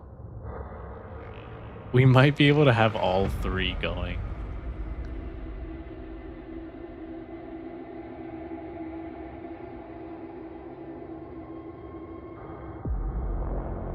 I'm gonna spend the rest on munitions and repairs. Okay. Daniel says, I mean, the biggest meme is... I already read that. Oh my god. This is glorious. Yes, this is glorious. I'm happy with this loadout.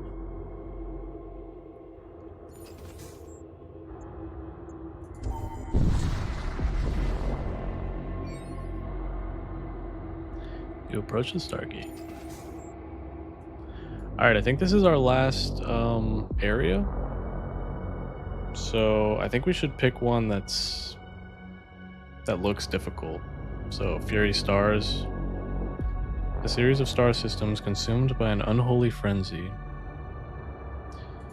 Yeah, that sounds fun. You arrive at a string of systems known as the Fury Stars. Little is known about this region, except that the brave travelers who have returned from here speak lurid tales of rampant violence and ritual slaughter.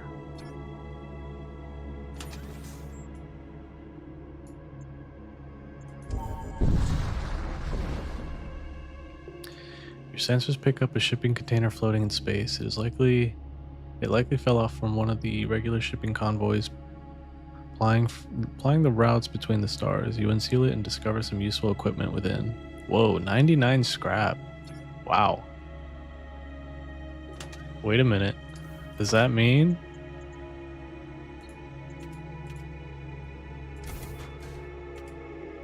Ah, we're one away. We just need one more upgrade. We're going glass cannon with this run because we only have 2 shields. But I always upgrade shields.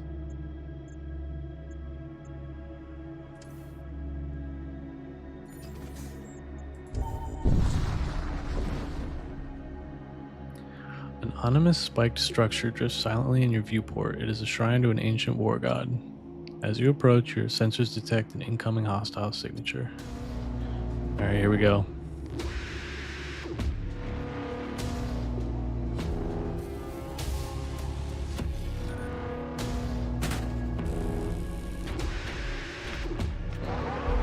Got borders.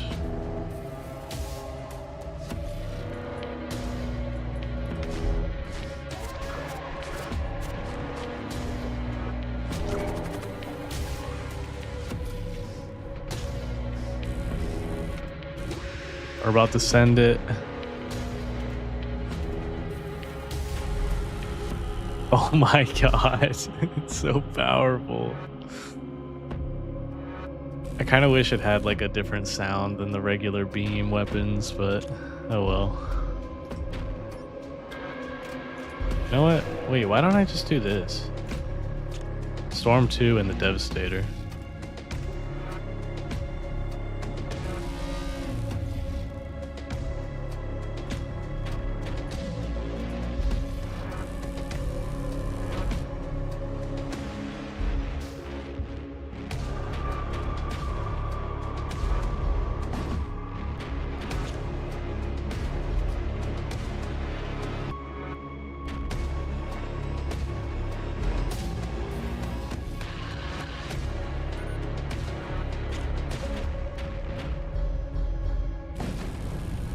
Jeez.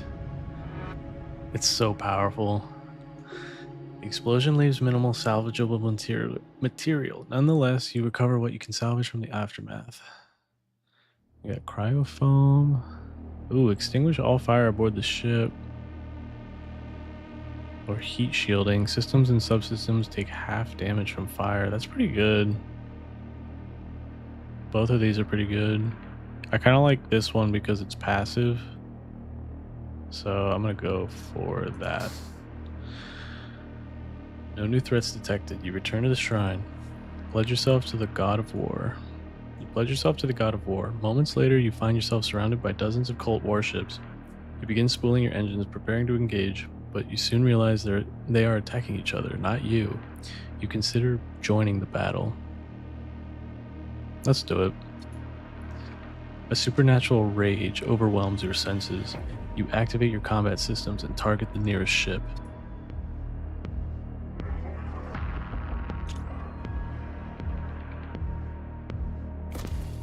Okay, so we got a level 3 shield on this ship.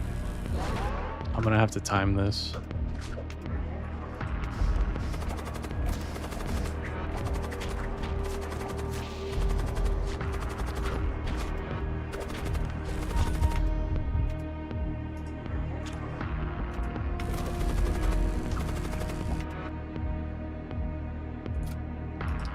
Get out of there, Grayson.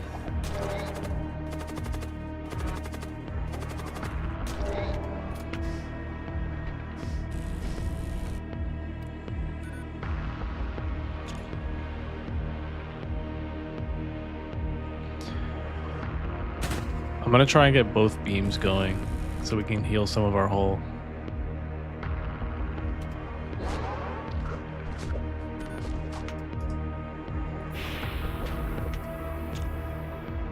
Alright, here we go.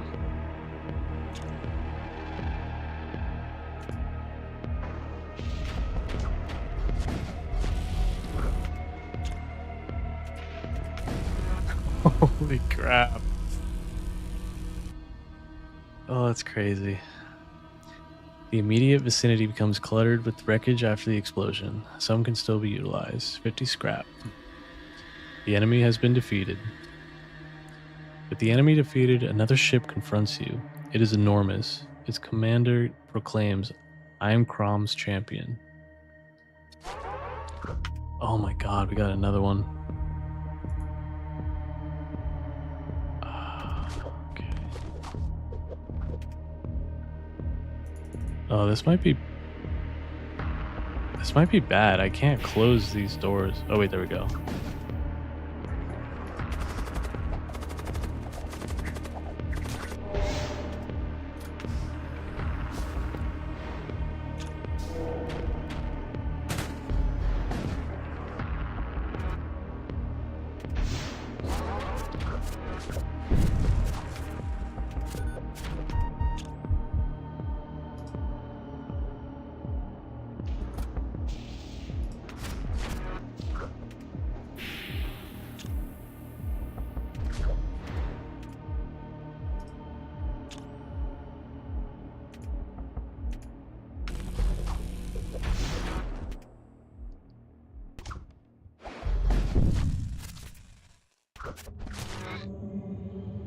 Shit, we lost one.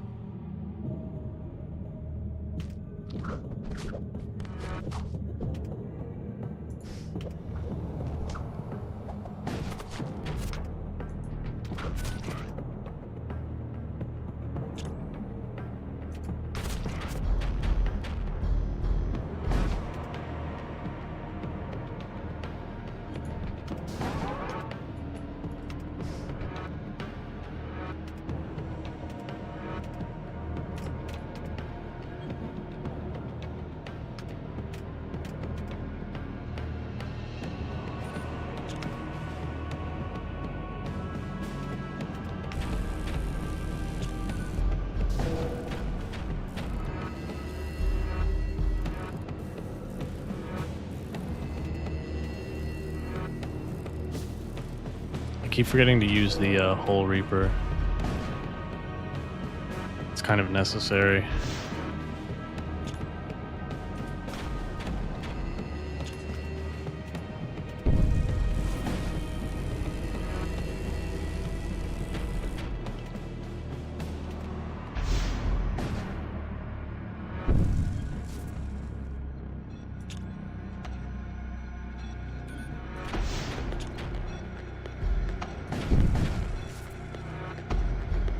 Oh, we lost power.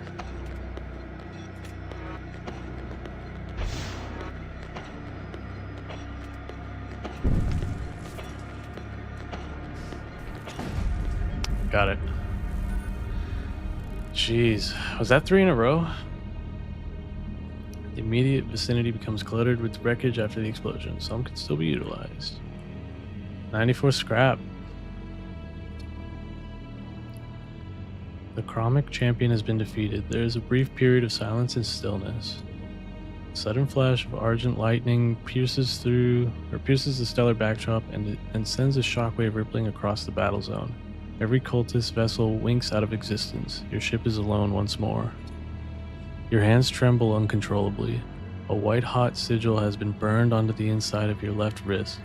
You feel an insatiable lust for battle.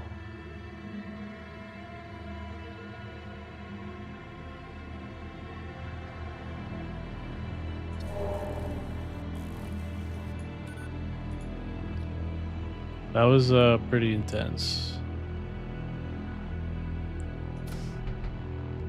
We lost one guy. I kind of wish I had more med kits. Or a med bay. A med bay would be great right there. Also, if you notice, Ghoul never came back. Rip Ghoul.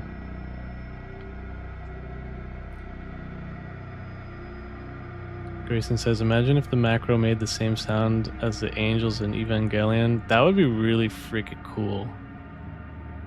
Dude, the sound effects in Evangelion are amazing. Like, top notch. Daniel says, shield piercing doesn't actually work the same way in this game as it does in FTL, but beams do work exactly the same way as they do in FTL, meaning beams do 1 less damage for each layer of shields. This was a very interesting event. Yeah, that was kind of tough. I was really focused there. Grayson says the game really wants me dead. Yeah. I don't know why they always send their guys back here. It's honestly safest either in the middle or like up front. But I want to upgrade weapons one more time. Then we could get the bolt cannon going. What are we at? 168? We can do it.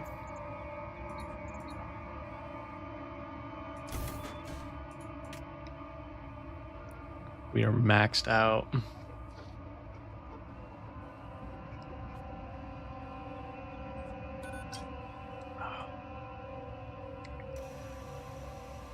All right, we need oh my gosh, the shipyard is so far away.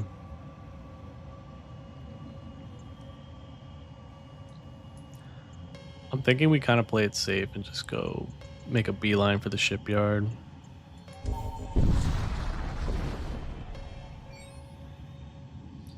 Daniel says shields 3 next. Yeah, I think it's you kind of have to have at least 3 shields. You encounter a heavily shielded cultist ship. It begins firing upon you. I shall revel in your defeat. Heavily shielded? It's only 2 shields.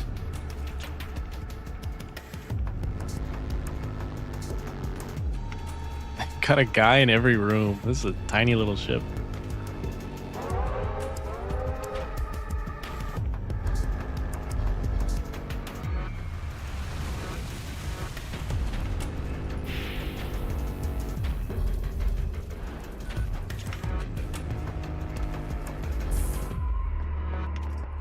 Oh. Whoops.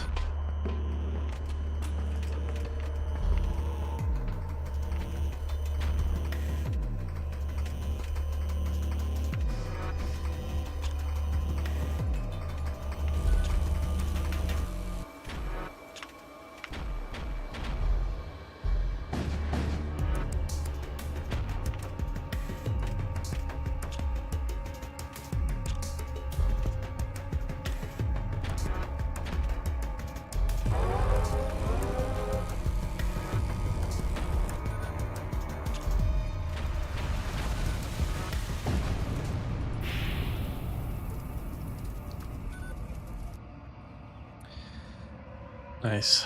58 scrap. Let's get away from the star.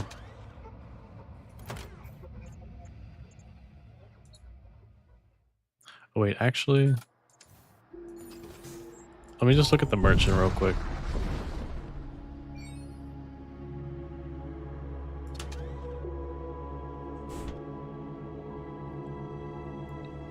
I kind of want one of these guys.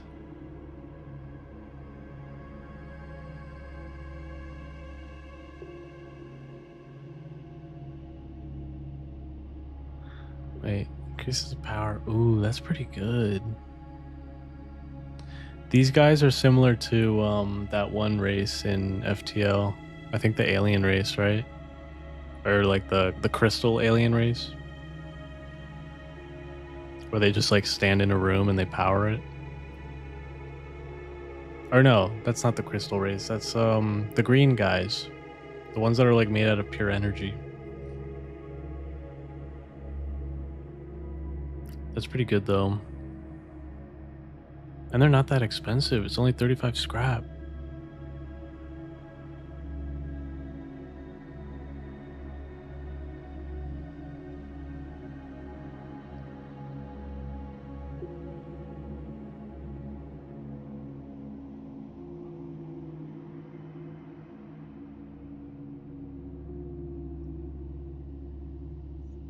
These guys are way stronger though.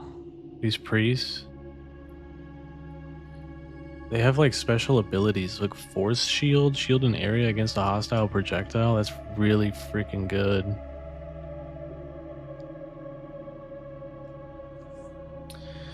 Daniel says Zoltan. Yeah, that's the name.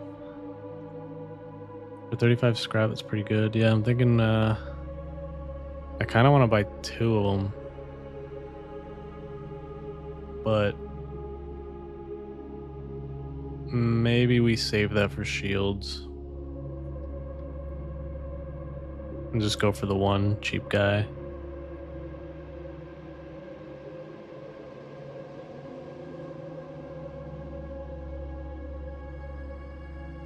Yeah, I'm leaning towards this guy.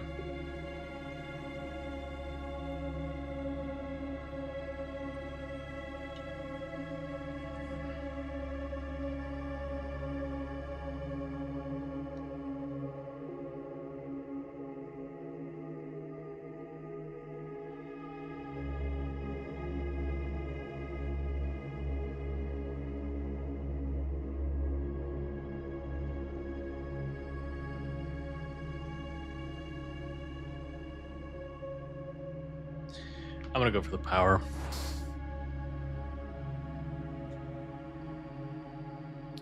Daniel says buying a powered crew is actually good investment because it's as if you get like one free power. Yeah, it's just too good. It's too good to pass up. I'm surprised it was that cheap too. Only 35 scrap.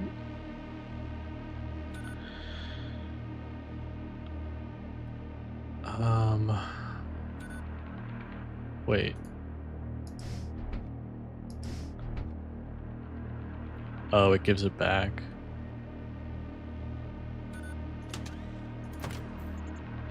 Let's get shields going. Maybe one shield, one reactor.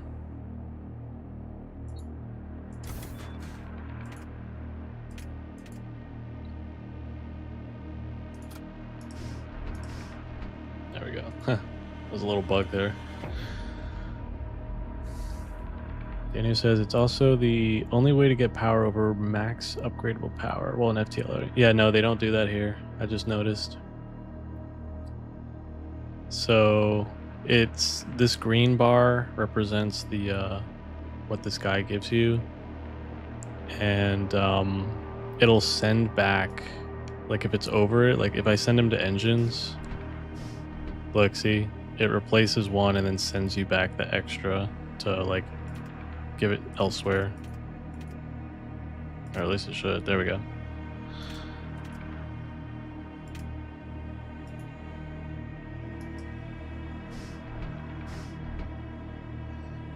I think I'll put him,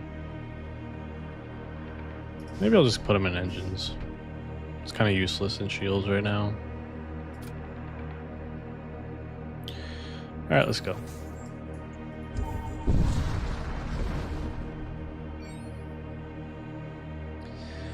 The followers of Crom are loath to voluntarily enter the clouds of poisonous flux vapor favored by death cultists. Nevertheless, you receive weapon fire from one of their warships.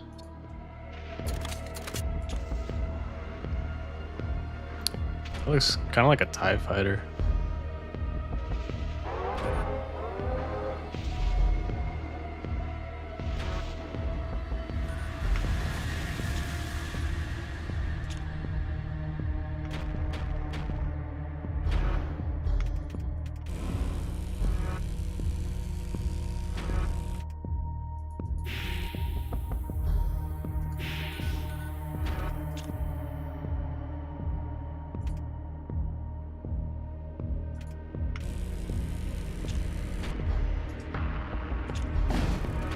Whoa, that just took out 4 hull.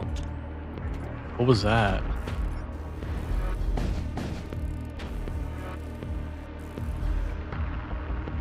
Your sensors detect an enemy or an energy surge from the enemy ship's engines. They're powering up their warp drive.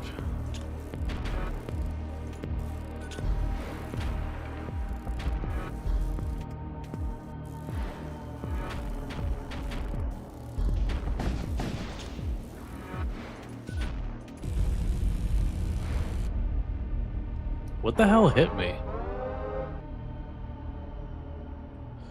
Powerful shockwave scatters the ship's remnants in every direction. You salvage as much as you can before the rest is lost to space.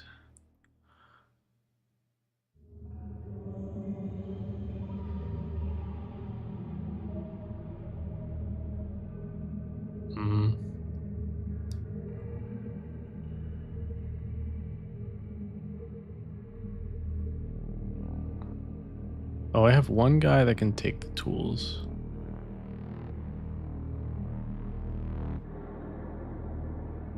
Someone's a bloat mite.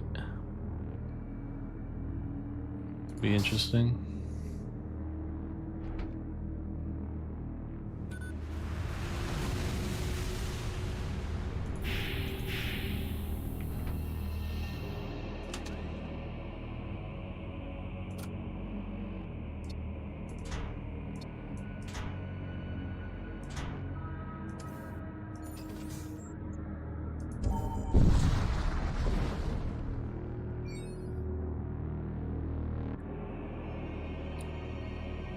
We need the hull.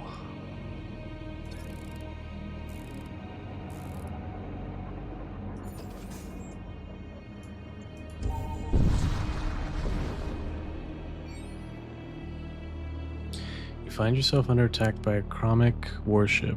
Though ostensibly on a courier mission, many war cultists find the monotony of logistical duty insufferable and seek out any opportunity to do battle. I mean, I get it. Work sucks.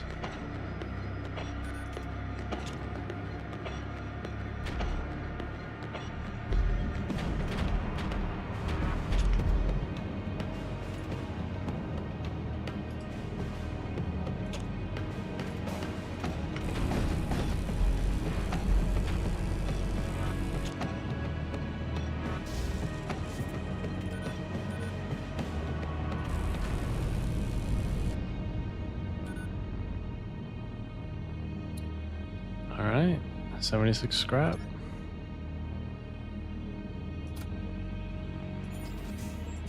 Oh wait, I think we can... Yep, we can get full shields, but I'm gonna have to move this guy. Nice.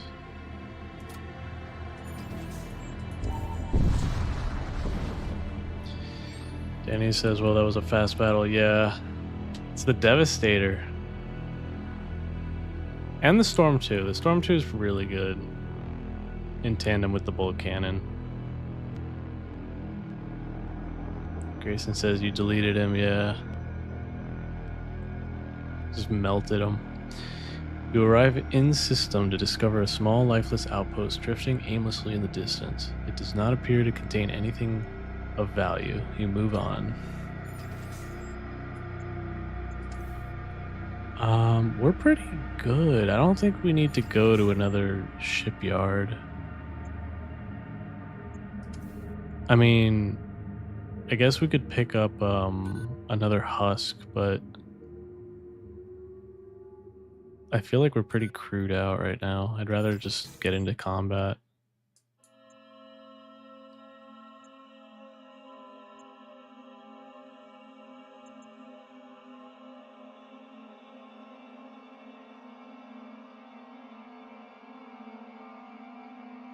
Let's see.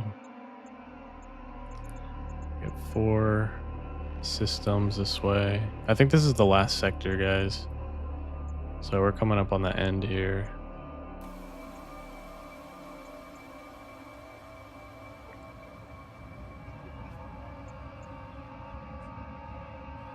Yeah, I'm gonna go this way.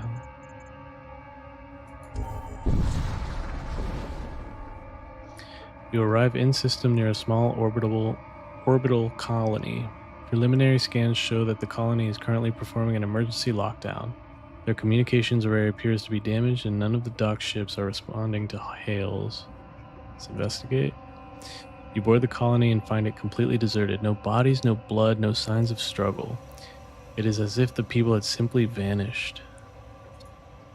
You return to your ship empty-handed. Halfway through your ship's initialization routines, you feel a sudden jolt of fear. You are being watched. Someone or something has followed you back to your ship. You sound the alarms and prepare for a fight. Oh. Oh my god. This guy has 90 health.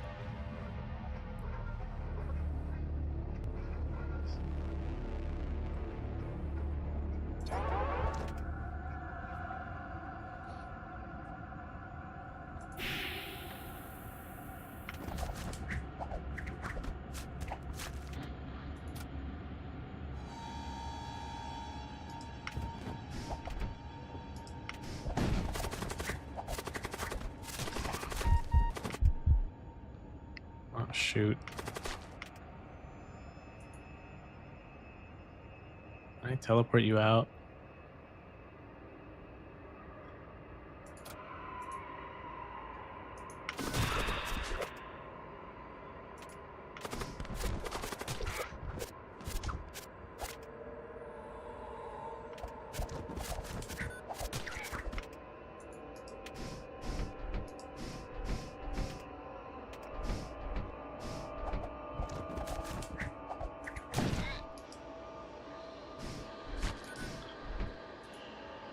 Just send another one in. The bloat mite, that's so cool.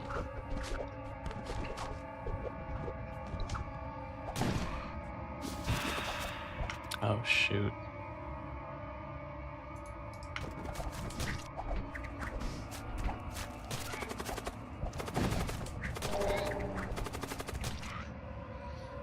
Alright, we got him.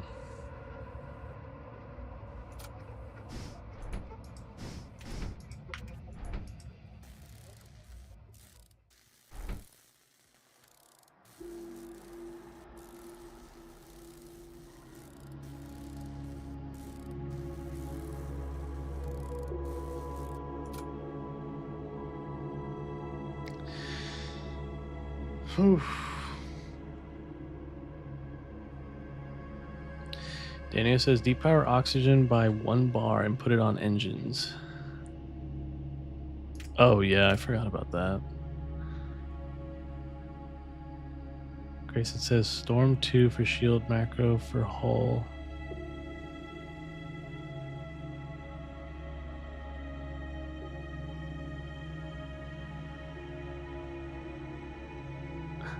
Grayson, are you trying to suffocate a skeleton? Yeah, I don't know. I don't know if they're affected by that.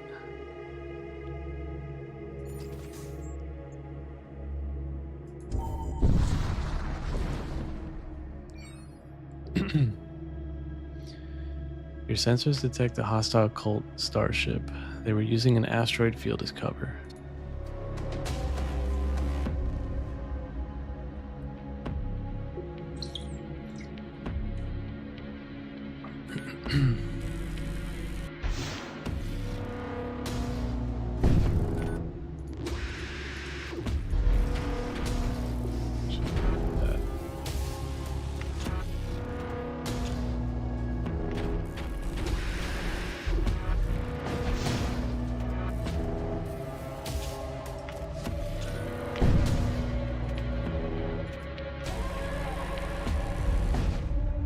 So powerful.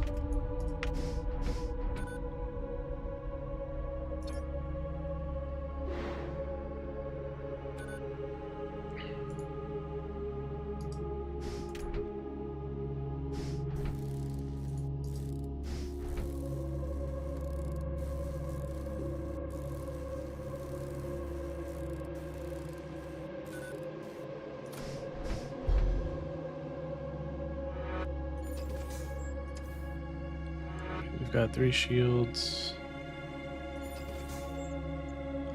Might as well save.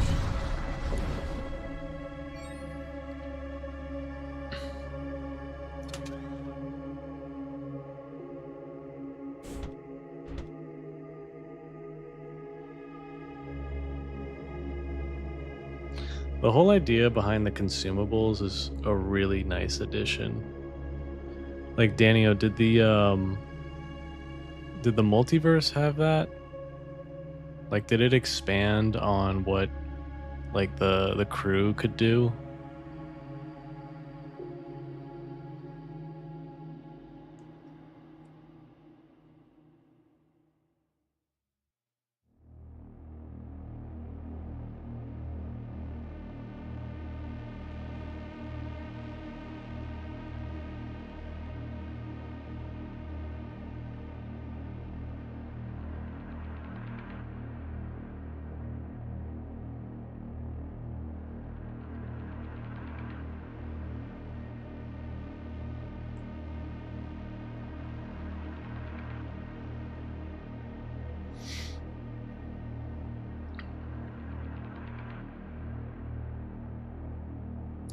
Daniel says, yeah, the meme combo is apparently not really a meme. It's pretty effective, not gonna lie. But remember, we were fully prepared to use just the Storm Cannon Mark 1.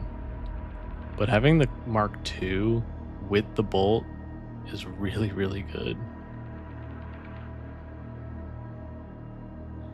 Grayson says, are you trying to suffocate a skeleton? The head crab? Oh yeah, the main guy was like the head crab from like Half-Life.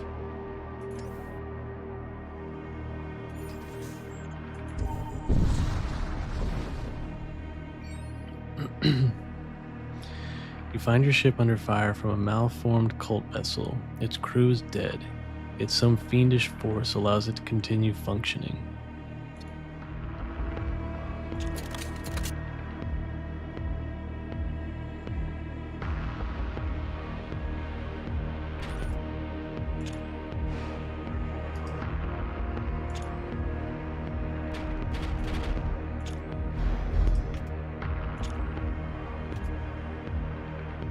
I don't want these demons to spawn, so I'm going after the heart.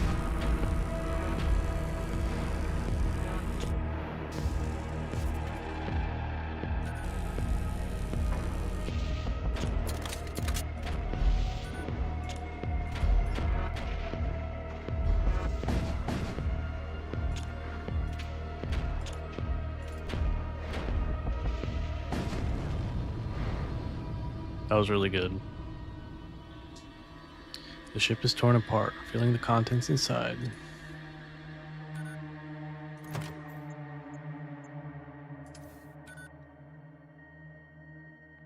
I'm really happy with the current loadout. I don't really know what to upgrade next. Maybe the Hull Reaper? Cut the cooldown in half. Daniel says, kind of. It wasn't even close to as elaborate as this. In Multiverse, it's a lab you install, and it gives your crew a usually specialized passive bonus. That's pretty useful.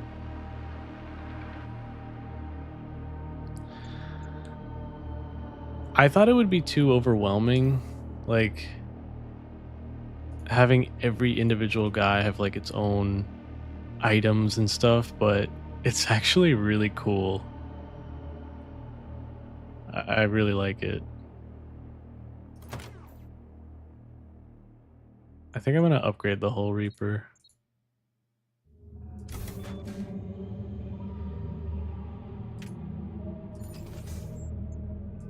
But I think this is the end, so I don't know if we'll even use it. As you approach the Stargate, a fracture splits the horizon of reality, unraveling the threads of your existence. Beyond the tear, a cold, unyielding darkness churns. Yeah, I think this was the last prompt we got last time. Darkness churns, alive with whispers that no mortal should hear. Your path spirals deeper into the abyss. This is not the end, it is only the beginning of their gaze. Yeah. The end. Rainbow Kitten Express. And I think we all survived. Yeah, Daniel and Grayson. Yeah, we all survived.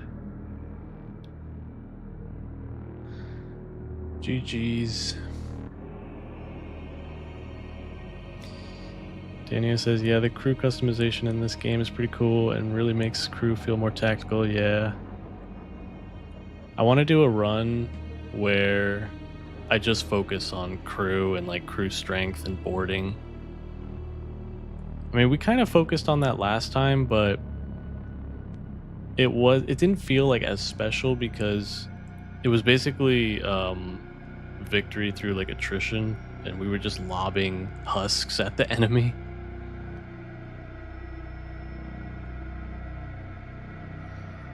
Grayson, you didn't die this time. Woohoo!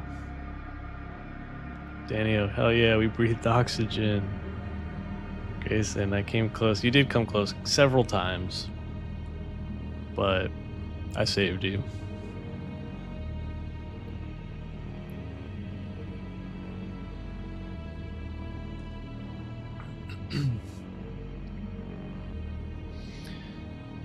Alright guys, I hope you enjoyed. I had a lot of fun. Again, I came into this game not really knowing what to expect. This was my first time playing Void War, and I had a blast. It's a really good game. Can't wait till it comes out. It says on the Steam page that it's coming out in Q2 of this year, so maybe we'll see a full release soon. And I kind of want to just like wait and hold off because like part of me wants to continue playing the demo, but another part of me wants to like kind of savor it a little bit and wait till the full game is out so I don't like burn out too quickly. But this is definitely a repeat.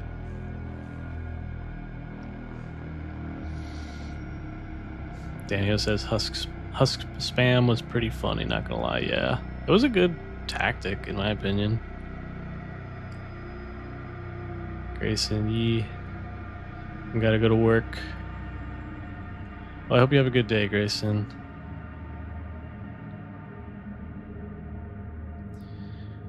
All right, guys, I'm really exhausted. I'm gonna sign off now. Hope you guys have a good day. I think I might live stream maybe one more time this week. Not tomorrow, but wait, what day is it? I might live stream Thursday or Friday. I don't know. I'll see how I feel. There's a game that my friend wants me to play. It's like a Doom mod. It's very obscure, but it's really good. So I might play that next. Daniel says, so perhaps you can actually continue playing more if you do that, but maybe you'd prefer waiting for the full release? Yeah, I'm thinking of just waiting. This is like a special game that like you could really feel like the love and labor that went into it, and I don't really see that very often anymore. Like games like this are far and few between, so I try to like savor it as much as possible. My only gripe with it is that I wish that the really special and like heavy weapons had its own unique sound and visuals. Like that i- if that Devastator had like a beefier sound and like a thicker beam, it would have been chef's kiss. Grayson, night, Lumi. Night, Grayson. Have a good day at work. Daniel, yeah, thanks for the stream. Game was incredible, yeah. Alright, guys, I am signing off.